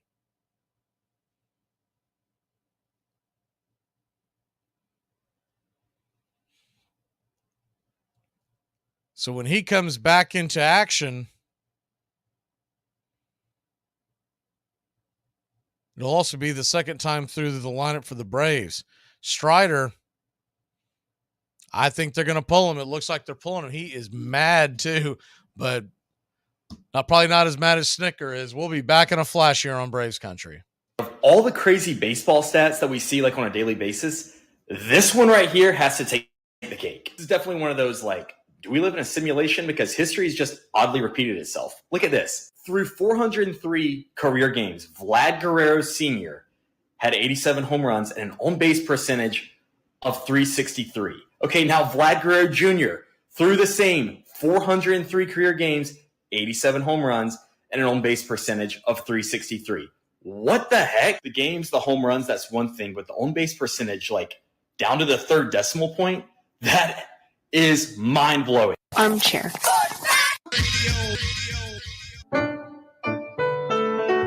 Hey, Braves Country. Braves Country HD is bringing you Braves Country Baseball. Braves Country comes to you every Tuesday night and Friday night, and 2 bonus games every week. Hi, I'm Mac Magee, and we'll be bringing you play-by-play, pitch-by-pitch of your Atlanta Braves. It's free to listen. Please like and subscribe. YouTube.com/@Braves Country. Braves Country Baseball for the fans, by the fans.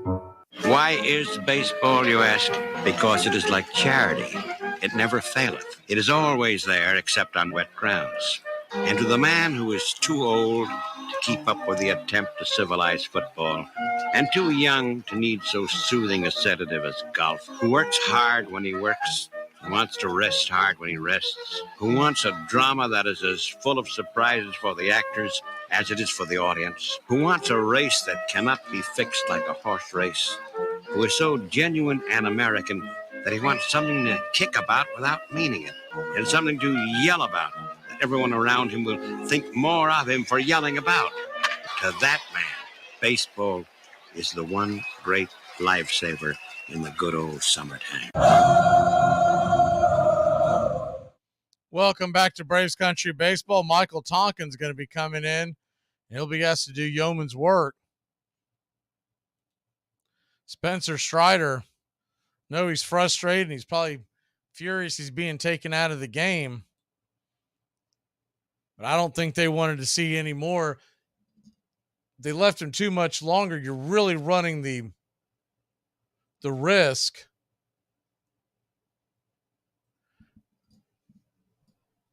of a lot of things that could happen. As Michael Tonkin fires the ball in at the top of the zone, swing and a miss at a strike, it's 0-1. Number one, you're gonna run the risk of injury if the guy keeps going out there and just doesn't have it. The 0-1 pitch swung on, that ball's lifted into center field. It'll get down for a base hit, and another run will score. The Pittsburgh Pirates lead it now 6-0.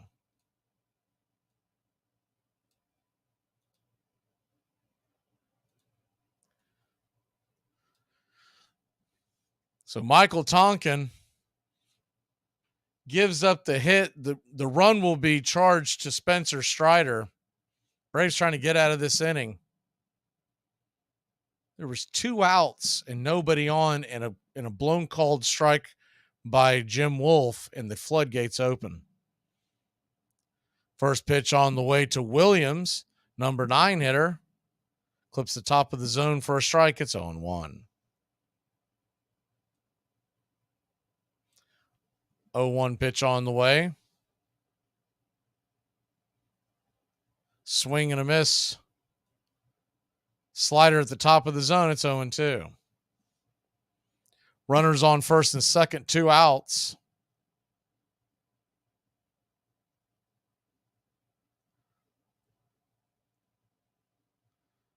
The 0-2 is in the dirt. It's 1-2.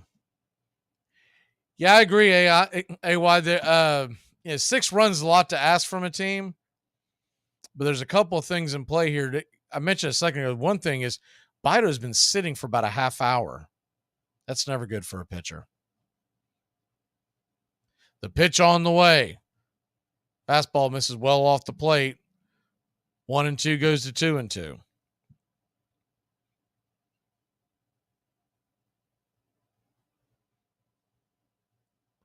Braves trail 6-0. 6 runs, 6 hits. Pitch on the way, swing, and fouls it back out of play. We'll do it again. If the Braves ever come to bat again, the Ronald Acuna Jr. will be leading off the inning. You know, there was threat of rain today. Is it too late for that rain to come back and rain this one out? Pitch on the way is swung on and sawed off the handle over towards first. Olsen is going to make the play, flip it to first. Covering the bag is Tonkin, and that'll end the inning. But not before the Pirates put 6 on the board. We'll be back in a flash. Go to a psychic with her. A psychic? He considers them not just mumbo jumbo, but extra jumbo mumbo jumbo. Don't get me wrong, I'm glad they're friends. I just wish he'd be that comfortable around me already. It took him a long time to get comfortable around me, too. Really? What did you do? Something terrible in a former life, I don't know. Here are some baseball facts that you might not have known.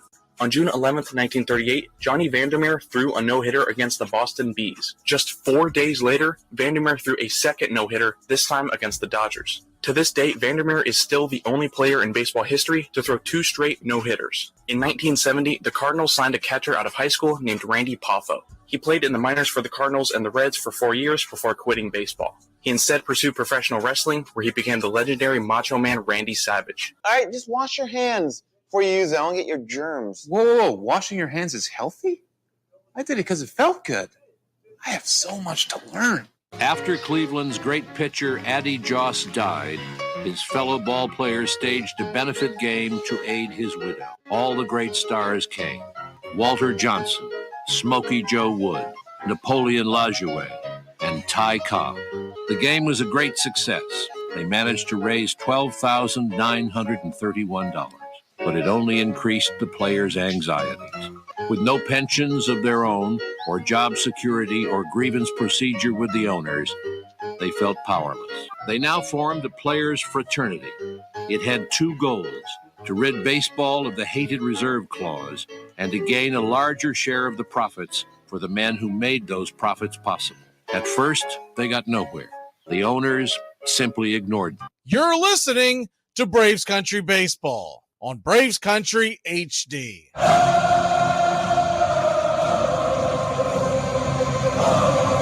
Welcome back to Braves Country Baseball. The Atlanta Braves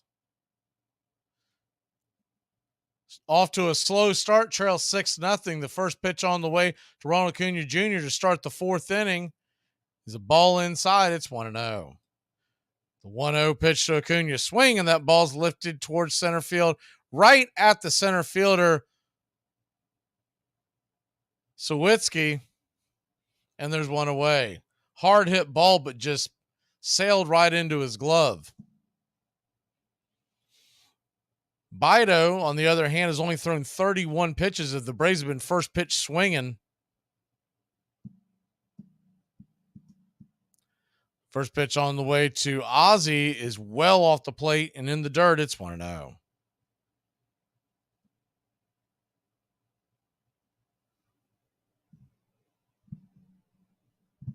The 1-0 pitch swung on, and that ball's belted high and deep, going back on the track. It is gone. A solo shot. Ozzie Albies will take the grand tour, and your Atlanta Braves are on the board. It's 6-1. Don't go anywhere. 26th homer of the year. 358 happy feet. Ozzie Albies, one swing, gets the first hit, gets the first run. Braves started trying to climb out of the hole. First pitch on the way to Austin Riley. Down and in for a ball. It's 1-0. Man, there's 3 fans up there jumping on the top deck or upper deck. It's a pitch on the way to Riley is off the plate wide, now 2-0. If you saw it at home, you know what I'm talking about. If you're listening to radio, you didn't. One of the guys is the 2-0 pitch is swung on. That ball is roasted into the gap. It's going to get down where the green grass grows. Here comes Riley. He's flying around the bases. He will stop at second base, and it's a 1-out double for your Atlanta Braves. But the point I was trying to make, the fans were jumping for it. One guy was right there on the edge of the railing, and he about went ass over Tito, man. That would have been a disastrous thing at a ballpark. It's just a ball, guys. So Vito, once again, was cruising as well, and he had a long sit down. They're going to go out there and talk to him real quick.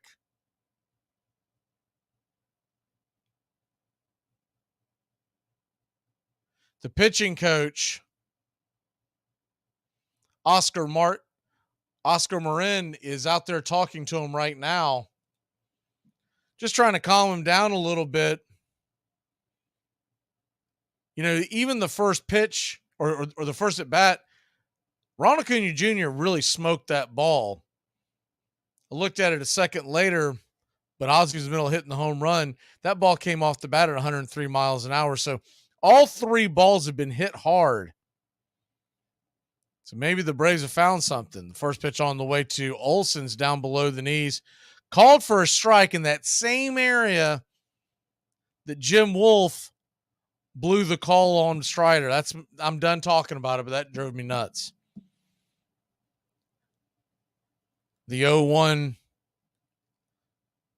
on the way, down and in, it's 1-1. And if you're going to have a big strike zone, the only thing I'll say that just be consistent.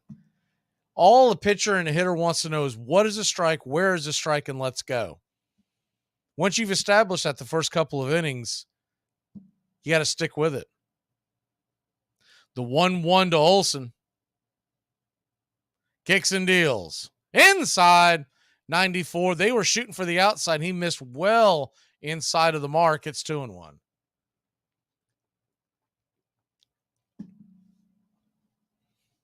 Austin Riley stands on second. A 2-1 count to Olson. Braves trail 6-1. The pitch on the way. Swung on. That ball is roasted down the right field line. It's going to get down into deep right field. Davis is going to cut the ball off before it gets to the wall. But on the play, Austin Riley scores, and your Atlanta Braves have cut the lead in 6-2. It's going to be a really long single by Olson. Down by this much, it's not worth trying to take the chance. Pretty good throw by Davis as well. We talked about how he's a former hind catcher. So he's got a cannon.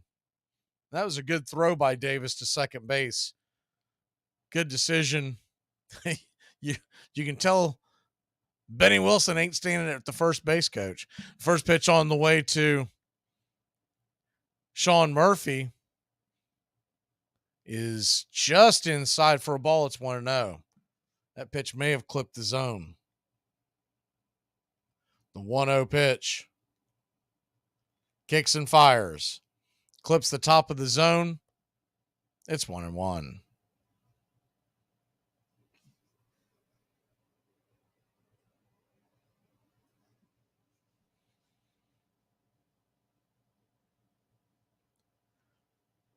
The 1-1. Swing, and that ball's tapped foul down the third base line. So now a 1-2 count to Murphy, runner on first. And once again, this is why I really hate having them back-to-back. You got the 2 slowest runners back-to-back in the lineup. They're going to be trying to get him to fish and hit a ground ball double play. The pitch on the way. Down and in. 2-2.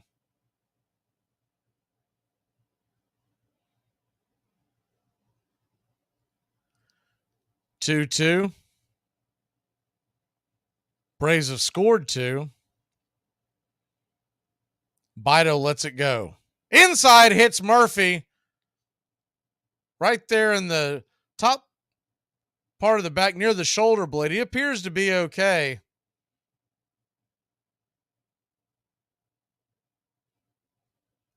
He'll head down to first, and the Braves have runners on first and second. 1 out. Marcell Ozuna coming to the plate. Ozuna runs a little better than Murphy. And also, when you got all 3 of them plugged in there, just hope he hits something in the air. Eddie Rosario stands on deck. Runners on first and second. The pitch on the way. Swung on. That ball is roasted down into right field. It's going to get down. It's going to get past the right fielder. Roll all the way to the wall. 1 run will score. The game is 6-3. They're going to send the next runner. He is safe. And your Atlanta Braves have cut it to a 6-4 ball game. A triple by Ozuna that'll probably get straightened out and be more like a single and an error or a double and an error. But your Atlanta Braves have cut it down 6-4. The hind catcher Rodriguez wants a challenge. We'll see what happens here, but as of right now, it's 6-4. Ball just goes under the glove of Davis. Couldn't quite make it. Oh, no, he's safe. So runners on third, Marcell Ozuna, like I said, will probably be credited for a double or a single and an error. Pitch on the way to Eddie Rosario. Swung on. That ball's hit hard, but right at the first baseman, an atom ball, and it's 2 away. Would have liked to have seen Rosario work that count a little bit with Bido on the ropes. But nonetheless, the Braves have 4 runs on 4 hits here in the 4th inning. Might want to play that on the Powerball. First pitch on the way to Orlando Arcia is well off the dish wide. It's 1-0. Standing on deck, Michael Harris II. The 1-0 pitch misses wide, ball 2-0. So you're just joining us, and you're like, man, this is a high-scoring game. It's a high-scoring bottom third into the top of the 4th. These 10 runs have all come then. The 2-0 pitch, down and away, ball 3. So a 3-0 count to Rosario. Arcia. Lando Arcia is 0 for 1. Runner on third, 2 out. The pitch, swing and pops it up. Why in the world you swing at that? Gave away an at bat. That'll end the inning, but not before your Atlanta Braves put 4 on the board and cut it to 2. We'll be back in a flash. Here's my problem with cats. Best case scenario, you get the smartest cat in the world, he still craps in your house. I'll tell you what, instead of getting a cat, why don't we all just stop flushing? Braves country today. We're talking Southern sports. We go live 3 to 5 weekdays right here on WQEE. Braves country today. Southern sports talk with the voice of Braves country baseball, Mac Magee. Joined every day from sports analysts from all over Braves country, talking college football, the NFL, Major League Baseball, and what's trending in the world of sports. Braves country today. We go live 3 to 5 weekdays right here on WQEE. I was a natural-born kicker, bent upon making trouble for others. I had an instinctive dislike both to study and work, and I shirked them whenever the opportunity offered. Cap Anson. His real name was Adrian Constantine Anson, but those who cheered him for 27 years knew him first as Baby, then as Cap, and finally as Pop. He was the greatest player of his century. Anson played every position but pitcher for the Philadelphia Athletics, then joined Spalding's Chicago White Stockings and became first baseman and captain.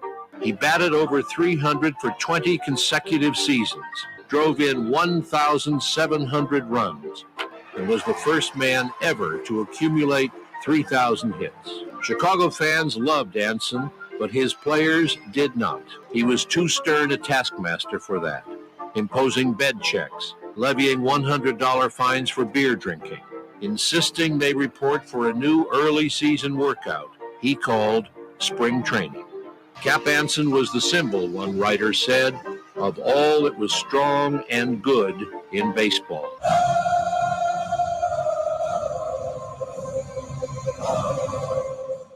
Welcome back to Braves Country Baseball. The Atlanta Braves have pulled, if you're just joining us, it was 6-0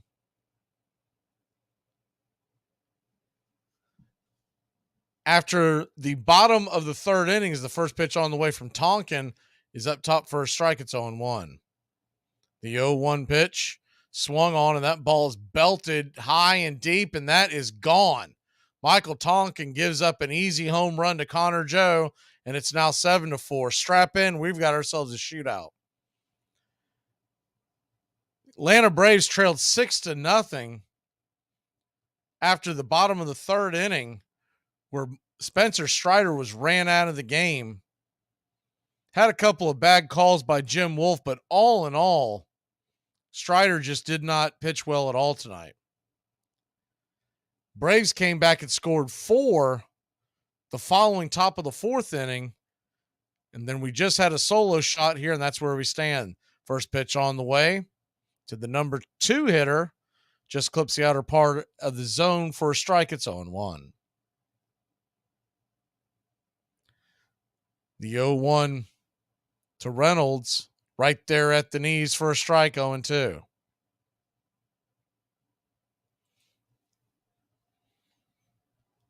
You don't see this very often. Braves 4 runs, 4 hits. Pirates 7 runs, 7 hits here in the fourth inning. So an 0-2 count.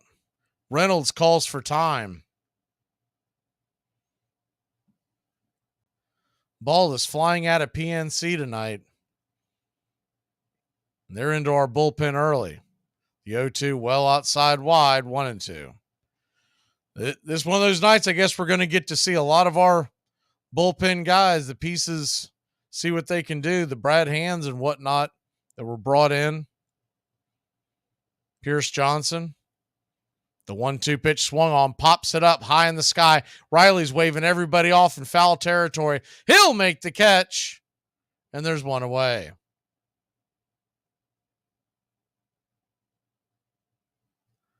Welcome in, Rebel, as well. Didn't see. Tim, we're going to blame this bad start on you. You showed up late to the party. You're our strikeout guy. You're the one that throws the K's up there. So 1 down. First pitch on the way to McCutchen is top of the shelf for a strike. It's 0-1. The 0-1 pitch just clips the bottom of the zone, according to Jim Wolf. Might have been a touch low. It's 0-2.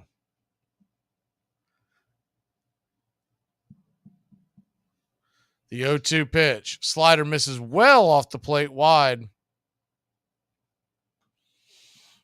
So you got a 1-2 count to McCutchen. 1 down. Braves trail by 3. But a long way to go in a high-scoring game. Pitch swung on and fouled down the third base line. We'll do it again. It's 1-2. Standing on deck is Davis. In the hole is Sawinski.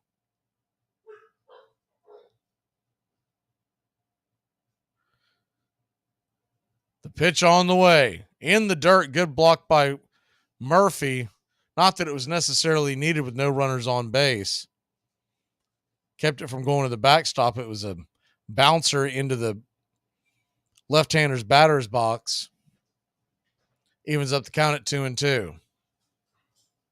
Andrew McCutchen. The 2-2 count.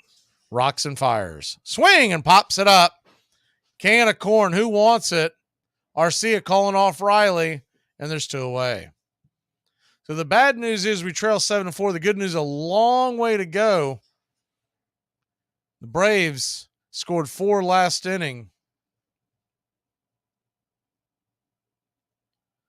And almost batted around. So leading off next inning will be Michael Harris and then the top of the order.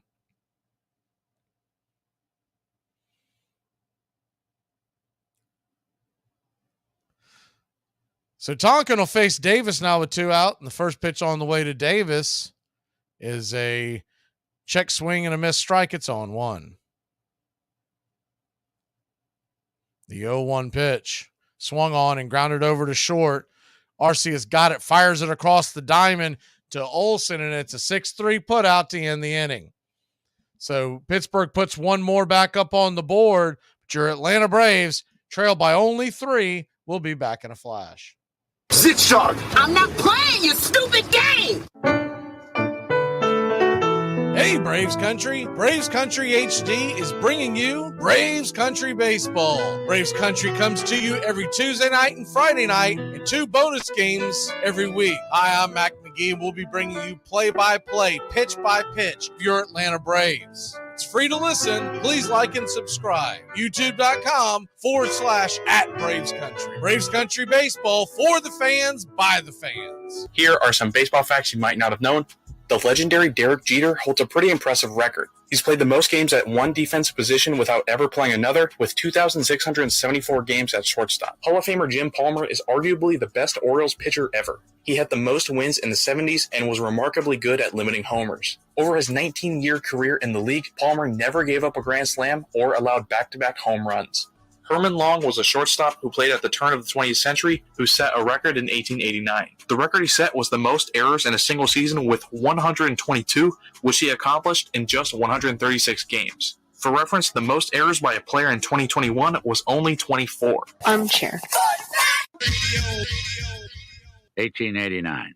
If I cannot get my release, I must protect myself in another way. I'm over 40 and my fielding ain't so good, though I can still hit some. But I will say this, no man is going to sell my carcass unless I get half. Deacon White, Pittsburgh Alleghenies. There was a time when the National League stood for integrity and fair dealing. Today it stands for dollars and cents. Once it looked to the elevation of the game and an honest exhibition of the sport. Today its eyes are on the turnstile. Players have been bought, sold, and exchanged as though they were sheep instead of American citizens. John Montgomery Ward.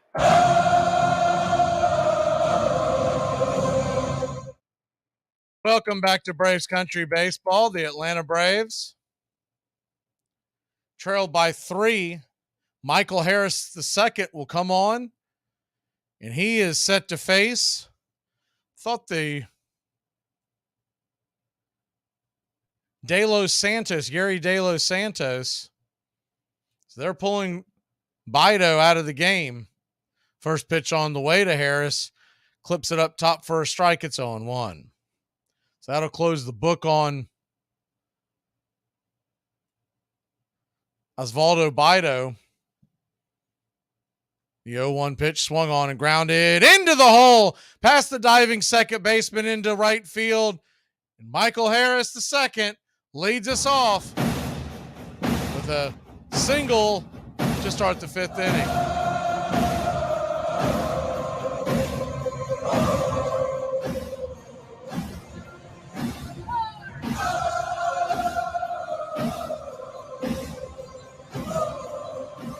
That'll close the book on Bido. 4 innings, 4 hits, 3 runs, 3 strikeouts. If you just joined us, Strider only went 2 2/3 with 6 earned and 3 strikeouts. First pitch on the way to Acuna is fouled off out of play. It's 0-1. Braves 4, Pittsburgh 7. The 0-1 pitch swung on and fouled back. It's 0-2. Can't say I blame the Pirates for pulling Bido. Braves really took him to task that second time through the order. Probably only get worse the third time. So the 0-2 count. Santos lets it go. Swung on and bang foul down the third base line. Harris was going on the play. He'll head back to first with 2 strikes.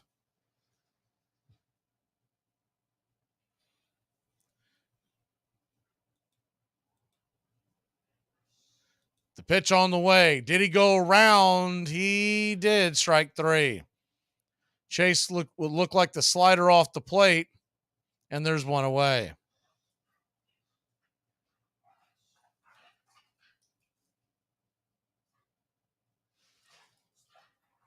Yuri De Los Santos, 25 years old, 6'2", 210 pounds, out of the Dominican Republic. He's now set to face Ozzie Albies, who got it going last inning. The first pitch on the way to Ozzie's down and in for a ball. It's 1-0.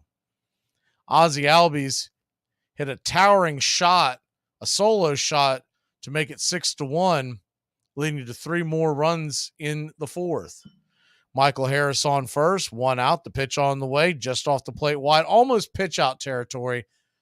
And the way the hind catcher Rodriguez was squatting, I think he was getting set to throw. I think they thought something might be on. So 2-0 count to Ozzie. Harris leading off of first base. The pitch on the way, swing, and that ball's grounded. Slow roller over to second. It's going to be a 4-6-3. Ozzie will beat out the double play, but there is the force out at second base. So Ozzie and Michael Harris will switch spots. Fielder's choice. And that'll bring Austin Riley to the plate. Austin Riley, last time up, had an RBI double into the gap. I'm sorry, a double into the gap. First pitch on the way to Riley's 95 up top for a strike. It's 0-1. They've got a lefty warming up in the bullpen, Ryan Barucki. So I doubt he sees Olsen no matter what. The 0-1 pitch is in the dirt. It's 1-1. De Los Santos, by the way, in 23 innings has a 3.04 ERA, so pretty impressive. 1.18 whip. The pitch on the way to Riley, swing and a tapper, just foul in between home and first.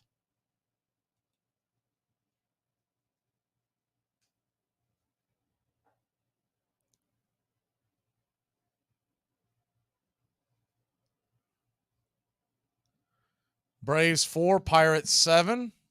Riley takes his timeout with the 1-2 count. If he can get on, he'll force Pittsburgh's hand. The pitch on the way. Swing, and that ball is going to be sent into center field, down for a base hit. Austin Riley comes through with the base hit, and your Atlanta Braves have runners on the corners as Ozzie flies around first to third.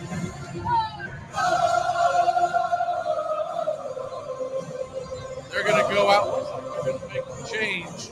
They are going to go get the lefty to face Matt Olson. We'll be back in a flash. Keep it locked in here on Braves Country HD and your CBS Sports affiliates. Nobody wants a wild card, okay? It doesn't make any sense. We don't want a maniac in our group, but there's no benefit to it. I feel like you just agreed with me, but you weren't listening to what I was saying. Yes. Let's move on from What it. do you think is happening right now? It doesn't matter. It's good. Okay? Hey, Braves fans, I'm Mac Magee with Braves Country. We'll be right here on the key all year long, giving you Braves Country baseball, pitch by pitch, inning by inning of your Atlanta Braves. Make sure to catch Braves Country right here on the key. We go live 3 to 5. And we'll keep you up to date on the upcoming schedule for Braves Country. That's Braves Country HD and Braves Country baseball right here on the key.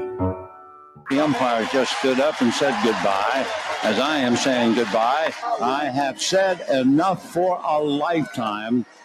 And for the last time, I wish you all a very pleasant good afternoon. A travesty, really.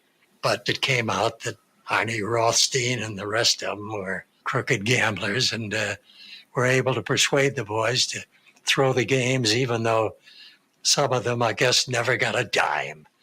They weren't crooks. They weren't farm boys who didn't know anything about finance or anything else. Baseball is something more than a game to an American boy. It is his training field for life work. Destroy his faith in its squareness and honesty, and you have destroyed something more. You have planted suspicion of all things in his heart. Kennesaw Mountain Landis. You're listening to Braves Country Baseball on Braves Country HD. Please like and subscribe today, youtube.com/@Braves Country.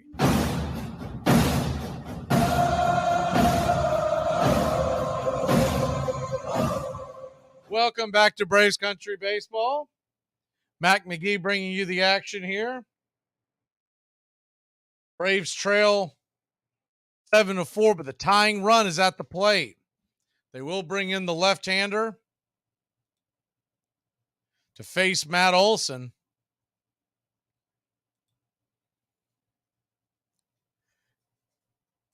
And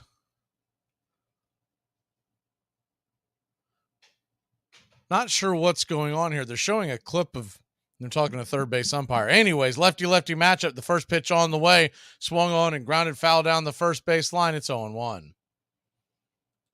Try to figure that out in a second. It's almost like they were showing a double switch, but I don't see one being posted. So Ryan Barucki, 2.79 ERA, lefty-lefty matchup. The pitch on the way, misses high and out of the zone. It's 1-1.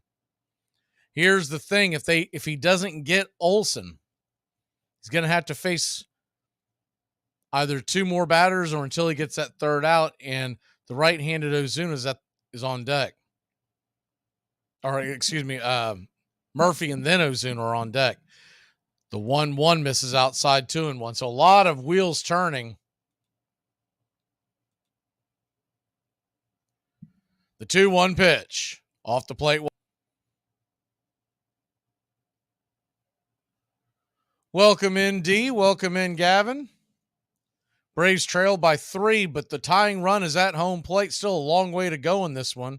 The 3-1 pitch. Swing, and that ball's tapped just foul down the third base line, and it's a full count. So the bad news is we didn't get the walk there or a base hit. The good news is Austin Riley will get a head start at first. Full count to Olson. Lefty-lefty matchup. The pitch on the way. Swing! And that ball is hit hard and down for a base hit. 1 run will score. Your Atlanta Braves have cut it to a 7-5 ball game. And Austin Riley on the play goes all the way from first to third. RBI single for Matt Olson. His second single of the game.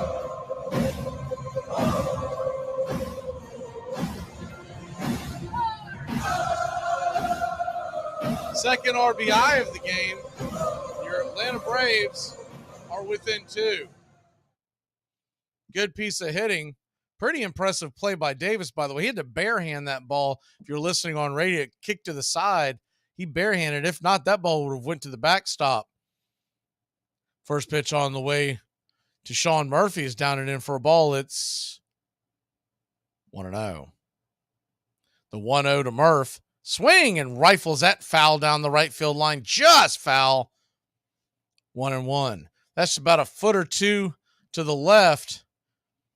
It's at least a 1-run game, and that ball might still be rolling.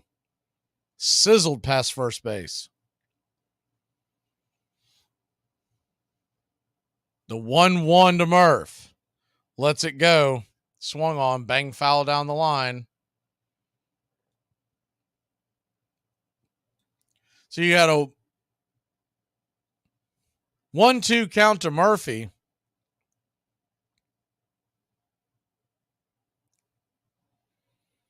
Runners on the corners, 2 outs. The pitch on the way. Swung on, and ball is lifted into the second deck seating of PNC Park, but plenty foul right over the third base bag. Just kind of hooked that around. It was a sweeper that he got out in front of. So still down 0-2. 1-2. Murphy, believe he broke his bat, so he went over to the first base dugout to get a new bat. High scoring game here so far. Already 12 runs have crossed the plate.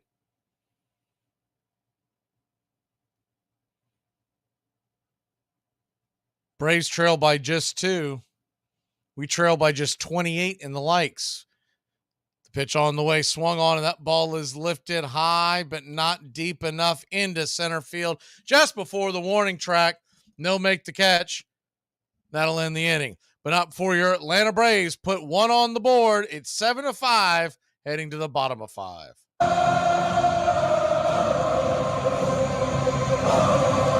Well, you know I love my family.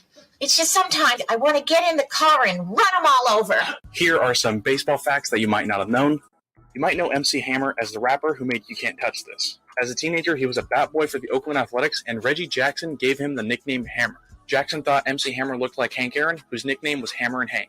The Yankees currently have a no beards policy, but the Cincinnati Reds actually had a similar policy for around 30 years. In the late 1960s, general manager Bob Howsam enforced a no facial hair policy in order to give the Reds a presentable look. But the policy ended in 1999 when the Reds traded for Greg Vaughn. It's the 21st century, and there are just so many fun and exciting ways to lose your money. So many ways to make your life even more interesting with crippling financial burdens.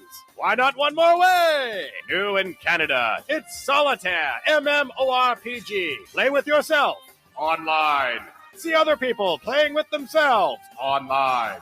Poverty Poker Online, now offering Solitaire. A new way to lose all your money, even your home, from the comfort of your own home.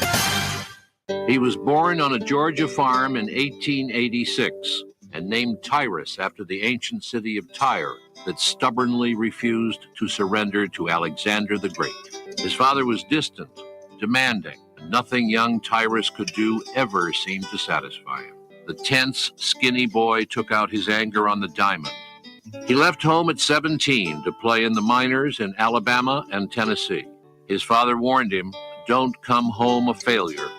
That admonition, Cobb recalled, put more determination in me than he ever knew. My overwhelming need was to prove myself as a man.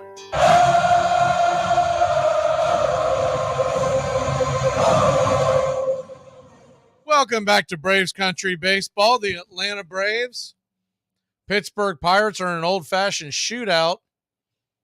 7-5 Pittsburgh.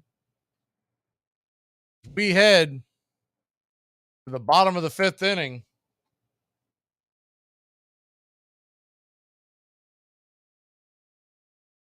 Michael Tonkin will go back to work, and the first pitch on the way clips the bottom of the zone at the knees to the left-handed bat of Jack Sawinski, and it's 0-1. The 0-1 pitch. Swing and a miss up top. High heat. 0-2.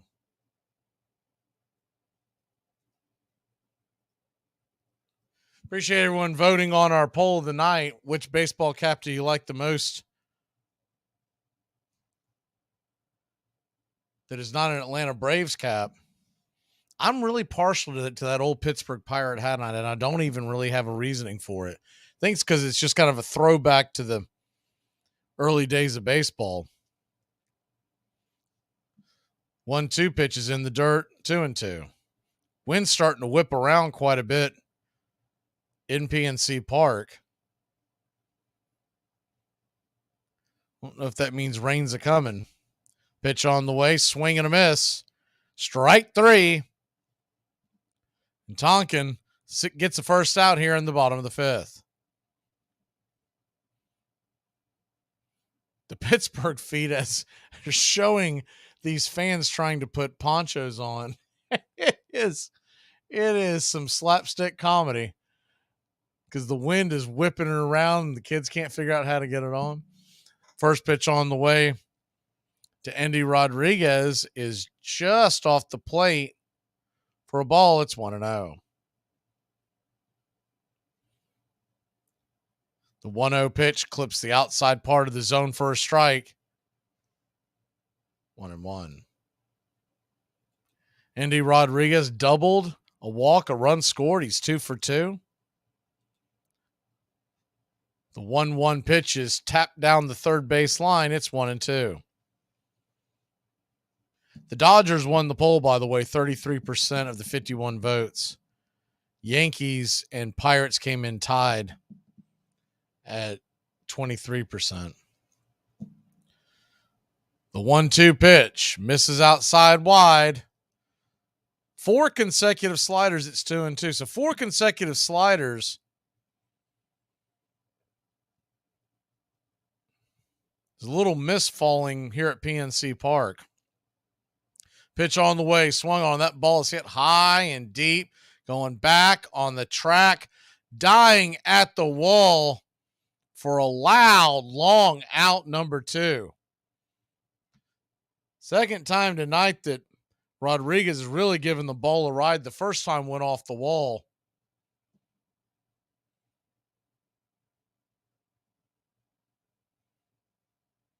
Rain's starting to come down a little harder. Hopefully they'll keep the game going. So that'll bring up the right-handed bat, Jared Triolo. JT is 1 for 2. The first pitch, the 0-1 pitch is down and away for a ball. It's 1-1. Once again, he's gone slider to start the at-bat. The slider comes in around low 80s, and the fastball sneaks up in the high 90s. The 1-1 swung on and fouled back. It's 1-2.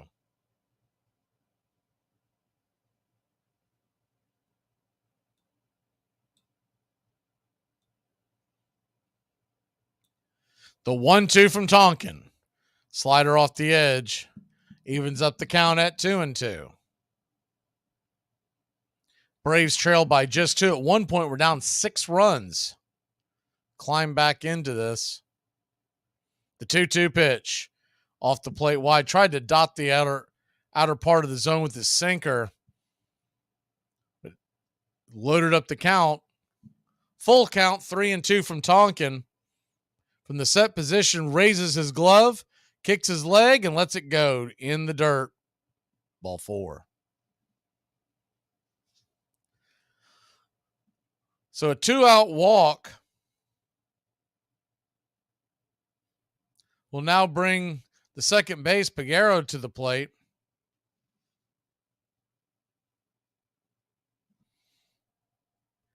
Number 8 hitter. Pregame. Tonkin, by the way, at 38 pitches. The first pitch on the way is swung on and fouled off down the line. 0-1. Double and a single so far for Pregame. 2 for 2 and a runner and an RBI. The pitch on the way. Just a touch inside. He did not go around, and it's 1-1.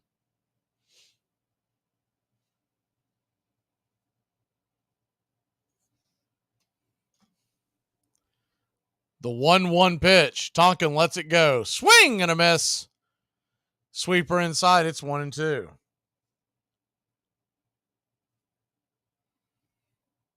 Rain coming down here in Pittsburgh. They're not focusing on. It's funny. They're not focusing as much on it in the Braves broadcast as they trail by 2 as the Pittsburgh broadcast as they lead by 2. Pitch on the way. Tried to get him to chase it down and away. Evens up the count. Now it's 2-2.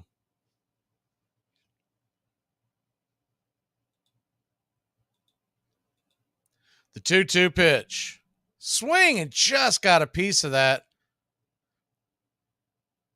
3-2. On the play, the runner was trying to steal second. He'll have to truck it back to first. You got a 2-2 count, 2 outs. Tonkin now at 43 pitches.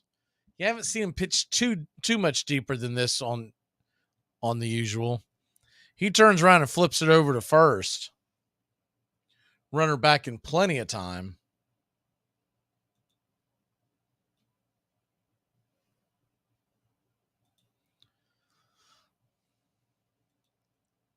Seven-5 your score. Braves trail by 2. The pitch on the way, swung on, grounded over to third.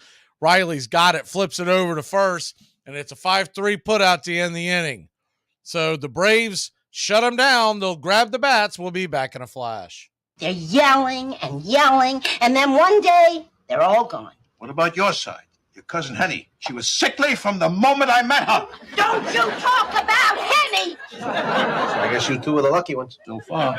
Frank, if Aunt Baby were alive today, how old would she be? She'd never make it. Pitch to Ozuna. Swung on and blasted. Deep to left field, forget about it. 2-run homer, Marcell Ozuna. And the Braves with a 5 spot on the board here in the top of the 10th inning. Ozuna with his 14th home run of the season. What was that? They're going to stop in the middle of the third baseline and do Ozuna a hand. just now steps on a home joke. plate. Ron Washington, that's just not professional. Stop in the middle of the third baseline so they can do a little hand dance. Got him! Got him! Armchair. In 1856, a British-born music teacher and enthusiastic cricketer named Henry Chadwick saw the Knickerbockers play the New York Gotham and became an instant convert to baseball. Chadwick developed the box score, wrote and edited the most popular players' manual, and launched one of the first baseball columns, covering the Knickerbockers and their challengers, the Gothams, Eagles, Empires, Excelsiors, and Atlantics, in the pages of the New York Clipper. And he began keeping comparative statistics so that he could measure one player's performance against another. You're listening to Braves Country Baseball, Braves Country HD. Please like and subscribe today, youtube.com/@Braves Country.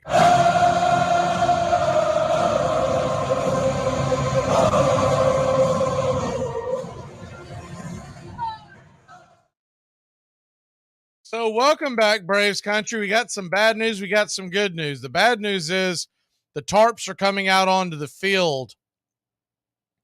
We're going to have a rain delay. The good news is I just looked at the radar during the break. It should be a very short rain delay. There's a patch of clouds with some rain coming over that should clear pretty quickly. After that, there is nothing behind it. So I would think this is going to be a pretty quick rain delay. That being said, we're going to go ahead and play something for you here while we wait to get word, but I don't expect this to be a very long rain delay. And we will be back when the game resumes. And as soon as we have a start time, we will let you know. Once again, I don't think this is going to be a long one. Braves rain delay. We'll be back in a flash.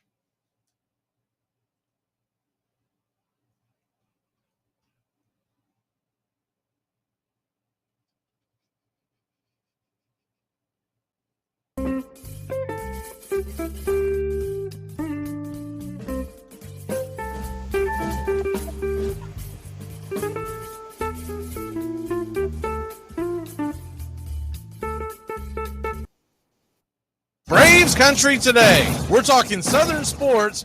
We go live 3 to 5 weekdays right here on WQEE. Braves Country today, Southern sports talk with the voice of Braves Country baseball, Mac Magee. Joined every day from sports analysts from all over Braves Country, talking college football, the NFL, Major League Baseball, and what's trending in the world of sports. Braves Country today. We go live 3 to 5 weekdays right here on WQEE. You're in Braves Country.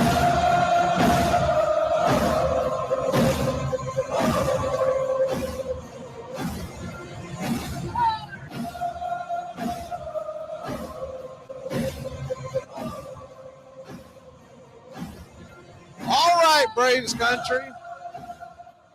Thought we could have a little fun to pass the time as we await the action to begin again here on Braves Country Baseball, Braves Country HD on YouTube. If you have not found Braves Country HD on YouTube yet, please like and subscribe today. Many thanks if you already have. So what we're going to do during this downtime here, pass a little time, is talk about all-time Braves. All-time Braves team. I put together myself an all-time Braves team, and what you have to take into consideration, I know people are going to chime in that have only heard a part of this, or you know how people are, they only listen to a part and then they automatically start going off. The only guys making my starting lineup are ones I physically saw play. And what I mean by that is, I don't mean I had to go to the stadium to see them. I'm talking about in my lifetime. Many great players have played for the Boston Braves, the Boston Bees, the entire Boston franchise that went through about 6 name changes, the Milwaukee Braves, and even the Atlanta Braves that I never saw play. I never physically saw play because either A, I wasn't alive, or B, I was too young to have seen or remembered them. So I'm going to give you an example. The number one person is going to jump off your list is Hank Aaron. Hank Aaron stopped playing for the Atlanta Braves. His final year for the Atlanta Braves was in 1974. He finished his career, a lot of people forget this, he finished his career in Milwaukee. But he finished playing for the Atlanta Braves in 1974. Was I alive? Yes, I was alive. Barely. I do not remember. The only thing I remember from Hank Aaron growing up as a kid is the highlight I saw repeatedly that we've all seen a million times where he breaks Babe Ruth's record. That's all I remember. So he's not going to make my list. Does he make an honorable mention? Hell yes, he does. So I'm going to name some of those folks that I may not have seen. And I'm going to name some guys that, hey, I may have seen, but they just missed my list. And this isn't also this isn't necessarily the best to play their position. Most of them are. But they're the guy that I would take. If we were putting together a team, our all-time team in my lifetime versus everyone else's all-time team in their lifetime, this is who I would take. And so that's where we're at it with this. And so let's go ahead and start it off. We'll start it off with the catcher position where it all begins. And you could go a million different ways with the catcher position. So we've had some pretty good catchers. Brian McCann makes an honorable mention instantly off the bat. But my go-to guy is Javi Lopez. Javi Lopez won the 95 World Series. Javi Lopez was enormous, not just behind the plate, but also at the dish. So in other words, not just defensively, but offensively. You look at his final numbers for his career. He had a career that spanned about 15 years in Major League Baseball. Most of them with Atlanta. His final, 4 or 5 were in Boston. I think he finished with the Red Sox on like a late season trade or something, but it was primarily Baltimore and then a little bit in Boston, if memory serves correct. But he finished with a lifetime batting average of 287. He had 260 home runs, 864 RBI. And in that era, that was phenomenal for a catcher. I believe Sean Murphy's going to pass all those, but he's new. And I'm not going to put him, he's got to be here 4 or 5 years before I even consider putting someone on a list, unless they came up in our organization, then then that would be a different story. But I'm not going to put a guy brand new. Sean Murphy may end up very well being the best and my favorite Braves catcher of all time. But right now, I'm going Javi Lopez, and my honorable mention is Mr. Travis d'Arnaud. And the reason why Travis d'Arnaud, he caught every single out, every single inning, every single pitch of the 2021 playoff run. He has been 1,000 times clutch, which you cannot normally say that about a catcher in a big hitting situation. Think about some of the big hits that he had. What about the big home run that he had against the Dodgers? He had a big home run against Houston in the World Series in Truist Park. So he's had, and not to mention he's owned the Metropolitans. And he's just one of my favorite players in general. So he goes as my honorable mention. And I know a lot of people are going to point to Brian McCann and whatnot. And I like McCann, but I can't give 9 honorable mentions. B-Mac was a fun one. But when he left for the Yankees, man, that kind of left it a crawl. And you'll see where I'm going with this. All right, my first baseman that I'm going to pick to go the distance. I'm talking about getting these guys in their prime. Give me the crime dog. Give me Fred McGriff. I would be remiss if I didn't give an honorable mention to Freddie Freeman, what he brought to this team. Right? But Freddie Freeman leaving for the Dodgers, kind of always will resonate with me. Much more so than what Dansby did. When Dansby left, and we'll talk about him in a minute, he left for much more money. Freeman left for very little more money if you look at the big scale of it. And when you consider the fact he's going to pay taxes in California compared to Georgia, he didn't really leave for more money.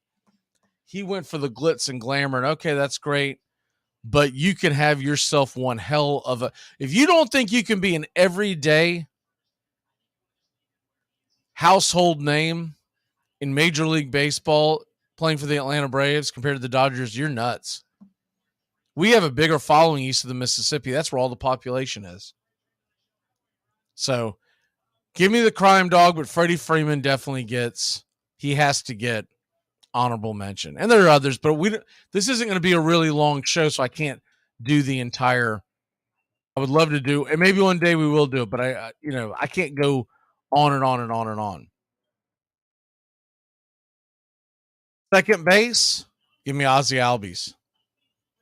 Ozzie, first of all, I just love everything about Ozzie. I love his hustle. I love his leadership. Does he swing at pitches? Sometimes it drives me crazy. Sure. But all in all, if you could bottle Ozzie Albies and sell it, you would. I mean, he is Braves country. Love Ozzie Albies. My honorable mention is not a guy that a lot of folks are going to think about as far as talent-wise, but I loved watching him play. And I'll never forget the signs going into the 92 series. It was an election year, remember? Do you remember these? Because he was absolutely on fire in the playoffs. And there were the big signs that said Mark Lemke for president. So he gets my honorable mention. Loved Mark Lemke. Absolute fire plug. Nowhere near the talent that Ozzie Albies has. And obviously there are many more, but we have got an entire lineup to do. Third base, I think this is about as obvious as it will ever be, is Chipper Jones. Chipper Jones will always be Braves country baseball. My favorite everyday player of all time. Some of it has to do with the fact that I was born and brought up in the same area that Chipper Jones is from, so that led to it. I was already a Braves fan, but when he came on, you start following a guy's career at a young age, and you're like, holy crap, he's from my area. That even adds to it. So Chipper Jones is my guy. And he's just the coolest of the cools, is he not? I love listening to him talk about when he comes on the broadcast.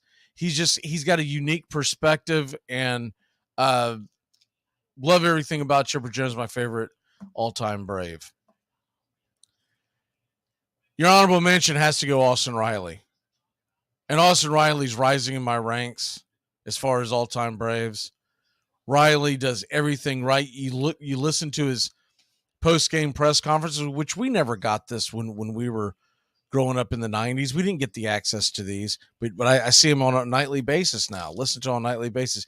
He says everything right that you want a leader to do, and he is the ultimate cornerstone at the hot corner. Now, obviously, you can't mention third base in the Braves without mentioning Eddie Matthews. But I never saw him play, not even close. But Eddie Matthews is an all-timer Hall of Famer. Can't leave him out. I'm sure I'm going to omit some, but like I said, we're pressed for time. Shortstop. This was a difficult one for me because the leaving of the Atlanta Braves to go to Chicago for Dansby Swanson. I didn't love it, but at the same token, it didn't sting the way the Freddie one did, because I honestly thought Freddie would sign in the end. Dansby, I knew, was gone.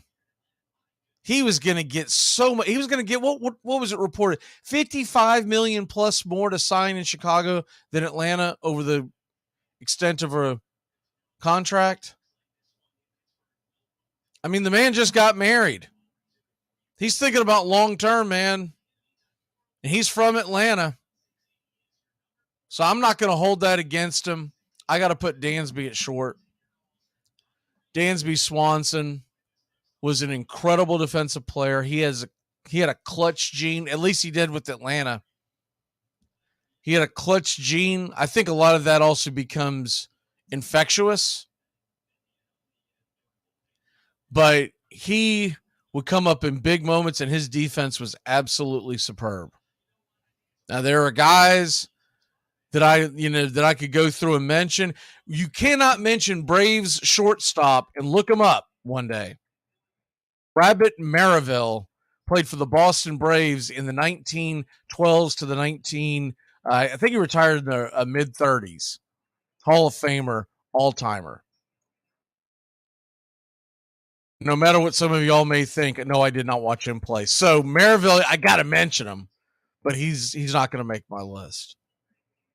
If I think about one of my favorite shortstops as an honorable mention, he was not that great at the plate. He was solid defensively. And I really don't know. You look back at his numbers, you're like, man, he really wasn't very good. But I liked Jeff Blauser, man. Jeff Blauser was my guy as a kid growing up.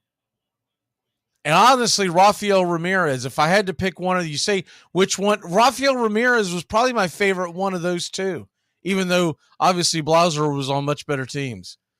But I was a kid growing up, and you get impression by who's playing short, and that was a big, especially in that era of baseball, it was very important who was playing shortstop. So against a lot of people's ideas, that's who I'm going to go with. We go to the outfield, and this one's extremely easy for me just because we have three of the greatest all-time outfielders to ever do it across Major League Baseball, much less the Atlanta Braves organization. And it starts and stops with Ronald Acuna Jr., and I know he's still young, but he's been doing it for a minute. And I contend when it's all said and done, talent-wise, he's going to be it. I'm going to take Hank Aaron out of the mix because I never watched him play. But Ronald Acuna Jr. is the most talented player I have ever seen don a Braves uniform and possibly a baseball uniform. It's close. If you give Ohtani his own category, which I think you have to, and you break down everyday players who don't go to the mound, man, Ronald Acuna Jr. is hard to beat. So Ronald Acuna Jr. is first and foremost, forget about it. He's going to be my right fielder. In center field, no doubt about it. His defense is prowess. He belongs in the Hall of Fame. Has been well overdue. And the fact that there was ever a debate about this is just asinine. Andrew Jones. Because if you look at his all-time numbers as a hitter, that's one thing. But you add that defense, that Gold Glove, it is where singles went to die. They used to always say that the Gray Eagle for Boston, I believe it was the Boston Red Sox in the he played in the early part of the 20th century, wrapping around the Gray Eagle. They used to always say it's where triples go to die. Andrew Jones played so shallow, it is where singles went to die, right in his glove. And then you have the other outfielder who it's ridiculous that we ever had this argument, well overdue for the Hall of Fame as well. Dale Murphy. Dale Murphy was my guy growing up as a kid. You could say no wrong about Dale Murphy, of course, until he went to the Phillies. But honestly, at that point, didn't hate the Phillies. We weren't division rivals. We were NL West. So, you know, a lot of people forget that there came a point where I cared much more about beating the San Diego Padres and the Cincinnati Reds than I did the Phillies and the Mets. So, Dale Murphy, Andrew Jones, and Ronald Acuna Jr., that's my outfielder. You're not beating that outfield. Not on defense, not on offense. That outfield would have been outstanding, put them together. Now, obviously, we already mentioned Hank Aaron. He's got to get a nod. And then I'm going to grab two guys that I was just fans of. I loved watching them play.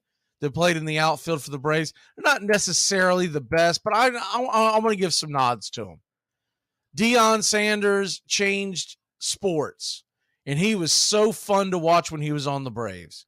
And it really ticked me off that Sherholtz got into it with him. He should have let him play in the playoffs. The whole thing was stupid. Deion Sanders was fun. Guarantee Anthopoulos keeps Deion because he would have got the big picture of how fun he was for the fans. And he was, if nothing else, you keep him as a pinch runner. The fastest man on the planet. He was fun. So Deion goes in there.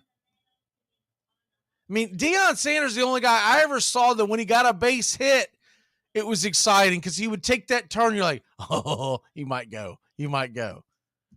And even though he may have had no intentions of going, the fans were going, he might try to turn that into two. And then on that same level, one of the more exciting players to ever play in the Atlanta Braves outfield, and I go back to the catch, is Otis Nixon. Otis Nixon, come on now. Give it to me. I'm slowly becoming, you asked me this question sometime down the road, I might easily have slid Michael Harris into there because I think he's going to be incredible. But right now, you know what? We'll go and throw an honorable, a fourth guy. You know, a rotation guy, right? Give me some Michael Harris. If you notice that there's a trend there, I love speed. I love speed in the outfield. To me, defensive outfield, the defensive plays that outfielders make is unrivaled. And then real quick, we're going to hit you with the starting rotation. This is obvious. Glavine, Smoltz, Maddox, can't argue that. Glavine, Smoltz, Maddox, that's my 1-2-3 punch. You're going to give me two more that I watched in my lifetime, my favorites to watch? Tim Hudson and Max Fried. Tim Hudson and Max Fried. Spencer Strider's going to get that honorable mention. He's coming up, obviously. And there's a lot of guys. We can go on and on and on, but we've had some great pitching in Braves country. Been very fortunate. I'll be excited to hear everybody's thoughts and their picks as we go along here. Put them in the chat on a Braves Country HD.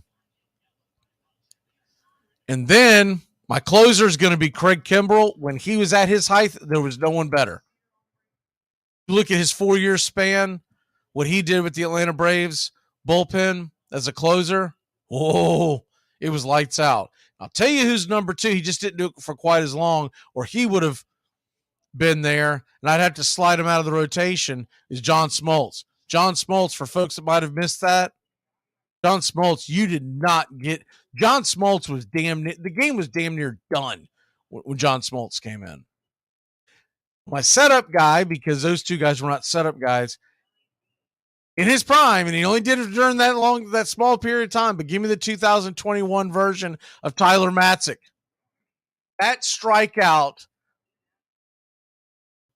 when he went in and yacked the whole side when the Dodgers had bases loaded, nobody out, in that huge moment in the NLCS. We led 4-1. I was hoping we would crawl out of there with a 1-run lead. He struck out Mookie Betts to end it all. I mean, it was phenomenal. Give me that 2021 version of Tyler Matzik. Unfreaking believable. All right, let's get you back to the action. Fun time doing this, and we'll do some more of this stuff down the road. Braves Country HD, like and subscribe today on YouTube. Much appreciated. And join in on the fun and join the Braves Country family.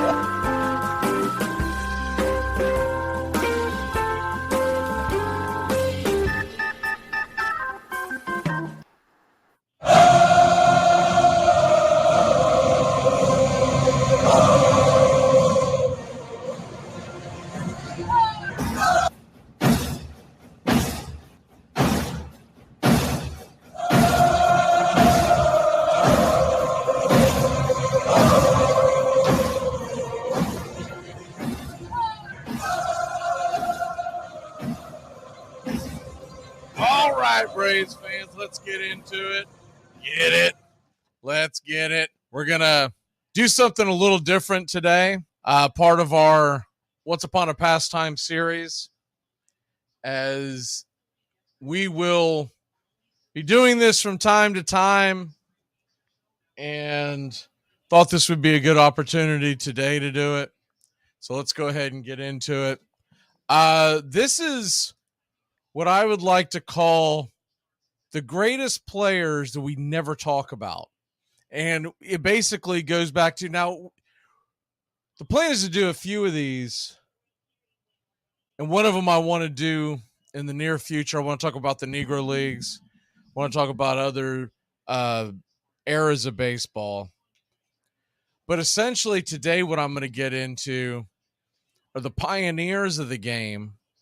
And we never talk about how great these players are, even though they deserve all of the accolades in our own right.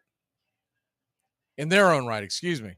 Now, what you're looking at is a picture of the old Boston Braves park. And I just picked that one out because I'm not going to scroll through a bunch of different ballparks pictures. But I just wanted to kind of set the scene of where we're at on this and why we are talking about this and going into Major League Baseball of the yesteryear. As we do this, I also want to talk about, when we do this, I'm going to pick out a guy at each position that may be a little newer player that deserves to be in the Hall of Fame.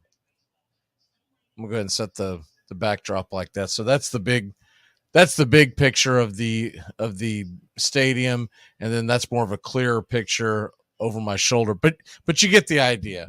We're talking about players that you may not be aware of, and a lot of them you may have heard of. If you're a big-time baseball fan, you probably have heard of them. But how much do you know about them, and do you ever talk about them? And I just thought it would be a good time to hit this up.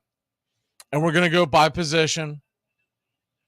We're not going to spend 4.5 hours doing this. We're just going to kind of hit it up and be a good talking point. So let's, without further ado, let's go ahead and dive into it. And there's no better place to start at than the catcher position, right?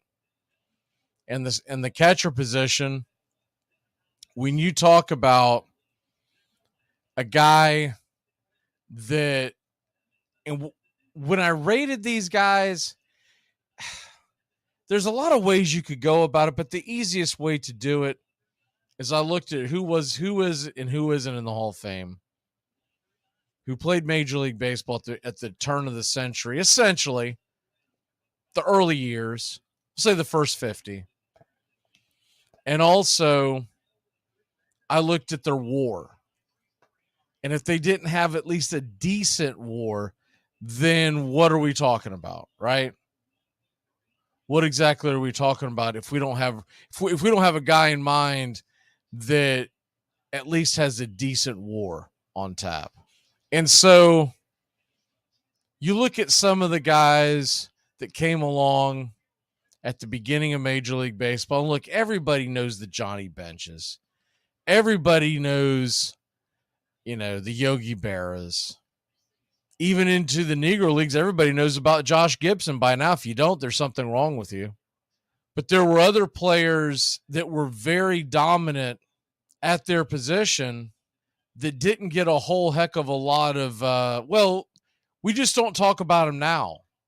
Because the big thing now in sports is what? Who's the GOAT? Who's the GOAT? Who's the GOAT? Well, there's a lot of guys that were considered the greatest of their time that have been overlooked at this point. And those are the kind of the guys that I'm kind of circling at this point, right?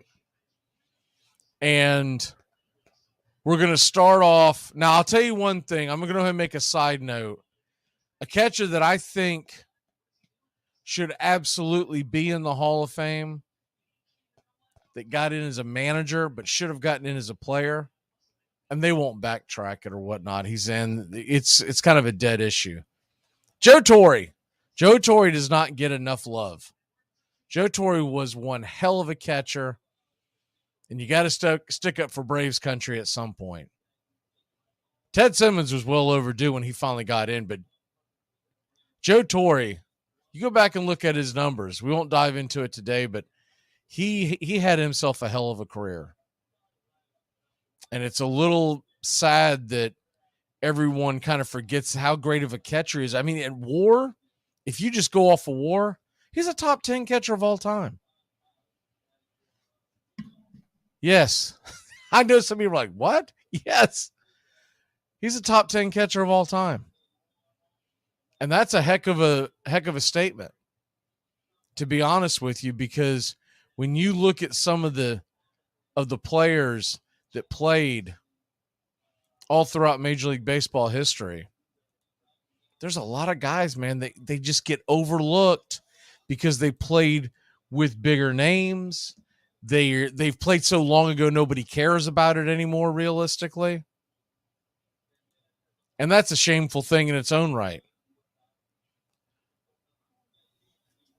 So let's go ahead and talk about a guy that I think just doesn't get enough attention. This guy, when you talk about a guy that was one of the best of his time, Bill Dickey behind the plate. Bill Dickey was an 11-time All-Star for the New York Yankees. He won the World Series 7 times. Now, that's a common theme with the New York Yankees in that time period, in the 20s and 30s, even into the 40s and 50s. The New York Yankees were the most dominant franchise in sports. So you have a lot of guys who have multiple rings, and that's never going to realistically be the number one criteria for that time period because of that. But you've got to look at something. Number one, something that nobody talks about, is the fact that he's in Monument Park. His number 8 is retired.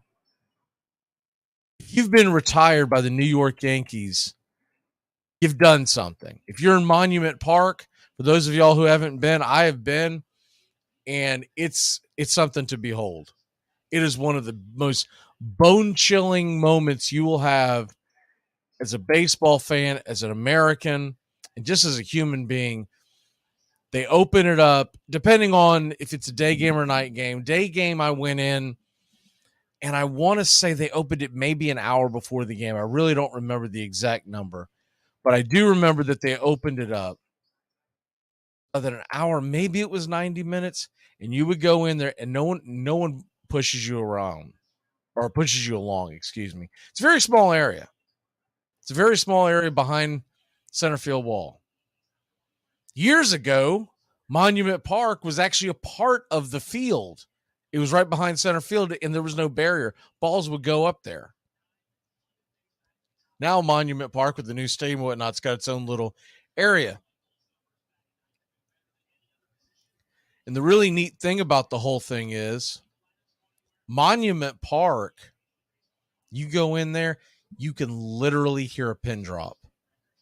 It is like walking in to a revered, I've never been into the Sistine Chapel, but I would say it's like that. I've been into a couple of chapels. I've been to a couple of the major ones in New York City and one in Chicago, and the ones that are like the tourist destinations, and people come in, you have just buckets and buckets of people in there, and they're not saying a word because they're in awe, and also they're being respectful of everyone around them.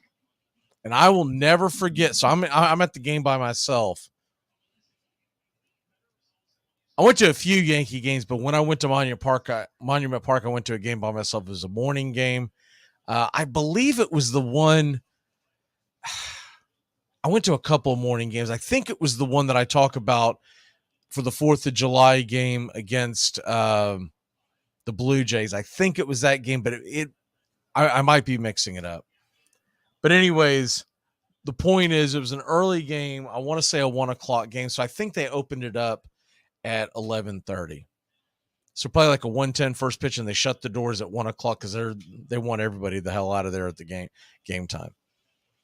So you go in there, and I'm walking along, and like I said, I went to the game by myself. I was meeting up with friends after the game. I was like, man, you got to go to a freaking Yankee game on 4th of July. What are you doing? You're not an American.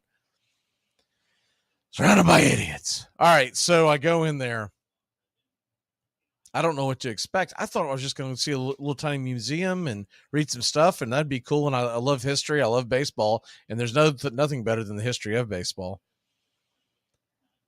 I go in there, and there are grown men crying hugging because it was like a pilgrimage to them. I didn't have the same effect because I didn't grow up a Yankee fan, but I'm talking about these are older men. So this was around the 2011-ish, 2012, 2010, somewhere in that neighborhood. Shortly after it had been open, a few years after it had been open, it was not an old stadium at all. So my point is, I was standing there next to people who were like World War II veteran age, excuse me. Some of them younger. Some of them would have been old enough to have fought in Korea and Vietnam. Some of them were standing there with their military gear on. I remember seeing a couple of the VFW hats and whatnot. But they're just crying. You would think if you were dropped in and you didn't know, you would have thought that you were basically standing at a monument where people were actually buried. But these were just grown men that had made a pilgrimage. They'd never been to the stadium. They grew up, and I can remember the guy who was crying next to me, older guy, and he was like, I never thought I'd get to see it. I never thought I'd get to see it. And man, that just rushed over me. And what he was pointing at was the monument of one Bill Dickey.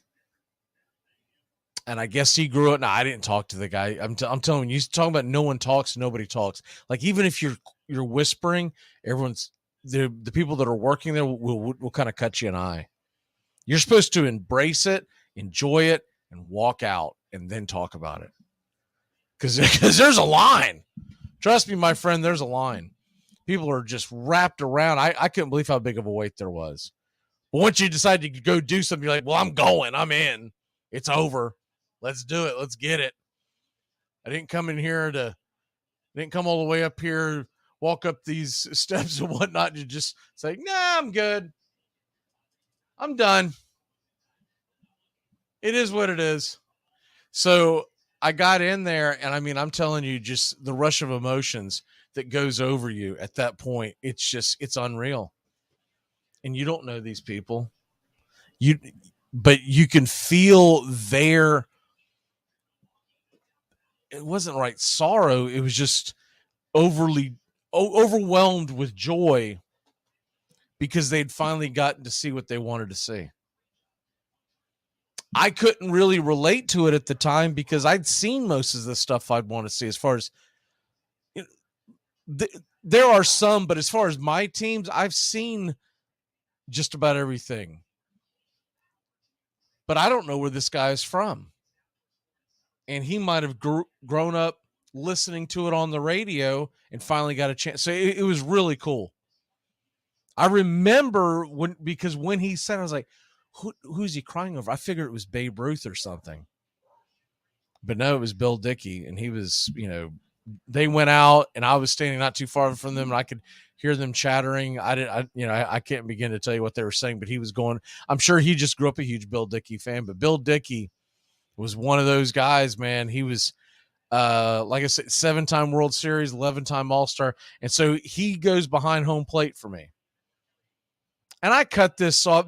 Bill Dickey played about as late as any of these guys will have played. But I tried to cut this off at the really early parts.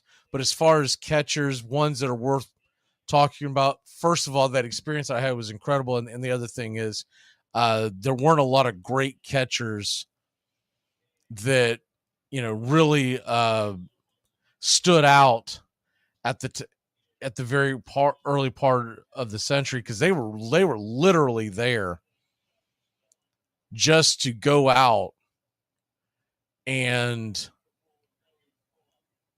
catch the ball, make sure. They were literally, when they talk about the tools of ignorance, that's what they were. They were there to get beat up on the regular, and it just did not matter that these guys. There were guys like Buck Ewing. I thought about putting him in there, but he also played 3 positions. But Buck Ewing, who played for the New York Gothams, which we all know eventually in a roundabout way end up becoming the also, I didn't see this. But anyways, the New York Gothams eventually become the New York Giants. I don't know why. I guess for 1 year the Giants were in the independent league. I've missed that. I thought I knew most of that early history, but that's interesting. But anyways, yeah, it's really strange. New York was in the National League from 1883 to 1889. In 1890, they went to the Players League. I knew there was some jumping. I don't remember it being the Giants, and then they went back to the National League the next year. So that's pretty much why I went with Bill Dickey to start off. All right, so we go on from that. And like I said, Joe Torre should have been in as a player. And I still think you should put him as a player. And do this before these guys pass. My God. We got to wait till these guys pass away and then go, oh, let's go honor them. Well, that doesn't do any good. They can't celebrate with their family, et cetera, et cetera, et cetera, the whole 9 yards. All right, my first baseman. And this guy, so I remember talking about this with one of the guys on the show years ago. And I ran into the recording. And then I did a deeper dive before I did the show today. And I was like, why was Hank Greenberg overlooked in the annals of history? 2-time MVP, 2-time World Series champion, a 5-time All-Star. He's in the Hall of Fame. But why is he always overlooked and not talked about as one of the greats? Although anyone who watched him play during that era, I mean, my grandfather would talk about how Greenberg was one of the greats. Well, now it all kind of makes sense because I look at this and everybody always talks about the numbers that were stolen from Ted Williams. No one talks about Hank Greenberg. For all intents and purposes, 1941 through 1945, 5 years of his career were stolen by World War II. He only played in 19 games in 1941 as he joined early. And by 1945, when he came back, he only got a chance to play in 78 games. So all in all, we'll say, any way you look at it, it's 5 seasons because I don't care what you're talking about, a guy trying to come back and get into shape, et cetera, et cetera. It's 5 seasons were stolen from him. He played a total of 87 games, 97 games from 41 to 1945. Hit 15 home runs in that time period. The very next year, in 1946, he had 44. The year before he left, he hit 41. So let's lowball him and just say he's not going to go out. No one goes out and hits 40 home runs every year, although he was. He hit 58 in 1938. He hit 40 in 37. He hit 36 and 35.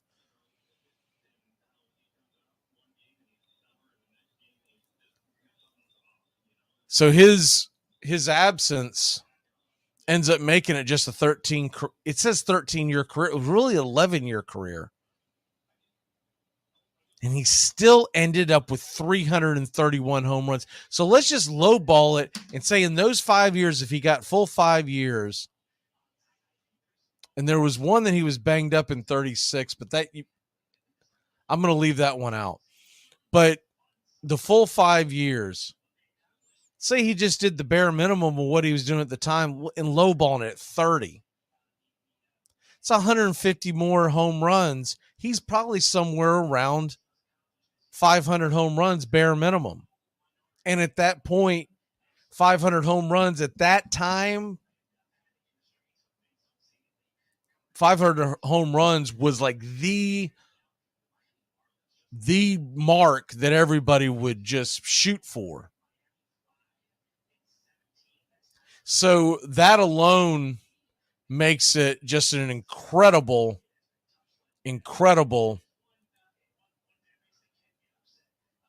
situation going into it, because think about that. Everyone just kind of forgets about him. No one wants to talk about him. But think about the fact that the man was serving his country, and had he not been serving his country during that time frame, which I'm sure he doesn't regret, he's a 500 home run hitter. Not to mention the fact he retires right after the 47 season. And you wonder if there was injuries, all that kind of stuff that added to the fact of him going to war. So Hank Greenberg's my first baseman, the guy that belongs in the Hall of Fame at first base. We'll get more into this in other episodes of this. But man, come on. Todd Helton. You kidding me with Todd Helton? And I get so tired of hearing, well, he played in Colorado, and you can't put him in because of this and that and blah blah blah. Did he hit the ball or did he not hit the ball? Did he do it? Did he get it or did he not get it? Todd Helton, if you look at his WAR, Todd Helton is just below Mark McGwire and just above Harmon Killebrew. Todd Helton belongs in the damn Hall of Fame. It's absurd that he's not there. Second baseman we're going to get into now. Second baseman that I believe belongs in the Hall, and that I believe belongs in your everyday discussion when you talk about the greats that no one talks about. You've probably heard of this man, but no one really talks about him. He played so long ago. He played from 1896 to 1916. He once was such a huge name in Major League Baseball. They don't do this anymore. That they named the team after him.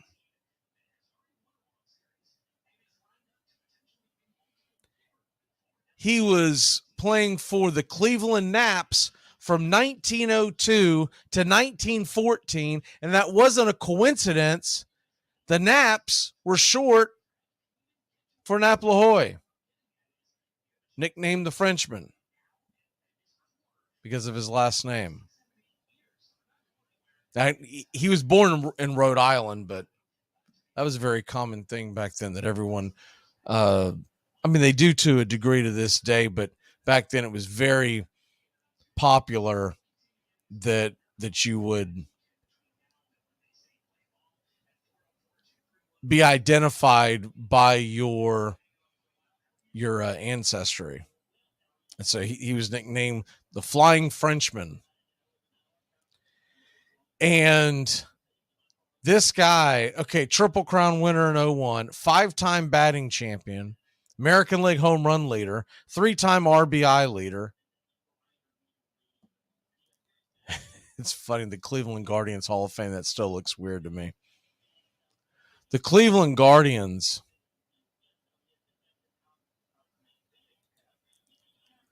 have gone through so many name changes over the years.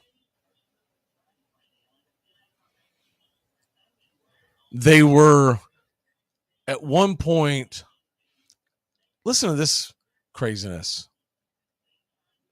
They were the Cleveland Forest Cities for a long time. And they went from that to the Cleveland Blues from 82 to 84. They went to the Cleveland Spiders, but nicknamed the Blues. What? You change your name, but you're still going by your old nickname. They did that from 1887 to 1889. Then they were called the Cleveland Infants, and the nickname turned to Babies. So every time they named a team, they gave them a different nickname. Really strange. They became the Naps. I talked about that from 02 to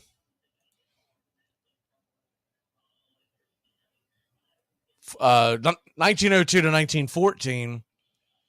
And then after that, they would become known as the Cleveland Indians because their best player was a man by the name of Chief Bender, who was one of the best pitchers of all time. Get into that in a second. But Chief Bender they named the team after him. So it was a badge of honor. And then years and years later, 100 years later, they're changing the name because they're saying, that it's denigrating and whatnot, not realizing most of these people that are saying this and changing it, it was actually a slap in the face to anybody from that time period who adored a Native American, Chief Bender,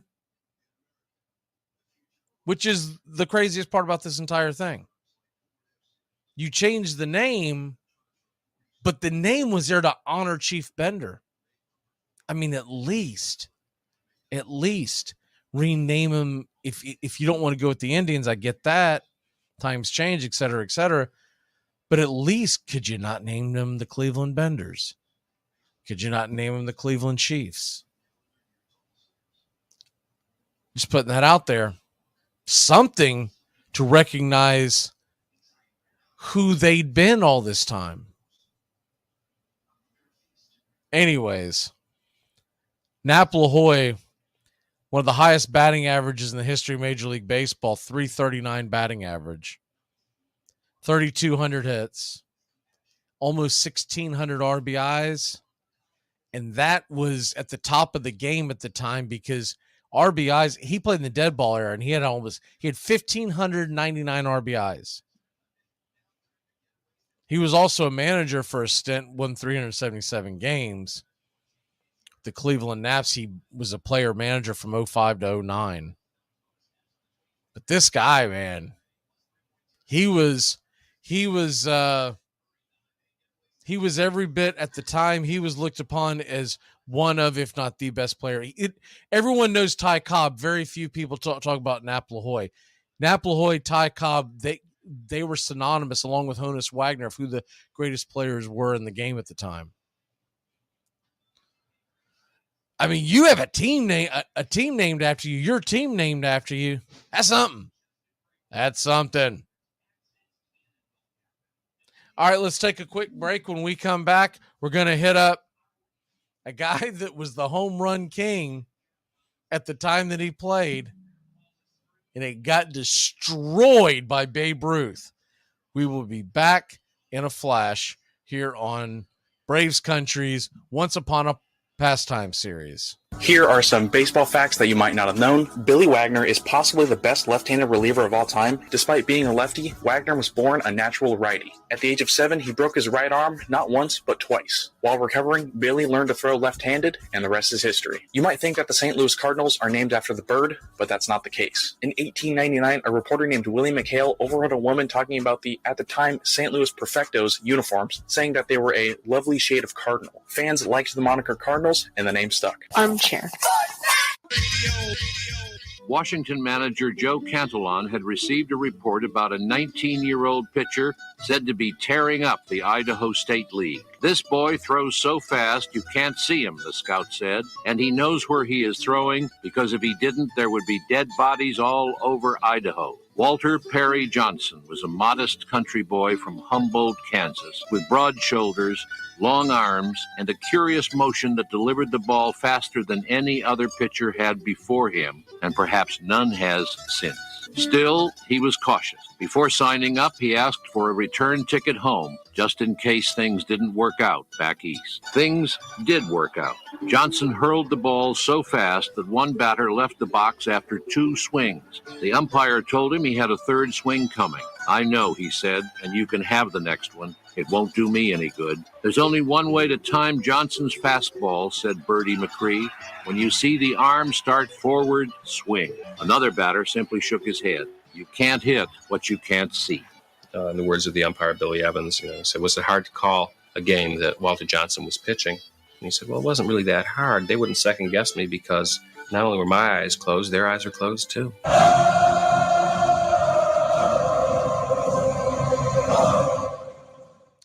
All right, third baseman time. Where we go with this, everyone's going to say Michael Jack Schmidt, Chipper Jones, right?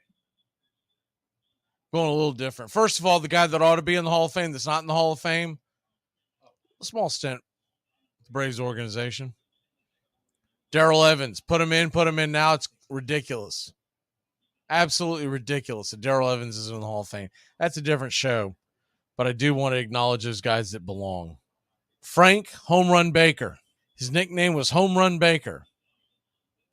Frank Home Run Baker never hit more than 12 home runs in a season, but he was the home run king at the time.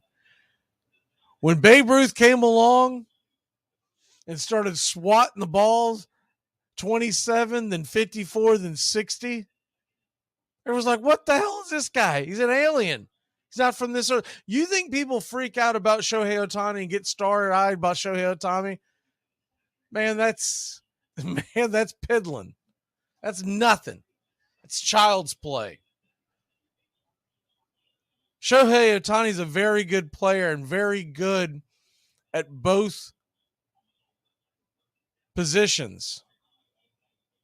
He's not necessarily the best at both positions. First of all, he doesn't play a position anymore. All he does is DH. But I'd still say the most dangerous bat in baseball when healthy is Aaron Judge. And slowly and surely, you're starting to get more players that are just as dynamic at the plate. If you're only giving me the batting ability and I have to choose one or the other, man, I'm telling you right now, I'd rather have Ronald Acuna Jr. because he's just that explosive. He does more. Now, I can also put him in the field, which also handicaps it, but we're taking that out because Ohtani does play the field once every 5 days. But back to Home Run Baker, it's funny that this guy was nicknamed Home Run Baker because in 1913 he hit 12, in 1912 he hit 10, in 1911 he hit 11. Man, that guy was tearing up the league. 1914, man, he hit 9, he hit 10 in 1916. But this was looked upon this was the dead ball era, and people laugh at it and don't understand, and they're like, man, these guys were weak, they couldn't hit. No, it was a different ball. The ball was so different at the time. It was unbelievable. They didn't start changing the ball until Babe Ruth came along because they found out he could hit it a country mile, and they wanted the chicks to dig the long balls, what they wanted. They wanted to see people flock to the stadiums, and you weren't going to do that with a ball that's been used all day long. It was gray and muddy and full of everything by the 8th inning. And what really did it in was the guy that got hit in the head at dusk by what was essentially a gray ball, and it killed him at home plate. And that took place in the early 1920s, and that absolutely did it in. That's when they came in and said, we're changing the balls. Every time it goes Nowadays, they do it almost every at bat. But back then, they were basically saying, if it's scuffed up, let's get rid of it. They didn't want to freak people out. They wanted them coming to the stadium. So Frank Home Run Baker, this is a guy, you look at some of his metrics. One of the metrics you can always look at a guy is that his OPS plus. That he played for the Philadelphia Athletics from 2008 until 1916, and then he played for the Yankees from 17 to 22. You imagine? You had Home Run Baker on the same team as Babe Ruth. People were probably just go on the streets going, oh, they're going to be unstoppable. They got the two best home run hitters of all time. And then Babe Ruth just blew by everybody. Goes, never mind. They have the absolutely hands down greatest home run hitter of all time. But you look at how this went down, and he had an OPS plus of 135 for his career. 152 in the early part of his career with Philadelphia, still a 113 towards the back end with the Yankees. An OPS plus takes into consideration the time, the era of when you played, which is why his OPS plus is so high in the early part of his career from 2008 until 1914, because he's hammering the ball out of the stadium. His batting averages at the time were 347, 334. He had a 337. He's killing the ball. He has an OPS, regular OPS. He had 4 consecutive years of OPS well into the 800s and 2 into the 900s. In other years, he was in the high 700s. Nowadays, high 700s is looked upon, it's pretty good, but you really want to be 800. And back then, that was a big deal. The home runs weren't hit. There weren't stadiums for every team. There were teams that were still out there playing with just bleachers that they assembled. There were teams that didn't have an outfield. It was just roped off. If they could run through the crowd and get the ball and get it back in, you didn't get an automatic home run when you hit it 400 feet. You still had to hoof it. And you were hoofing it through the mud. So the conditions were so different. When people will look at you and say, so-and-so could have never played in today's game. That is BS. Whoever you're talking about that's in the Hall of Fame from years ago would have played in today's game, because they would have had, first of all, they would have had all the advantages that these guys do today with all the workout regimens, et cetera, et cetera, et cetera. So let's go ahead and put that out there. But the second thing is, it's more so-and-so from today could have never played back then because it was a hell of a lot tougher. And you probably had to, most of them had to carry a second job in the offseason. And there are a lot of those guys that be like, I'm out. Do you think any of these NBA guys today would do? They'd be like, I'm done. Y'all can have it. I'm not sitting on the back of this. I'm not going to be on this rickety ass bus going through town to town, eating old ass apples, sharing a bunk bed, sharing beds. You had bedmates. What was the guy? Rube Waddell had a bunkmate that had it specifically put in the contract that Rube Waddell was not allowed to eat crackers in bed because they were roommates. I guess these guys, they're eating crackers. He was known as a drinker. I guess he's drunk eating crackers and is itching the hell out. I mean, this is what they did. Maniacs, absolute maniacs. So Home Run Baker's my third baseman. Shortstop. This was an interesting one, and I did some deep search, and I was like, all right, who? And this guy comes up, and I'm like, man, I need to know more about this. I've heard of him, but I didn't. Archie Vaughn. Give me Archie Vaughn. Now, who needs to be in the Hall of Fame that should be in the Hall of Fame? It's absurd that he's not. Omar Vizquel is the greatest defensive shortstop in the history of Major League Baseball, and the fact that he's not rewarded to be in the Hall of Fame is asinine. And if you don't think he's the greatest shortstop to ever play Major League Baseball defensive, you didn't watch him play. Because I didn't watch him play for the very first part of his career, and I would laugh about, hey, he barely hits some, can barely hit his weight, da-da-da-da-da-da-da. And then Major League Baseball became a little more accessible, and I started seeing a lot more games. Last 7 to 10 years of his career. I didn't see the first few, but I started seeing it a lot more, and I was like, my God, this guy is just, he's different. We are not the same species. This dude can pick it. So Omar Vizquel belongs in the Hall of Fame. But this guy, Archie Vaughn, who is he? What did he do? Played for the Brooklyn Dodgers in the early 40s and the late 40s, as he was not in the game during the war. But in the 1932 all the way to 1941, he played for the Pittsburgh Pirates. Very good. People don't realize in today's game, when they think about the Pittsburgh Pirates, they don't realize that was a very good franchise for a long, long time.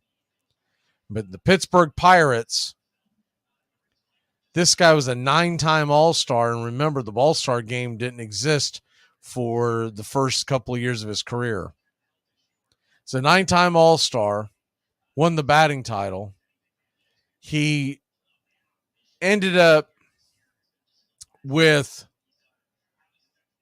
only 96 home runs, just like Home Run Baker. He played a little later in the day, in the game than Home Run Baker. It wasn't quite the dead era, but in that time period, middle infielders were not expected to hit home runs. They wanted you for defense, and they put the most athletic guys out there. His lifetime batting average, though, was .318. He hit .385 and won the batting title in 1935. He had an OPS plus of 136. That's damn good for a career. And his RBI total was only 926, but once again, he was a light-hitting infielder that was up at the top of the order. He scored almost 1,200 runs in his career. Folks need to talk more about Archie Vaughn, not to mention, man, bring that guy up in a conversation. You know why? It's just cool to say Archie Vaughn. Archie? Yeah, that dude was picking it when I was growing up. That'd have been my favorite player. I might have been a Pirates fan. I'd be like, Archie, get it. Archie. Come on, Archie. I saw the name and I assumed that he was born like in the 1840s or something when I first pulled it up. So I was like, man, I've heard this guy's name. I know he's in the Hall. When did he play? All that kind of stuff. And I looked at it and go,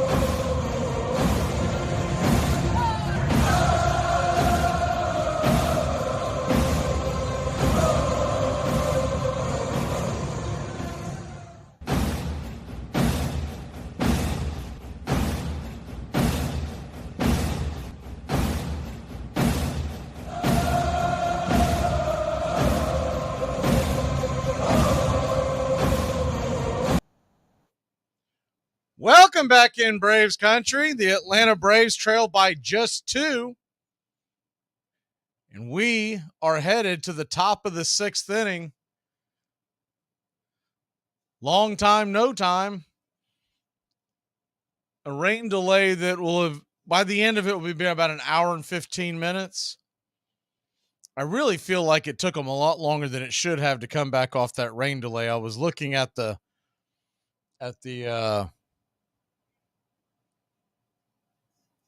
the radar and whatnot, and it looked like it cleared about a half hour ago, but the first pitch is just moments away.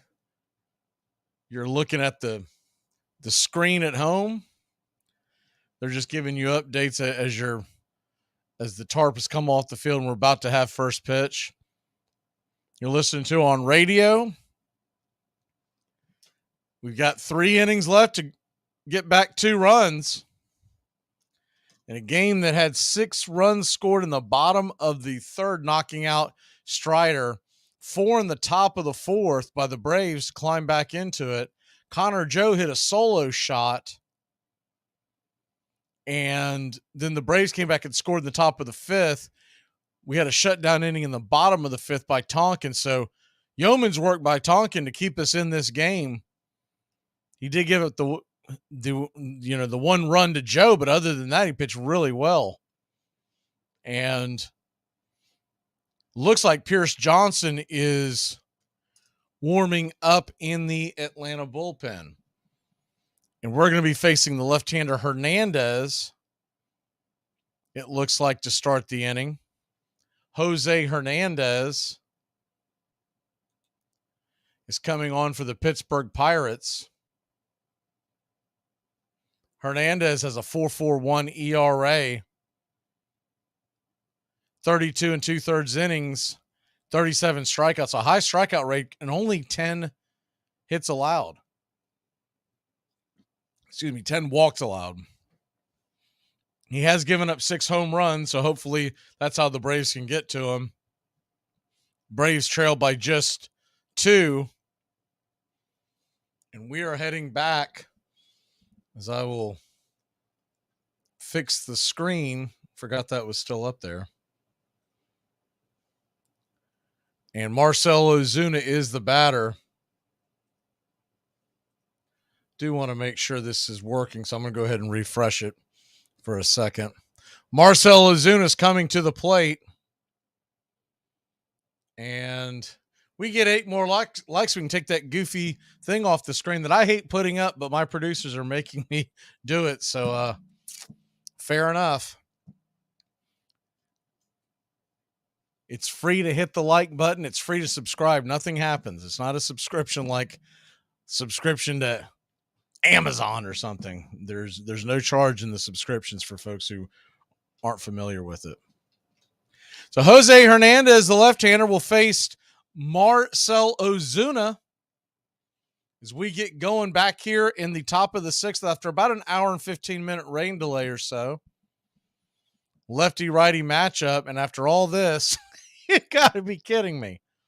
Rodriguez, the hind catcher, his pitch calm thing isn't working. He's got to go get a new one. After all this wait, he doesn't. A pitch calm thing doesn't work. I don't know if it just started not working or if he just checked it. Either way, it's comical.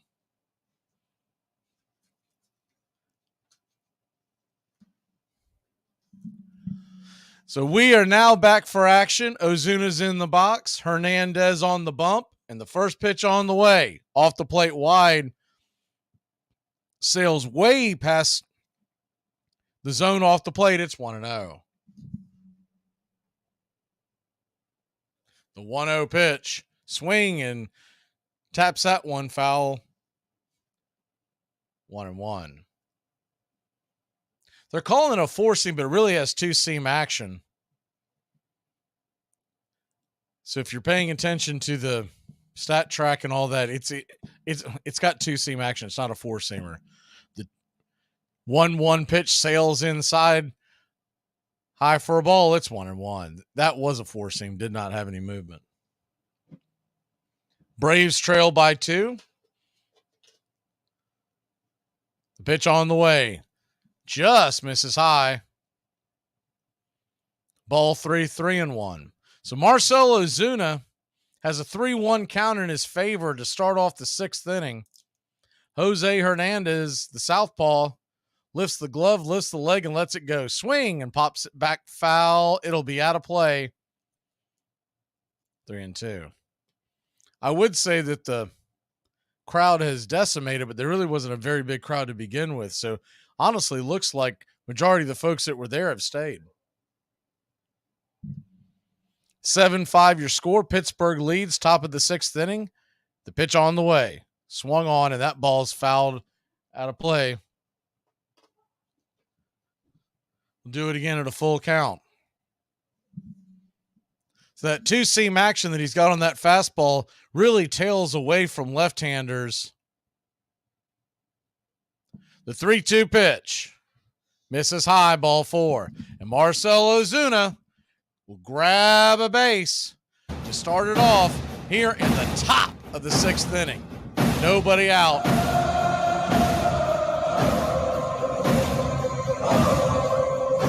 Due up will be Eddie Rosario. Looks like they will not pinch hit for him. So it'll be lefty versus lefty. 0 for 2 pop out, line out. Average down to 242. The first pitch on the way. Taken all the way for a strike. Good slider. Kind of a buckler there. It's 0-1.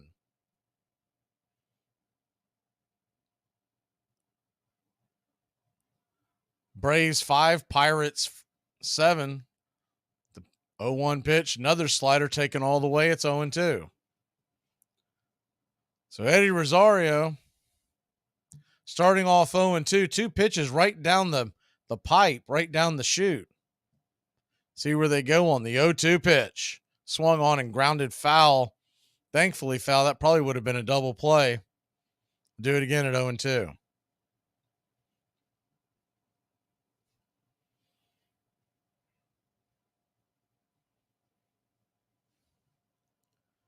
Five runs, 7 hits, no errors for the Atlanta Braves. 7-7 and 1 error for the Pirates. The pitch on the way. Swing, and that ball's lifted high, but not very deep. Easy pop-up, shallow center field. Making the catch is Sawinski. And there's one away. Rosario, another 0 for so far. Really been struggling at the plate. Feels like a lot of that has been combined with his struggles in the field, like one feeds off the other. The first pitch on the way to Arcia is a slider, belt high down the pipe. It's 0-1. That slider, he's hanging that slider. I'm really surprised Rosario or Arcia hasn't swung at that because they could really smash that. The 0-1 pitch. Kicks in the dirt, gets away, and Marcell Ozuna is safe, baby! He rolls down for second base. Good hustle by Ozuna. The Big Zoo took off the moment the ball got away. Rodriguez, a very good throw, by the way. Off balance, hit his target, but Ozuna, a good feet first slide. And the hustle gets him into scoring position. So the Braves could cut this to 1 with the base hit here in the 6th inning.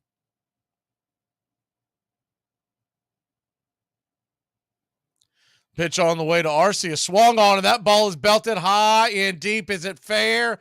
Just foul. Another one of those hanging sliders I was talking about. And this one, he pulled the trigger and almost belted it out of the stadium. It just went foul. Wind might have pushed it a touch. The 1-2 pitch. Inside and down, it's 2-2. So you got Ozuna on second. 1 out. The Magic Kingdom standing at the plate. Money Mike on deck. The 2-2 pitch. Swing, and that ball is roasted in between short and third. It's going to get down for a base hit. Ozuna had to stop. The diving attempt by the third baseman, JT, kept Ozuna in his track. So good base running by Ozuna all in all because he didn't want to get picked off there. So he'll go from second to third. Really hard hit ball. A worm burner to the left fielder. Reynolds gets it back into the infield very quickly. But you got runners on the corners, 1 out. Coming to the plate is Michael Harris II. This may be the last batter that Hernandez will face. Lefty-lefty matchup. The first pitch on the way, sails high and out of the zone. It's 1-0.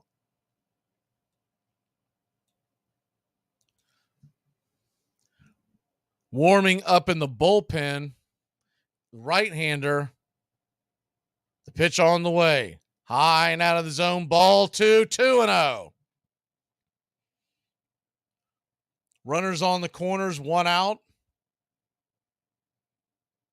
The infield is playing back, shifted towards the right side of the infield to pull.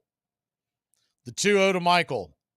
Just clips the inside part of the track. It's 2-1. Good take by Michael there.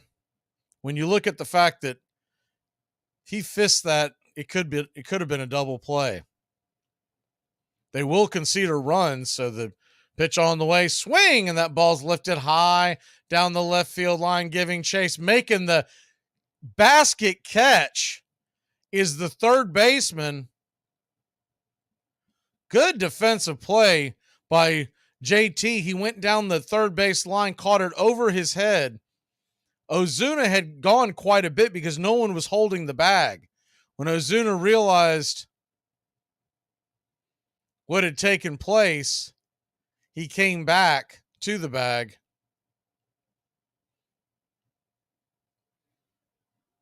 Actually, good job by JT, the third baseman, directing traffic, getting guys to go back out there because that could have been a mess. 3 of the fielders gave chase. That'll do it for Hernandez. They're going to go to the pen. When we come back, runners on the corners, and Ronald Acuna Jr. coming to the plate. Well, the season's finally here, and the players hit. The Armchair Quarterbacks are back. Saturday, September 9th, 10 a.m. to 2 p.m. You'll be tailgating with the Armchair Quarterbacks. Mac Magee, Brian Snow, Joey Antones, and the rest of the Armchair Quarterbacks live 10 a.m. to 2 p.m. Saturdays this fall. Talking college football, SEC, ACC, Big Ten, the NFL, fantasy football advice, and our picks against the spread. It all begins September 9th right here on Braves Country HD, 99.1 FM WQEE. Yeah, the Armchair Quarterback, the All-American man. Braves Country today. We're talking Southern sports. We go live 3 to 5 weekdays right here on WQEE. Braves Country today, Southern sports talk with the voice of Braves Country baseball, Mac Magee. Joined every day from sports analysts from all over Braves Country, talking college football, the NFL, Major League Baseball, and what's trending in the world of sports. Braves Country today. We go live 3 to 5 weekdays right here on WQEE. Welcome back to Braves Country Baseball, and give a round of applause to everyone out there because it looks like that we have hit the century mark. So thank for everybody who smashed the likes. We'll get that taken down. If you can take care of that, Jason, assuming you can hear me. I think you can. We're waiting for the pitching change. Thank you. We're waiting for the pitching change, and on the pitching change, Ronald Acuna Jr. is coming to the plate. It's going to be Carmen Ladinsky. We're going to call this guy ML. The first pitch on the way to Ronald Acuna Jr. is swung on and hit high and deep into right center field, drifting back, making the catch at the warning track is the center fielder Sawinski, and that'll end the inning. So Acuna gave it a ride, but it died at the wall. We'll be back in a flash here on Braves Country. They should have x-rayed your head at the hospital. They did.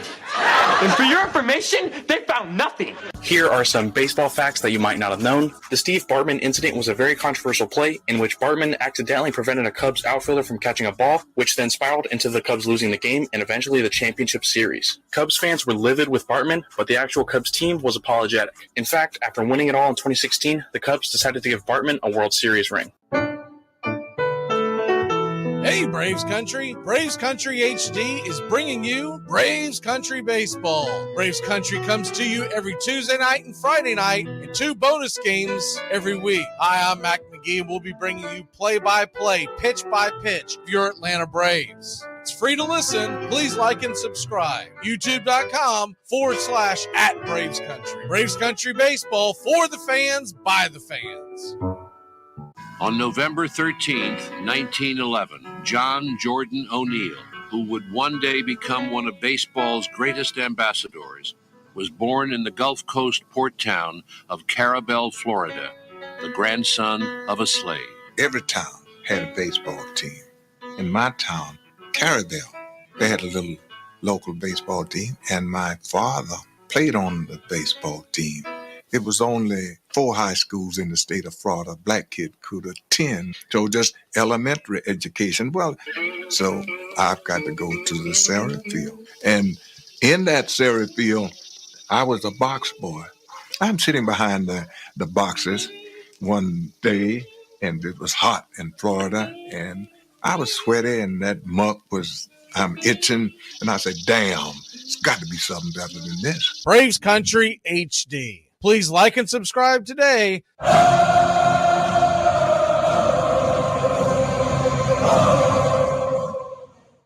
Welcome back to Braves Country Baseball. Pierce Johnson will come into the game. 48 appearances, 43 2/3 innings. Came over from the Rockies a couple of weeks ago. The right-hander lifts the glove and lets it fly. Fastball top of the zone, hits the top shelf for a strike, and it's 0-1.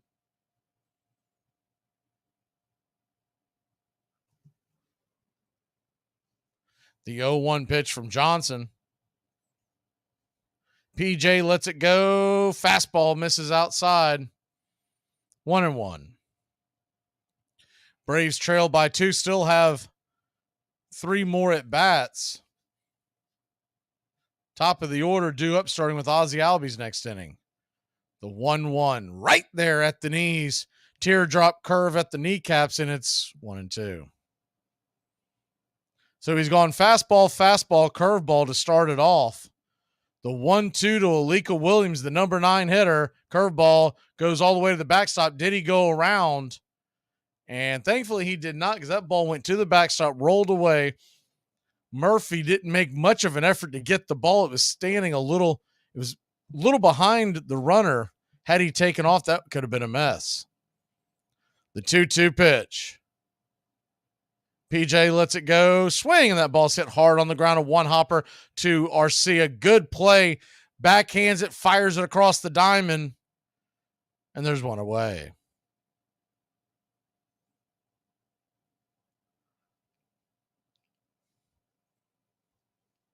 One down. Bottom of the 6th inning. It's about time to turn back time. We'll squeeze these in as we go along.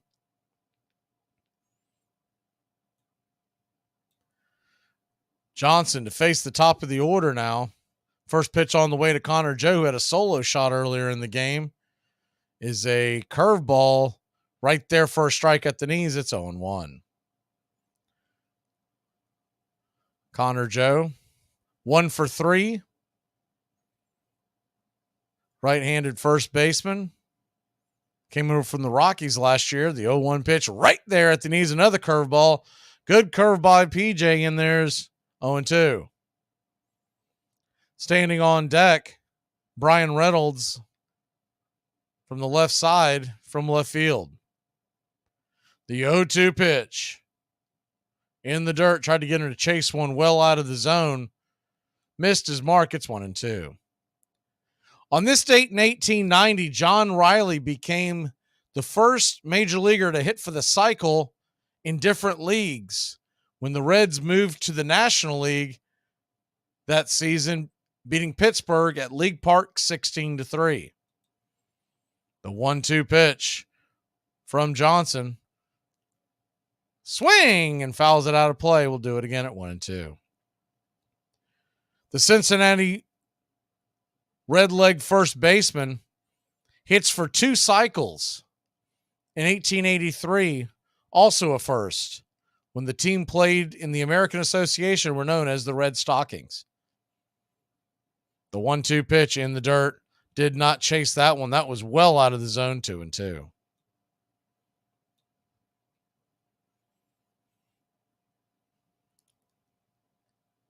course, the American Association, that's where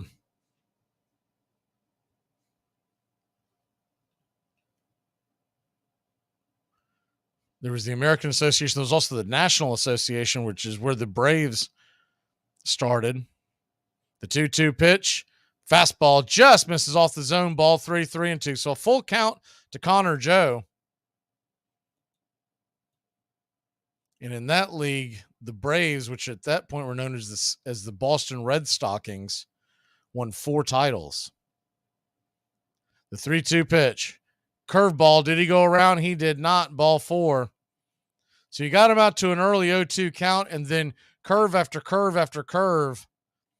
Walks him. There's 1 on, 1 out. Braves trail by 2. On this date, 1937, Boston Braves, they become the first National League team to lead off a game with back-to-back jacks at Wrigley Field. Roy Johnson and Rabbit Worcester go deep to start the first inning. First pitch on the way to Johnson is in the dirt for a ball. It's 1-0. So even back then, the Braves were scoring early and often. Brian Reynolds is 0 for 2.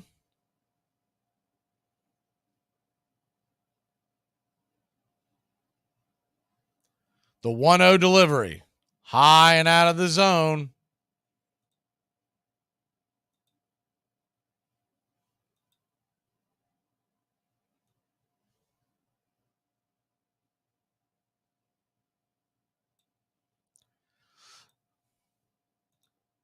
So it's a 2-0 count. Bottom of the 6th. Pitch on the way. Curveball misses. High and out of the zone. Ball 3-0. Reynolds is 0 for 2 with a walk in the 3rd and a run scored.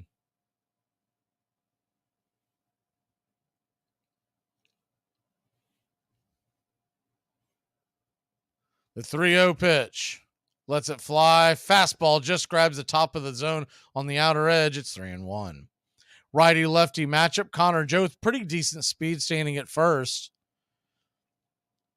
Braves would love to get a double play here, so you might see the curveball on the inside track to try to induce, or maybe a jam shot. The 3-1 pitch. Fastball misses inside, ball 4. So Johnson has now walked 2 consecutive batters. Braves trail by 2. He's thrown 17 pitches already this inning.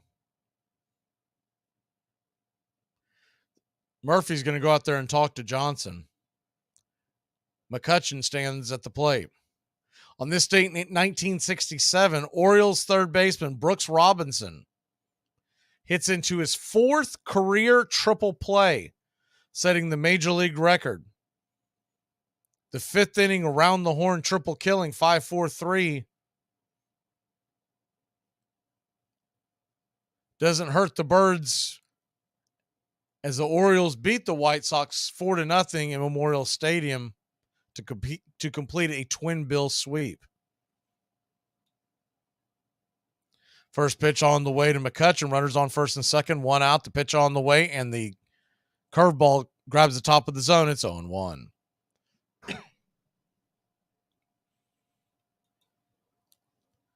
McCutchen 1 for 3. 15 hits already in this game by the 2 clubs. The 0-1 pitch on the way. Kicks and deals. Swing and fouls it back. 0-2.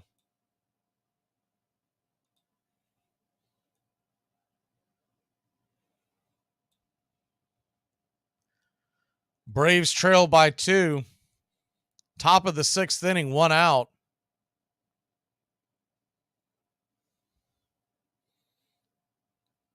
The 0-2 pitch.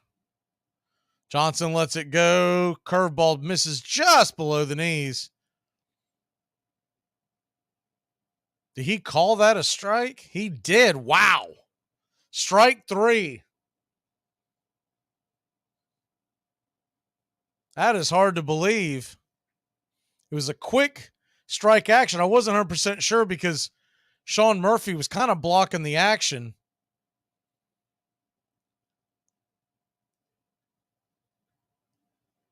I think Andrew McCutcheon thought about saying something ugly, but then he said, wait a minute, man, that Jim Wolf's jacked. I'll just tweet at him later. So 2 down, 2 on. We'll take the strike, but it definitely looked like it was below the knees.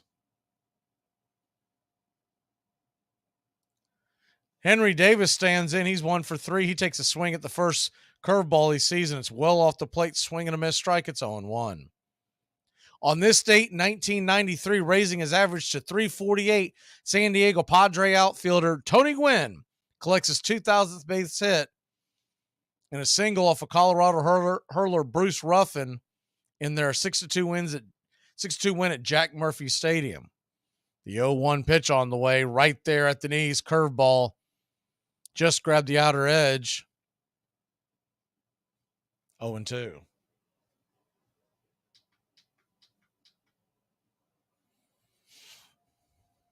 The 0-2.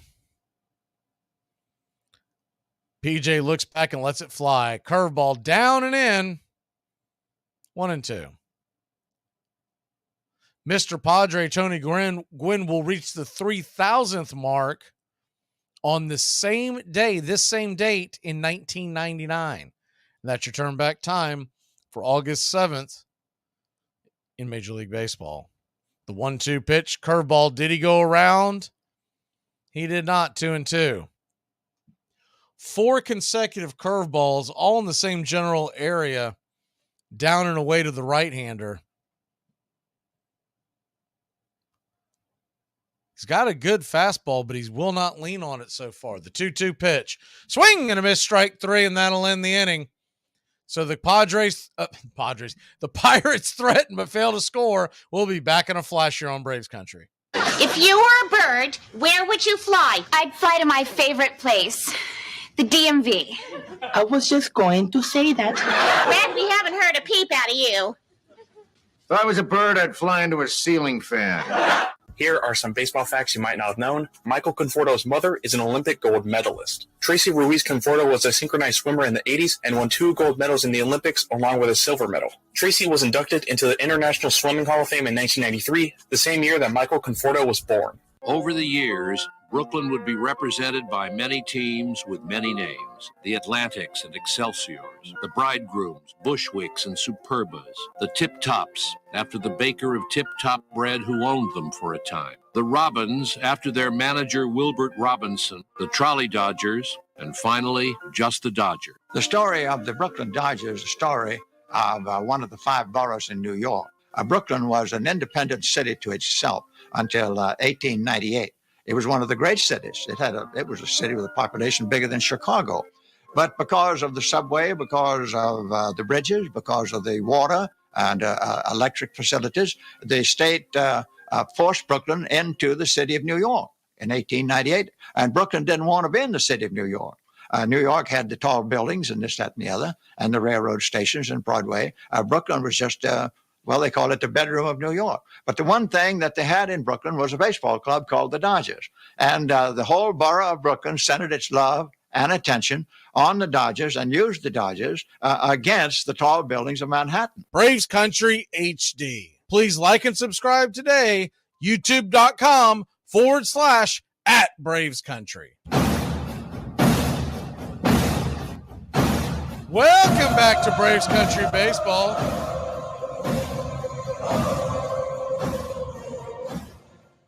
Braves trail by 2. Ozzie Albies will dig in.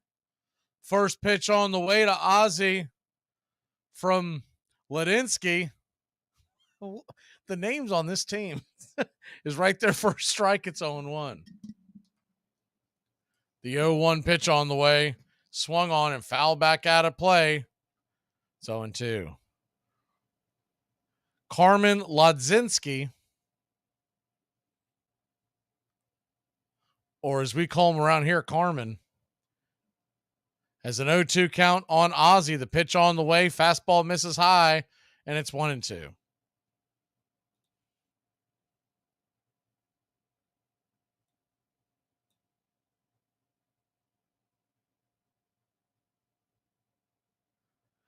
The 1-2 pitch swing, and that ball is grounded over to first, and the ball's fumbled for a second. Joe ends up recovering and flipping it over to first. Covering the bag is Carmen, and there's one away.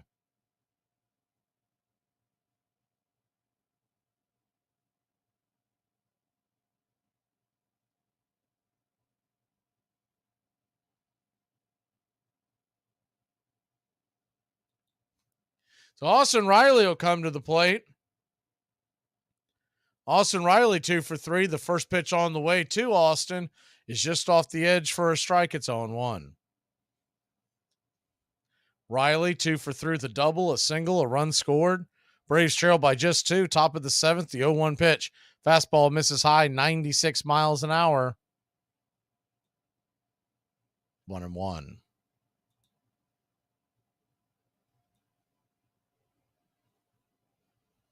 The 1-1 pitch. Down and away, 2-1.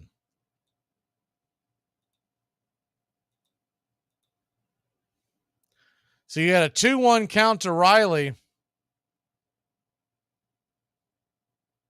The wind up and lets it fly. Swing and pops it up. Can of corn over by second base. Making the catch is Peguero, and there's 2 away. Reach for one on the outer edge and just pops it up. Trying to pull that one on the outside. That's never going to work. 2 down, and Matt Olson, who's 2 for 3, comes to the plate. Big Matt Olson stands in. The first pitch, right there for a strike. Sweeper hits. It's 0-1. Olson had that look like, man, that was right in my wheelhouse. What was I doing? The 0-1 pitch. Swing, and that ball is laced down the left field line. Going all the way down into the corner, but foul. So close, would have been extra bases.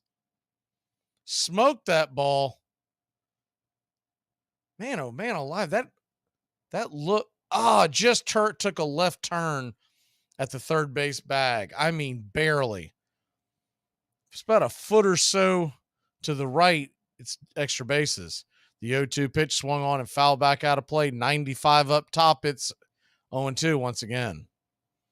When he first hit that ball, it looked like it had made it, but after seeing the second angle, just missed extra bases.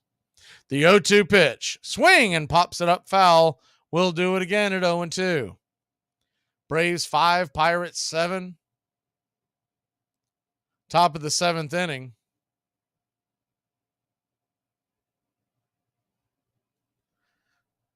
The 0-2 pitch.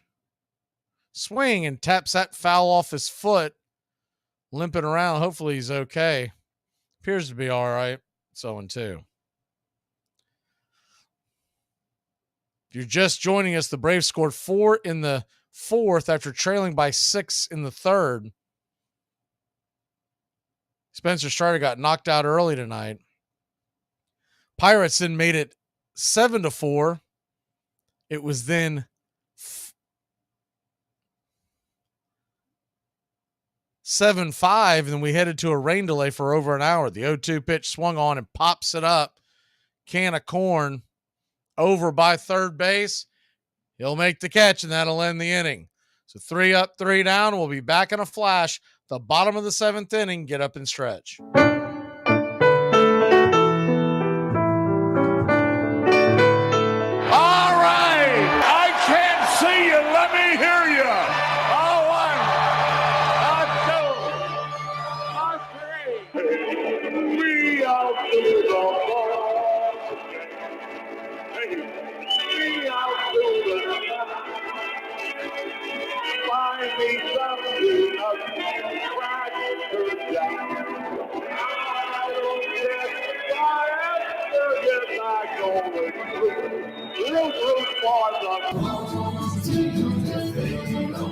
It's a shame, for it's 1, 2, 3, stretch around and be all game.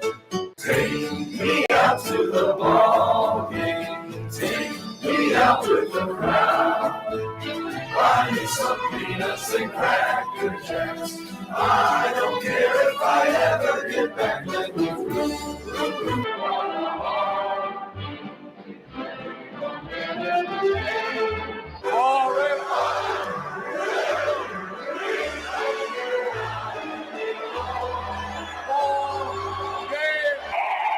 You sound better tonight!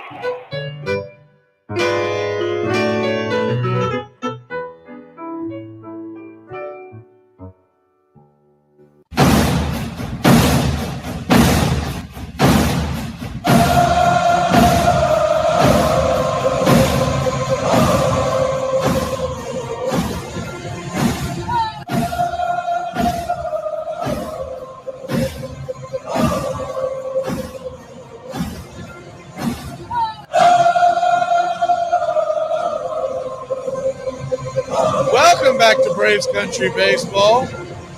Braves trail by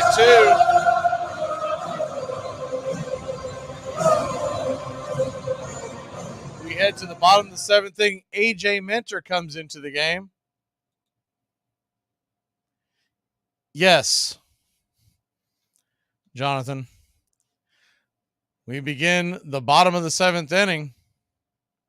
Lefty-lefty matchup. The pitch on the way. Swing and a miss strike off the edge. It's 0-1.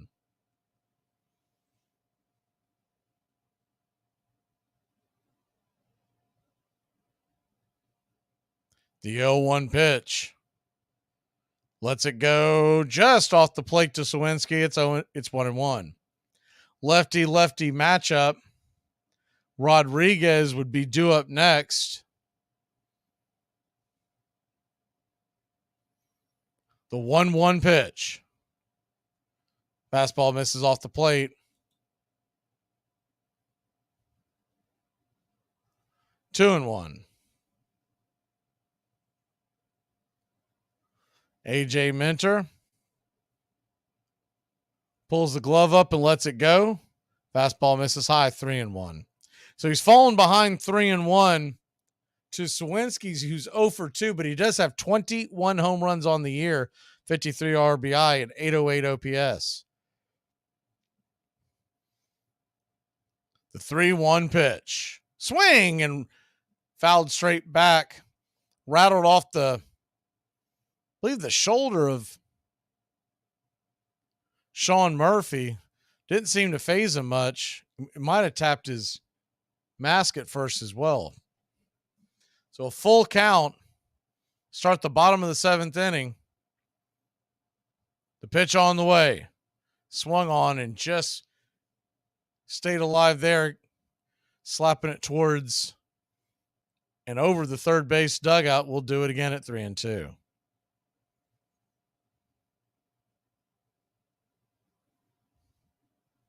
The 3-2 pitch. AJ lifts the glove, lets it go. Swing, and that ball is lifted down the left field line. Ball's going to get down.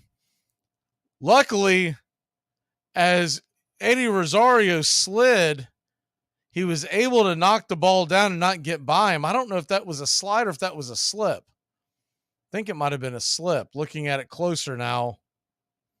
No, it was a slide. Very fortunate that he was able to stop the ball there. That ball hops a little higher.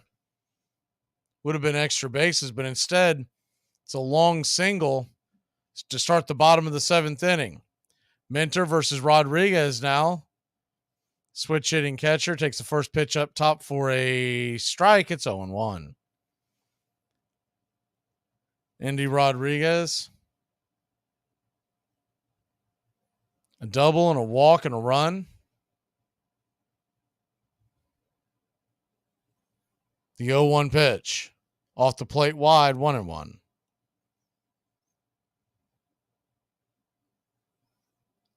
JT stands on deck. Peguero is in the hole. Braves trail by 2. Need to keep it right here.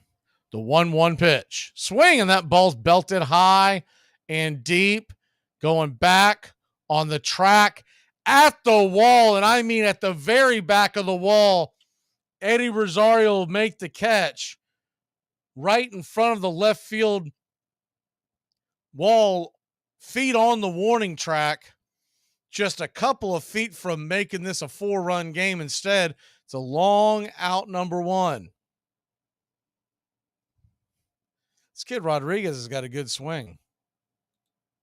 First time I've really watched him. First pitch on the way from Minter is high and inside, and the runner's on the go. Sawinski steals second. The throw well off the mark. Pretty inaccurate throw by Sean Murphy. Ozzy's coming to his feet and needs time. I think he's okay. I think he's having to readjust his glove. Murphy, inaccurate throw. I mean, that ball's nowhere near the bag.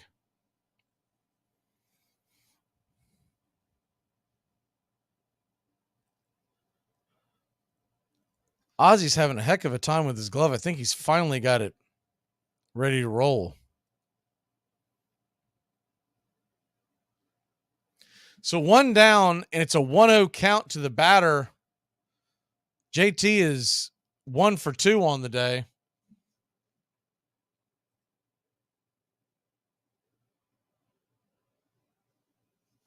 The 1-0 pitch in the dirt, 2-0.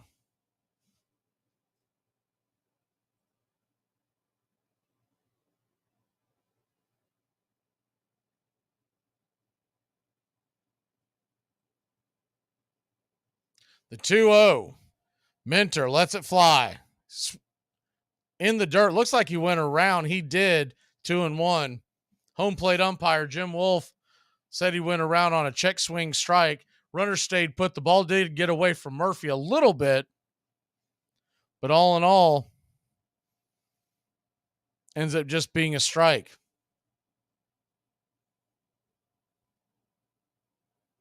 The 2-1 pitch. Lefty-righty matchup. AJ looks back the runner, lets it go. Right there at the knees for a strike. Nice pitch. One of the better pitches he's made so far. 2-2. So it shows 3-1 on your board, but it is 2-2. I'm not sure where the disconnect is. The 2-2 pitch. AJ turns around and he's got the runner picked off, and they got him at third. AJ Minter spun off the mound, pirouetted and slung it over to third. Good tag applied by Riley, and there's 2 away. The Braves are now just 1 strike from getting out of this.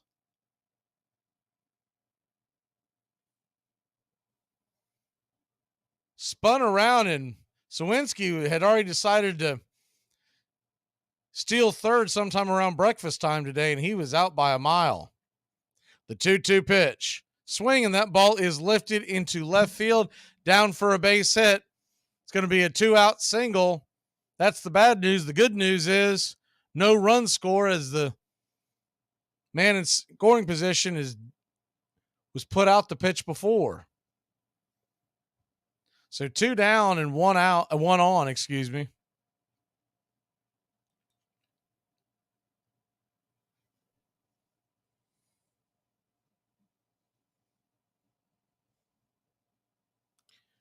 Peguero, second baseman, number 8 hitter, comes to the plate. Lefty-righty matchup. The first pitch on the way.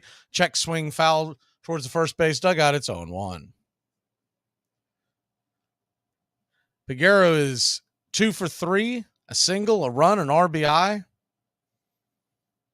Having himself a night tonight.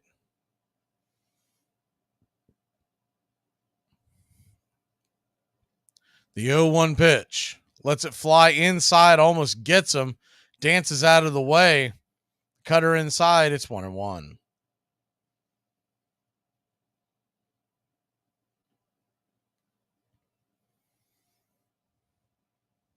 The rest of this series looks like this for the Braves rotation. If you missed the pregame show, is the 1-1 from Minter. He's going to flip it over to first. Not a particularly quick move, just kind of resetting over there. It'll be Yanni Chirinos tomorrow. So Cheerios takes himself to the bowl on Tuesday night versus Mitch Keller. It's going to be a tough one. The 1-1 pitch swung on and fouled back out of play. 1-2. Max Fried will go to the mound on Wednesday night, and Thursday, which is a day game, 12:35 first pitch, it'll be Bryce Elder, meaning Charlie Morton for Friday to start the Mets series. The 1-2 pitch off the plate wide, 2-2.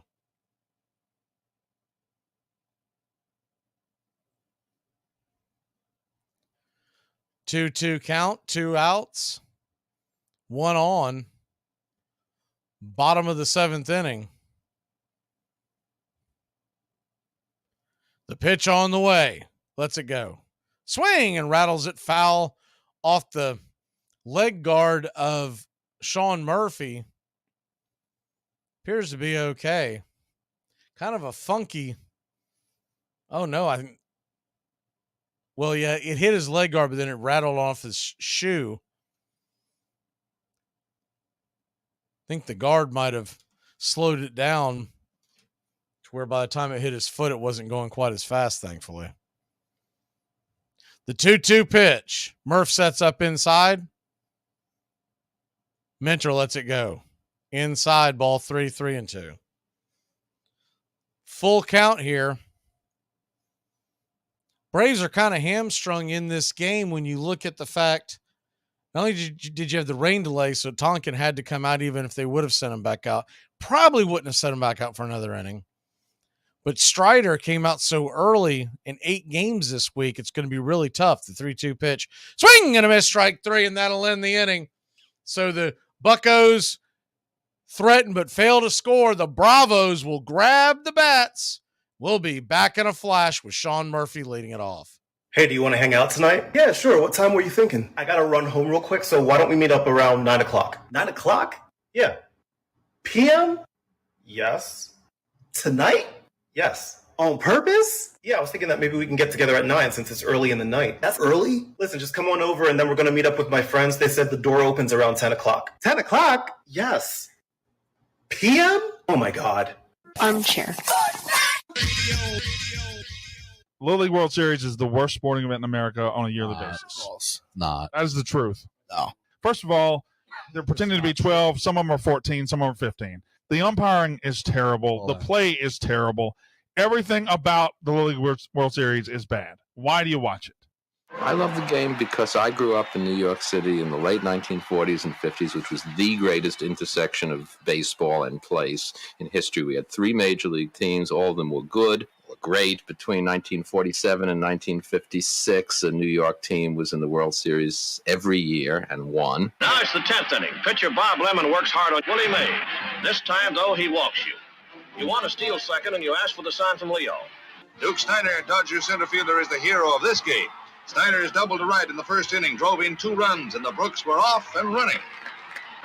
Boom, another double for Snyder. Hail the Duke of Flatbush. Baseball was almost a private possession of New York City, and you'd walk around through the city in October, and the sounds of baseball were everywhere, from cab radios, taverns. People come out of taverns. During the season, you'd man come out of a tavern and say, Campy just hit one. You were aware of the ribbon of baseball going on around you. Please like and subscribe today, youtube.com/@BravesCountry.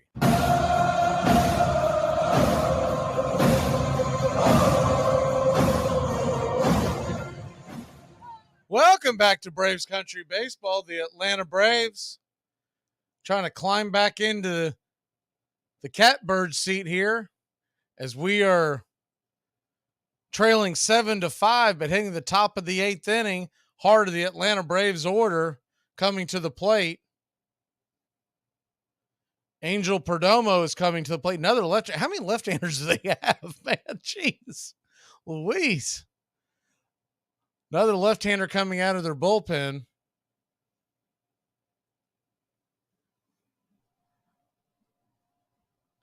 Lefty-righty matchup.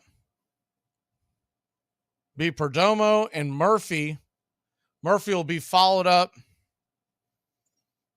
by Marcell Ozuna. First pitch on the way is down and inside for a ball. It's 1-0.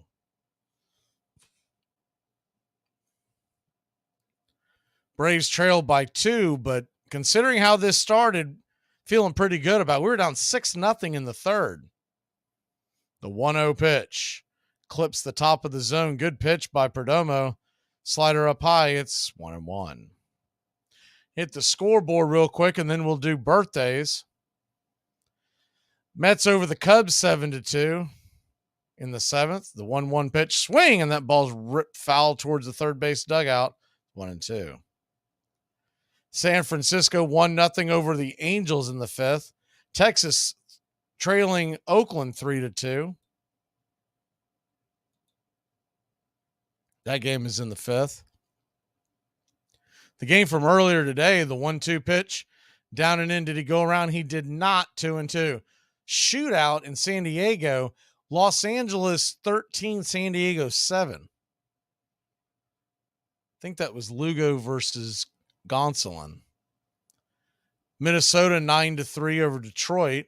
The 2-2 pitch swung on. That ball's hit back up the middle, and luckily it is going to take a right turn into right field as it smacks the side of the second base bag, and your Atlanta Braves have the leadoff runner on. Lucky or not, here we come.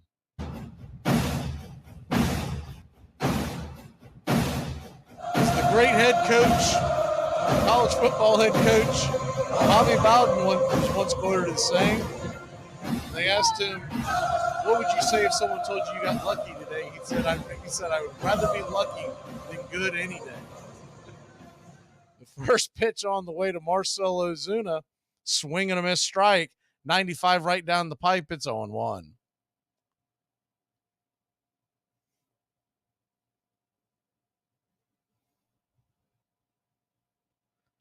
The 0-1 pitch. On the way to Marcell, inside, 1-1.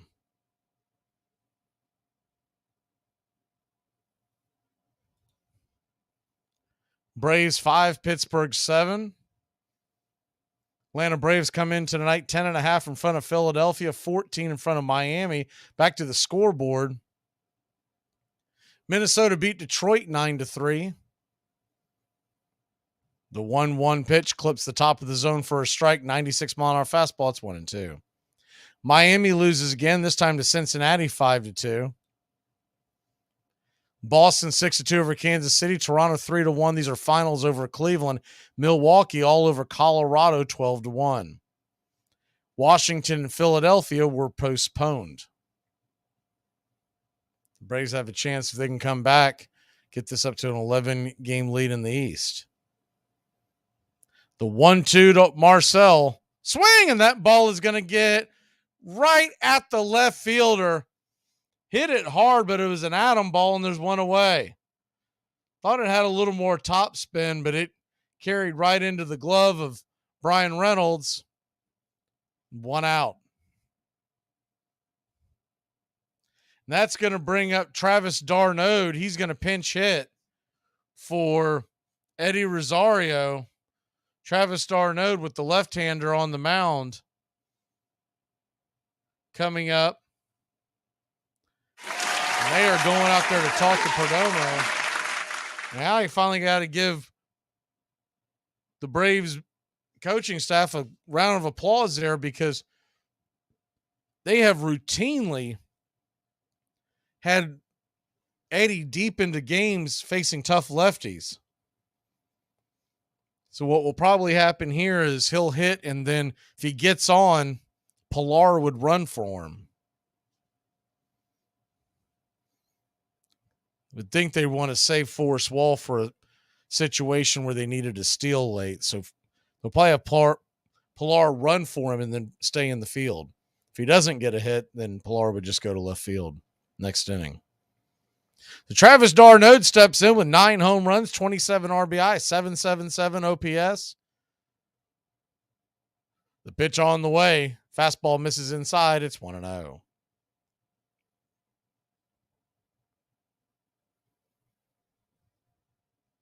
Braves 5, Pirates 7.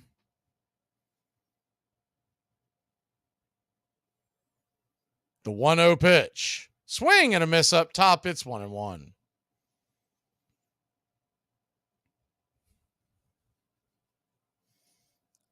Travis d'Arnaud batting .252 on the year. Got to figure he'll get at least one start in this series. The 1-1 pitch. Swing, and that ball is slapped back foul against the screen. It's 1-2.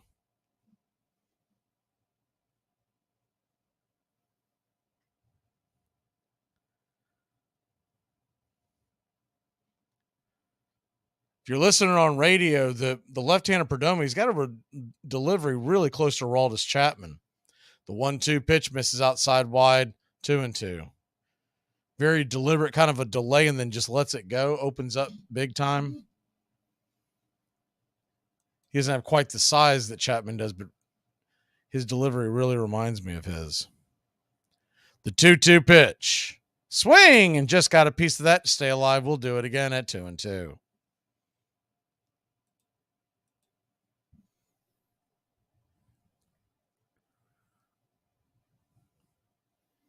Braves trail by 2, a 2-2 count to Travis d'Arnaud. Perdomo lifts the glove, looks the runner back at first, and lets it go. Swing and flips it back foul. We'll do it again at 2-2. You got to figure the more and more pitches that Travis d'Arnaud sees, advantage batter. This is going to be the 7th pitch of the at-bat. Keep on fighting. You might find one. The 2-2 pitch. Way outside wide, ball 3-2. Standing on deck is Orlando Arcia. You got to figure if he works a walk, you're going to see Pilar take first base. The 3-2 pitch. Wind up and lets it fly. Swing and a miss, strike 3. Fastball blew it right by him up at the top. And there's 2 away. Travis seemed to be a touch behind it. Must have been looking for that slider.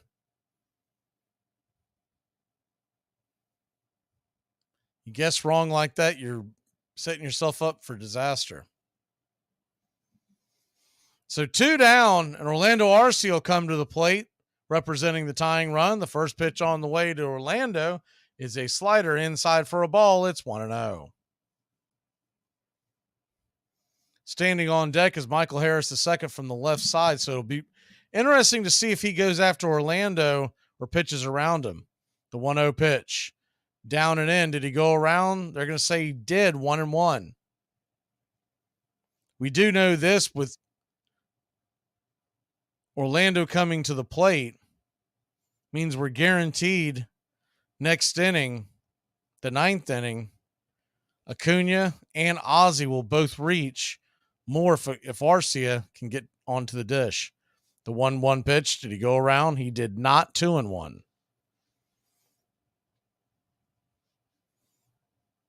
In a perfect world, Orlando gets on base somehow, and even if Michael can't come through, they'd have the 1-2-3 batters to face a very tough closer in the top of the 9th. The 2-1 pitch swung on and fouled back out of play.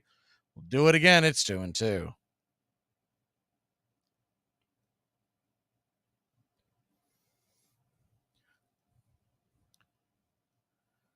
Braves 5, Pirates 7. We'll have pitch-by-pitch, play-by-play of your Atlanta Braves here tomorrow. 7:05 first pitch, the 2-2 pitch. Check swing, stay alive, 2-2. It'll be Yanni Chirinos pitching for the Braves tomorrow versus Mitch Keller. The 2-2 pitch. Lets it go way outside wide, ball 3-2. So once again, he's run the count full. Michael Harris II stands on deck. He went to the fastball on the 3-2 with Darnode, we'll see where he goes here. He may go around to the 3-2 pitch. Swing and a miss, strike 3. Same pitch, same result. Blew the 95 right past him. We'll be back in a flash. Braves trail by 2.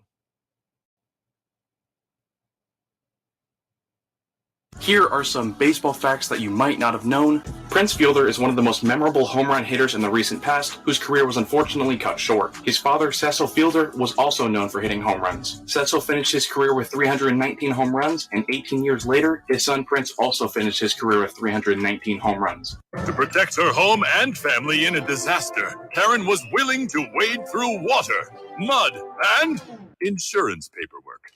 Yeah, I can do this. By simply understanding and updating what her insurance covers and doesn't cover now, she'll be better prepared no matter when disaster strikes. Learn other simple ways to protect your home and family before a natural disaster at ready.gov. That's ready.gov. Alta Weiss was a doctor's daughter from Ragersville, Ohio, who began to pitch for boys' teams at the age of 14. At 17, she joined a men's semi-professional team. Miss Weiss can easily lay claim to being the only one who can handle the ball from the pitcher's box in such style that some of the best semi-pros are made to fan the atmosphere. The Lorraine Times-Herald. 1,200 people turned out to see her make her professional debut. She gave up only 4 hits and a single run in 5 innings. Soon, special trains were being run out from Cleveland whenever she pitched, and thousands paid to see her play. In 1908, her father bought her a barnstorming semi-pro team, which he renamed the Weiss All-Stars. She eventually put herself through medical school with her earnings, practiced as a physician, and spent her last years sitting on her porch in Ohio, watching children play the game she loved. But it would be 4 decades before women finally got a chance to play in their own professional league.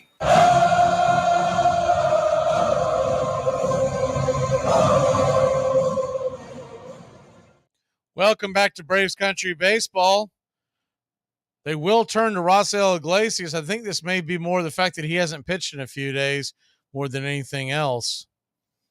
Iglesias will come in. Kevin Pillar did take left field. First pitch on the way from Raisel is a 96-mile-an-hour fastball. High and tight, fouled back. It's 0-1. Braves trail by 2. Bottom of the 8th inning. The 0-1 pitch lets it go high and inside. 1-1.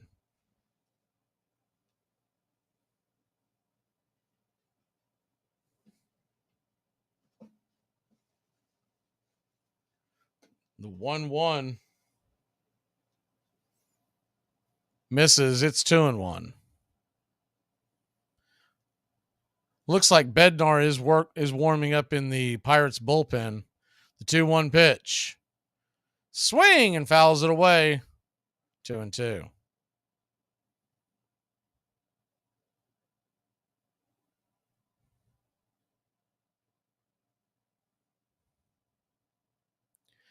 Due up. Next inning, it'll be Michael Harris, Ronald Acuna Jr., and Ozzie Albies. The 2-2 pitch. Swing, and that ball's lifted high into center field, drifting back on the track. Making the catch is Money Mike. And there's one away. Gave that ball a deep ride, but was unable to get it over the head of Michael Harris II. What up, one down. Stepping in, pinch hitter, Alfonso Rivas.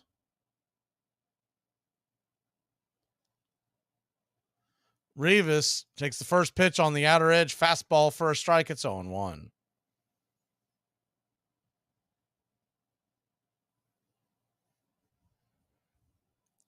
The 0-1 pitch lets it go, swung on and fouls it straight back. It's 0-2.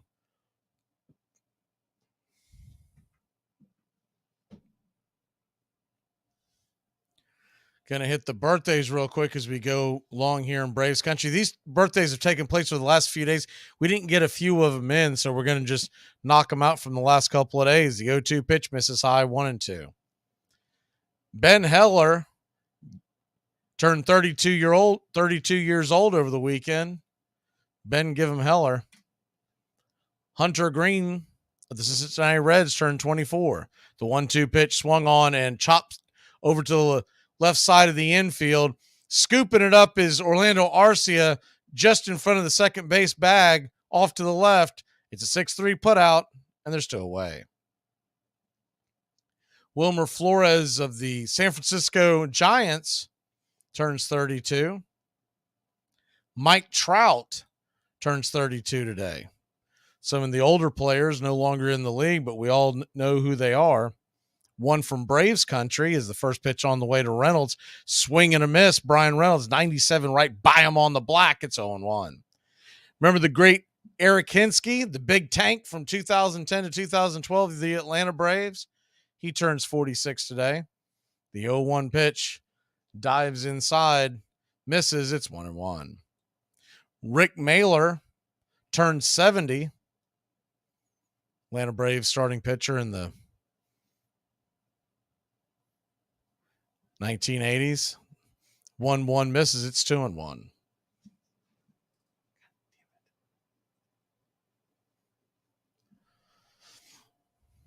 The 2-1 pitch. Down below the knees. Called for a strike. We'll take it. It's 2-2. John Olerud, old helmet head.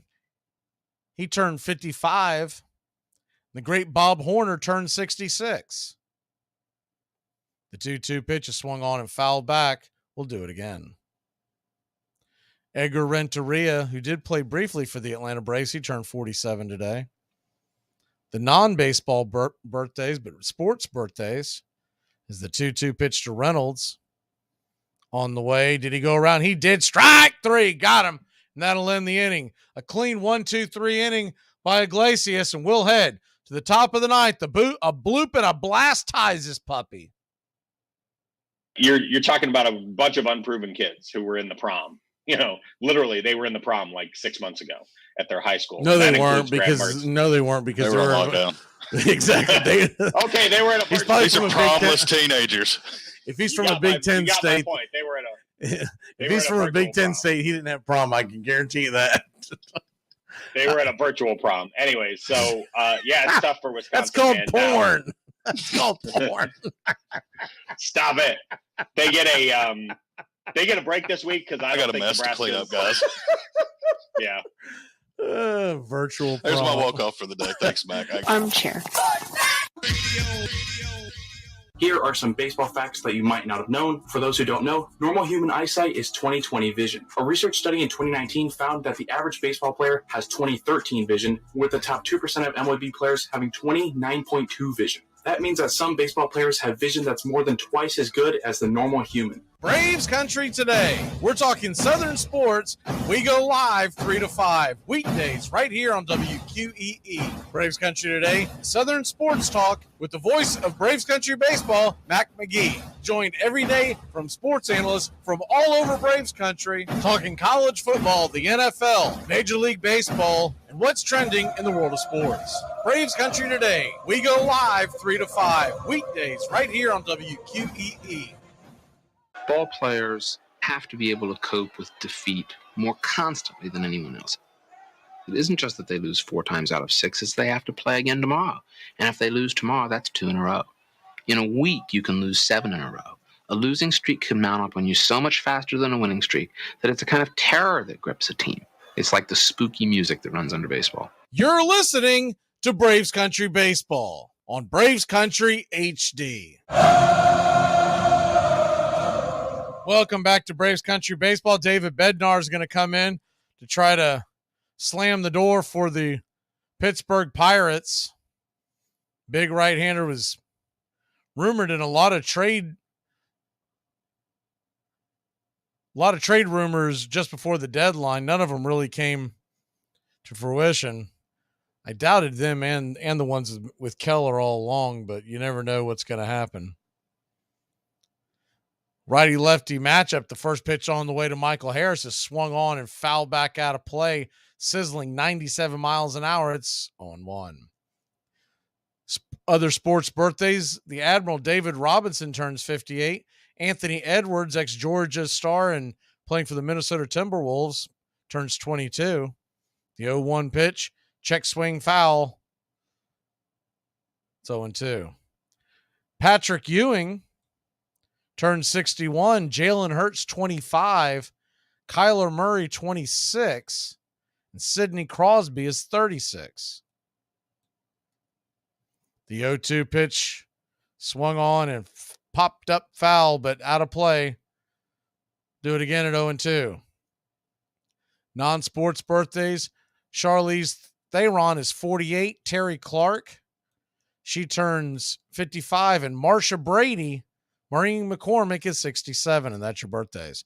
The 0-2 pitch. Swing and taps it foul down the first base line. 0-2 once again. Not going to lie, that when I read that one, that way it made me feel old. I was like, how in the hell is Marsha Brady 67? The 0-2 pitch. Swing and foul back out of play.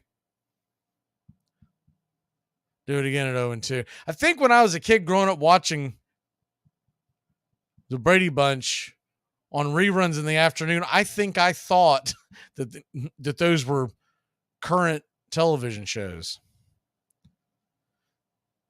The 0-2 to Harris, swung on and fouls it away again. Do it again.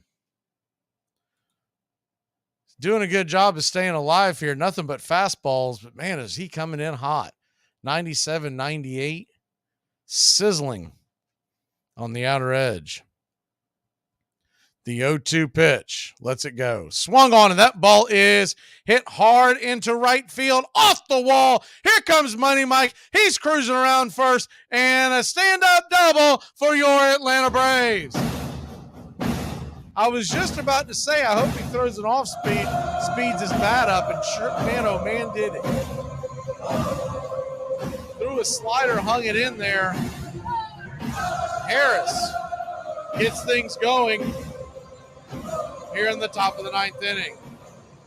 Ronald Acuna Jr. will come to the plate representing the tying run for your Atlanta Braves. He is due. He is 0 for 4.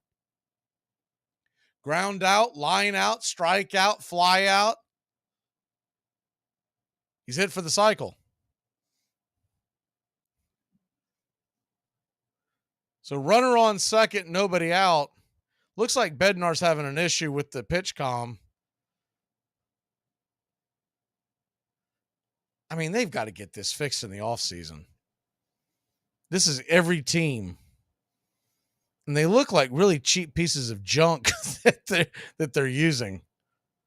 I've never seen one up close, but it looks like a really cheap used Roku remote.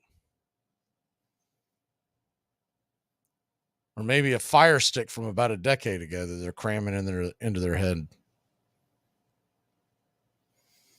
So I guess he's got one that's working, or he just says to heck with it. All I do is throw fastballs. Let's go. So Harris on second, nobody out. Ronald Acuna Jr. stands in, and the first pitch is fastball swung on and missed. 99 up top. It's 0-1. Braves 5, Pittsburgh 7. Ronald Acuna Jr. representing the tying run at home plate.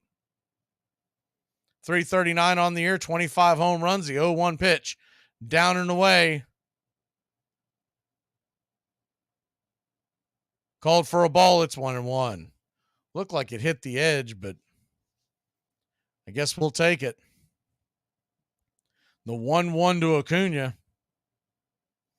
Pitch on the way, swung on and pops it up. Another easy out. Deep fly ball to center field. Michael Harris, the second, is running to third. Thankfully, the cutoff was botched, or he would have been cooked. And you really got to wonder what in the world what are they doing that you gain nothing out of that? His run does not matter. I know they're being aggressive, et cetera, but That run literally does not matter. It's the man who's going to be standing at the plate for the next few at-bats. It's the name of the game. Rodriguez goes out there to talk to Bednar.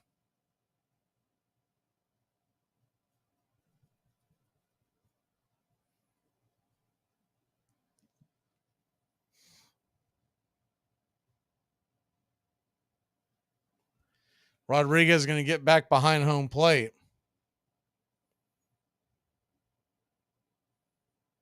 See the comment about not liking the patch on the jersey. I'm pretty sure that you still have the option to not, if you want to buy the jersey, you don't have to buy it with the billboard on the side of your arm. Who knows if that'll continue to be the case. So runner on third, one out. Tying run is at the plate in the form of Ozzie Albies. Standing on deck is Austin Riley, and in the hole, Matt Olson. The first pitch on the way to Ozzie is off the edge, called for a wide strike. Good Lord, it's 0-1. Jim Wolf has had a bad strike zone all night long. He's known as one of the worst ball plate umpires in baseball. You don't hear nearly enough about it. Everyone always wants to go to the go-to of Angel Hernandez, but Wolf is equally, if not more, poor calling balls and strikes. I think they don't say anything about Wolf because they don't want to they don't want him flexing on him. So after a quick timeout is called, Ozzie Albies stands back in. Open stance from the right side. Bednar lifts the glove and lets it go. Swing and fouls it back out of play. It's 0-2. Ozzie needing to find any way to get on. Represents the tying run, but you'd love to see him get a base hit here.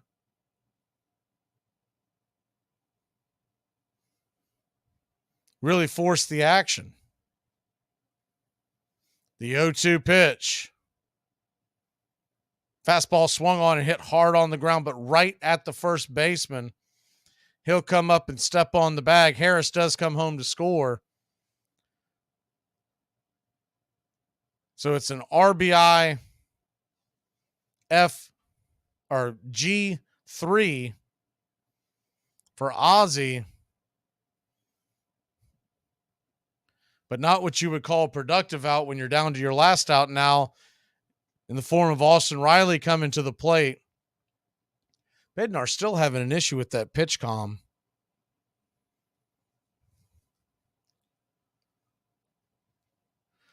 So righty-righty matchup.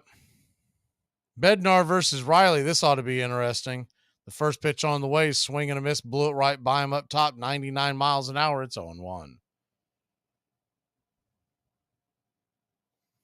Austin Riley.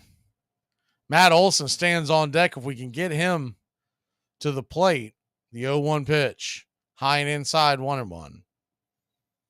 We can get him to the plate. Olson's got the kind of bat that can catch up with Bednar. The 1-1 pitch. Swing and a tapper back up the middle. Should end it. 4-3 put out. It does. Riley was humping it down the first base line, but that'll end the game. So the Braves drop a tough one, 7-6. Could have been a lot worse. We were down 6-0, and they fought back and fought back. 6 runs, 10 hits, no errors for your Atlanta Braves. 7 runs, 9 hits, 1 error for the Pittsburgh Pirates. The Atlanta Braves lose a tough one in a game that had an hour and 15-minute rain delay. And the Atlanta Braves, once again, stuck on those 70 wins. We'll be back at it tomorrow night. If you're going to get a game ball, you got to give, I don't know what you want to call it. We'll come up with it eventually, but the dud of the game would be Spencer Strider, 2 2/3 innings, 6 earned runs, 3 walks, and 3 strikeouts. unbelievably shocking and poor performance by Strider. Started off well and then just could not get out of the third inning. Only threw 63 pitches tonight. Braves lose a tough one in Pittsburgh. Your final score, 7-6.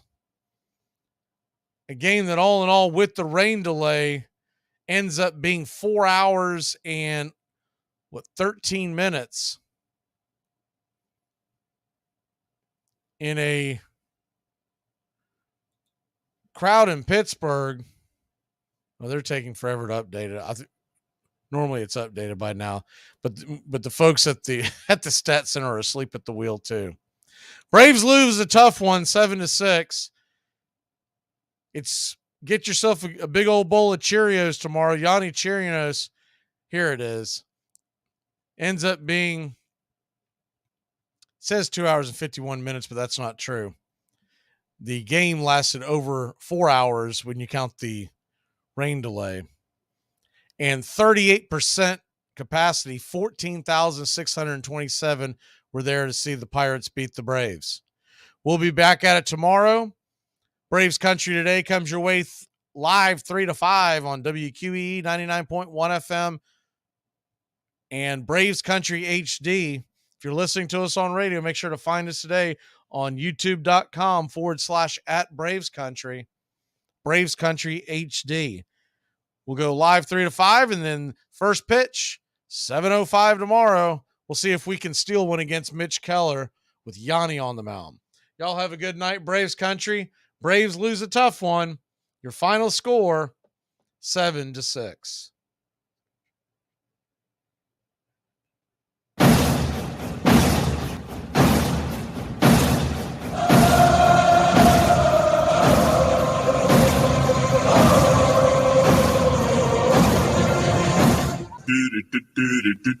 Goodbye, sweetheart, well, it's time to go. We're back tomorrow with another show. Well, unless we're fired, we'll talk to you then. Goodbye, sweetheart, goodbye. Goodbye. Guys and gals, it's time to go. We'll see you on the next show. Same back time, same back channel. Thanks for listening to Braves Country Baseball. With Mac Magee, we're proud to bring you year number 3. Braves Country Baseball comes your way Tuesdays and Friday nights and 2 more bonus games for a total of 4 games a week. You can also catch Braves Country, our daily sports talk show. We go live 3 to 5, 99.1 FM WQEE, Metro Atlanta. Other CBS, ESPN, and independent affiliates nationwide, and simulcast on youtube.com/@BravesCountry. Find Braves Country HD today wherever you stream. Your first choice for Southern sports and the deepest bench in sports talk. Something of the 5th of September. Something of the 5th of September. She said a lot that I can't remember. Something of the 5th. Can I get another cigarette, please? Can I get another cigarette, please? Yeah, I know I live to regret it. Just give me another cigarette, please. Can I get another cigarette, please?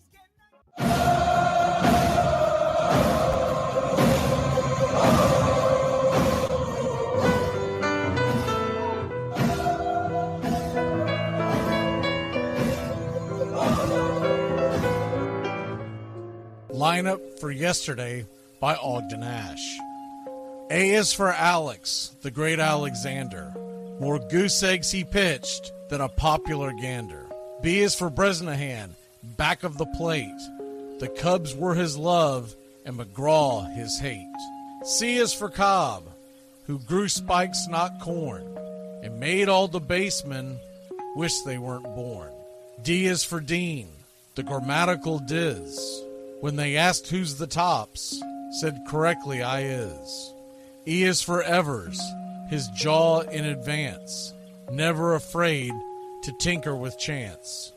F is for Fordham, and Frankie and Fish. I wish he were back with the Giants, I wish. G is for Gehrig, the pride of the stadium, his record pure gold, his courage pure radium. H is for Hornsby. When pitching to Raj, the pitcher would pitch, then the pitcher would dodge.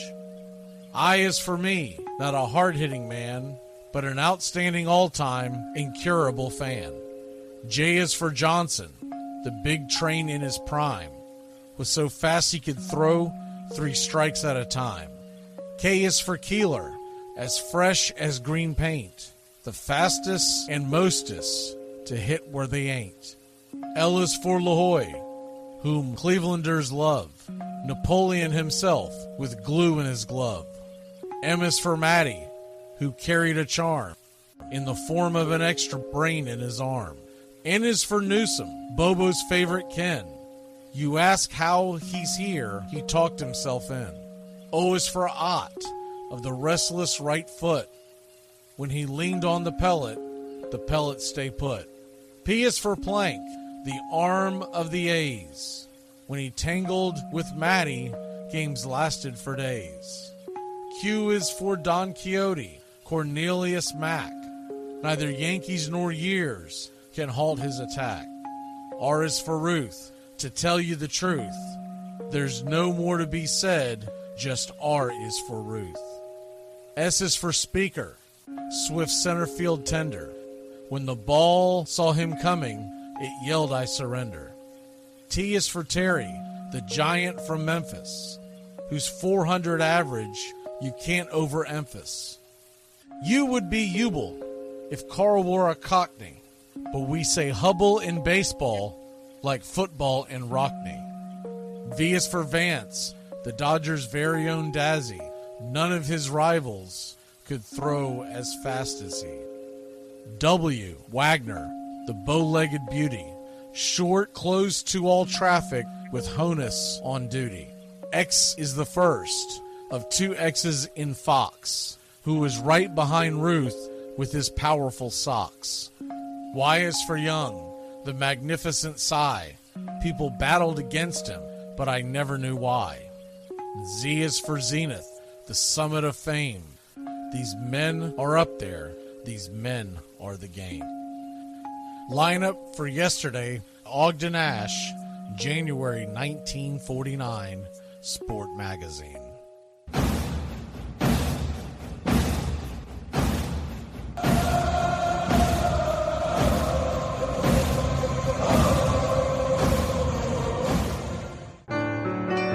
Hey Braves fans, I'm Mac Magee with Braves Country. We'll be right here on the key all year long giving you Braves Country baseball, pitch by pitch, inning by inning of your Atlanta Braves. Make sure to catch Braves Country right here on the key. We go live 3 to 5, and we'll keep you up to date on the upcoming schedule for Braves Country. That's Braves Country HD and Braves Country baseball right here on the key.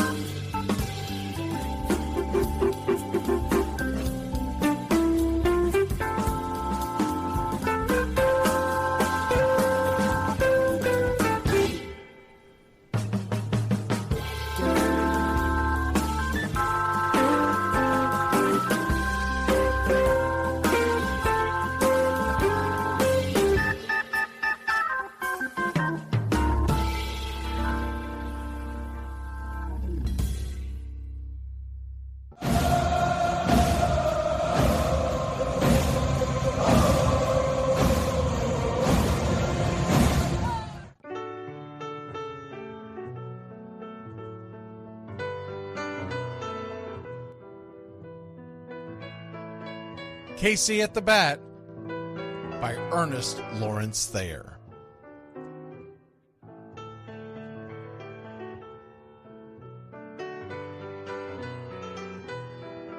The outlook wasn't brilliant for the Mudville Nine that day. The score stood 4-2, but with 1 inning more to play. And when Cooney died at first, and Barrows did the same, a pall-like silence fell upon the patrons of the game. A straggling few got up to go in deep despair. The rest clung to the hope which springs eternal in the human breast. They thought, if only Casey could but get a whack at that, we'd put up even money now with Casey at the bat. But Flynn preceded Casey, as did Jimmy Blake, and the former was a hoodoo, while the latter was a cake. So upon that stricken multitude grim, melancholy sat, for there seemed but little chance of Casey getting to the bat. But Flynn let drive a single, to the wonderment of all, and Blake, the much despised, tore the cover off the ball. And when the dust had lifted and men saw what had occurred, there was Jimmy safe at second and Flynn a hugging third. Then from 5,000 throats and more rose a lusty yell. It rumbled through the valley, it rattled in the dell. It pounded on the mountain and recoiled upon the flat, for Casey, mighty Casey, was advancing to the bat. There was ease in Casey's manner as he stepped into his place. There was pride in Casey's bearing, and a smile lit Casey's face. And when responding to the cheers, he lightly doffed his hat. No stranger in the crowd could doubt 'twas Casey at the bat. 10,000 eyes were on him as he rubbed his hands with dirt. 5,000 tongues applauded when he wiped them on his shirt. Then while the writhing pitcher ground the ball into his hip, defiance flashed in Casey's eye, a sneer curled Casey's lip. And now the leather-covered sphere came hurtling through the air, and Casey stood a-watching it in a haughty grandeur there. Closed by the sturdy batsman, the ball unheeded sped. That ain't my style, said Casey. Strike one, the umpire said. From the benches black with people, there went up a muffled roar, like the beating of a storm waves on a stern and distant shore. Kill him! Kill the umpire! Shouted someone on the stand, and it's likely they'd have killed him had not Casey raised his hand. With a smile of Christian charity, great Casey's visage shone. He stilled the rising tumult, he bade the game go on. He signaled to the pitcher, and once more the dun sphere flew. But Casey ignored it, and the umpire said, "Strike two!" "Fraud!" cried the maddened thousands, and echoed answered, "Fraud!" But one scornful look from Casey, and the audience was awed. They saw his face grow stern and cold. They saw his muscles strain. And they knew that Casey wouldn't let that ball go by again. The sneer is from Casey's lip. His teeth are clenched in hate. He pounds with cruel violence his bat upon the plate. And now the pitcher holds the ball. And now he lets it go. And now the air is shattered by the force of Casey's blow.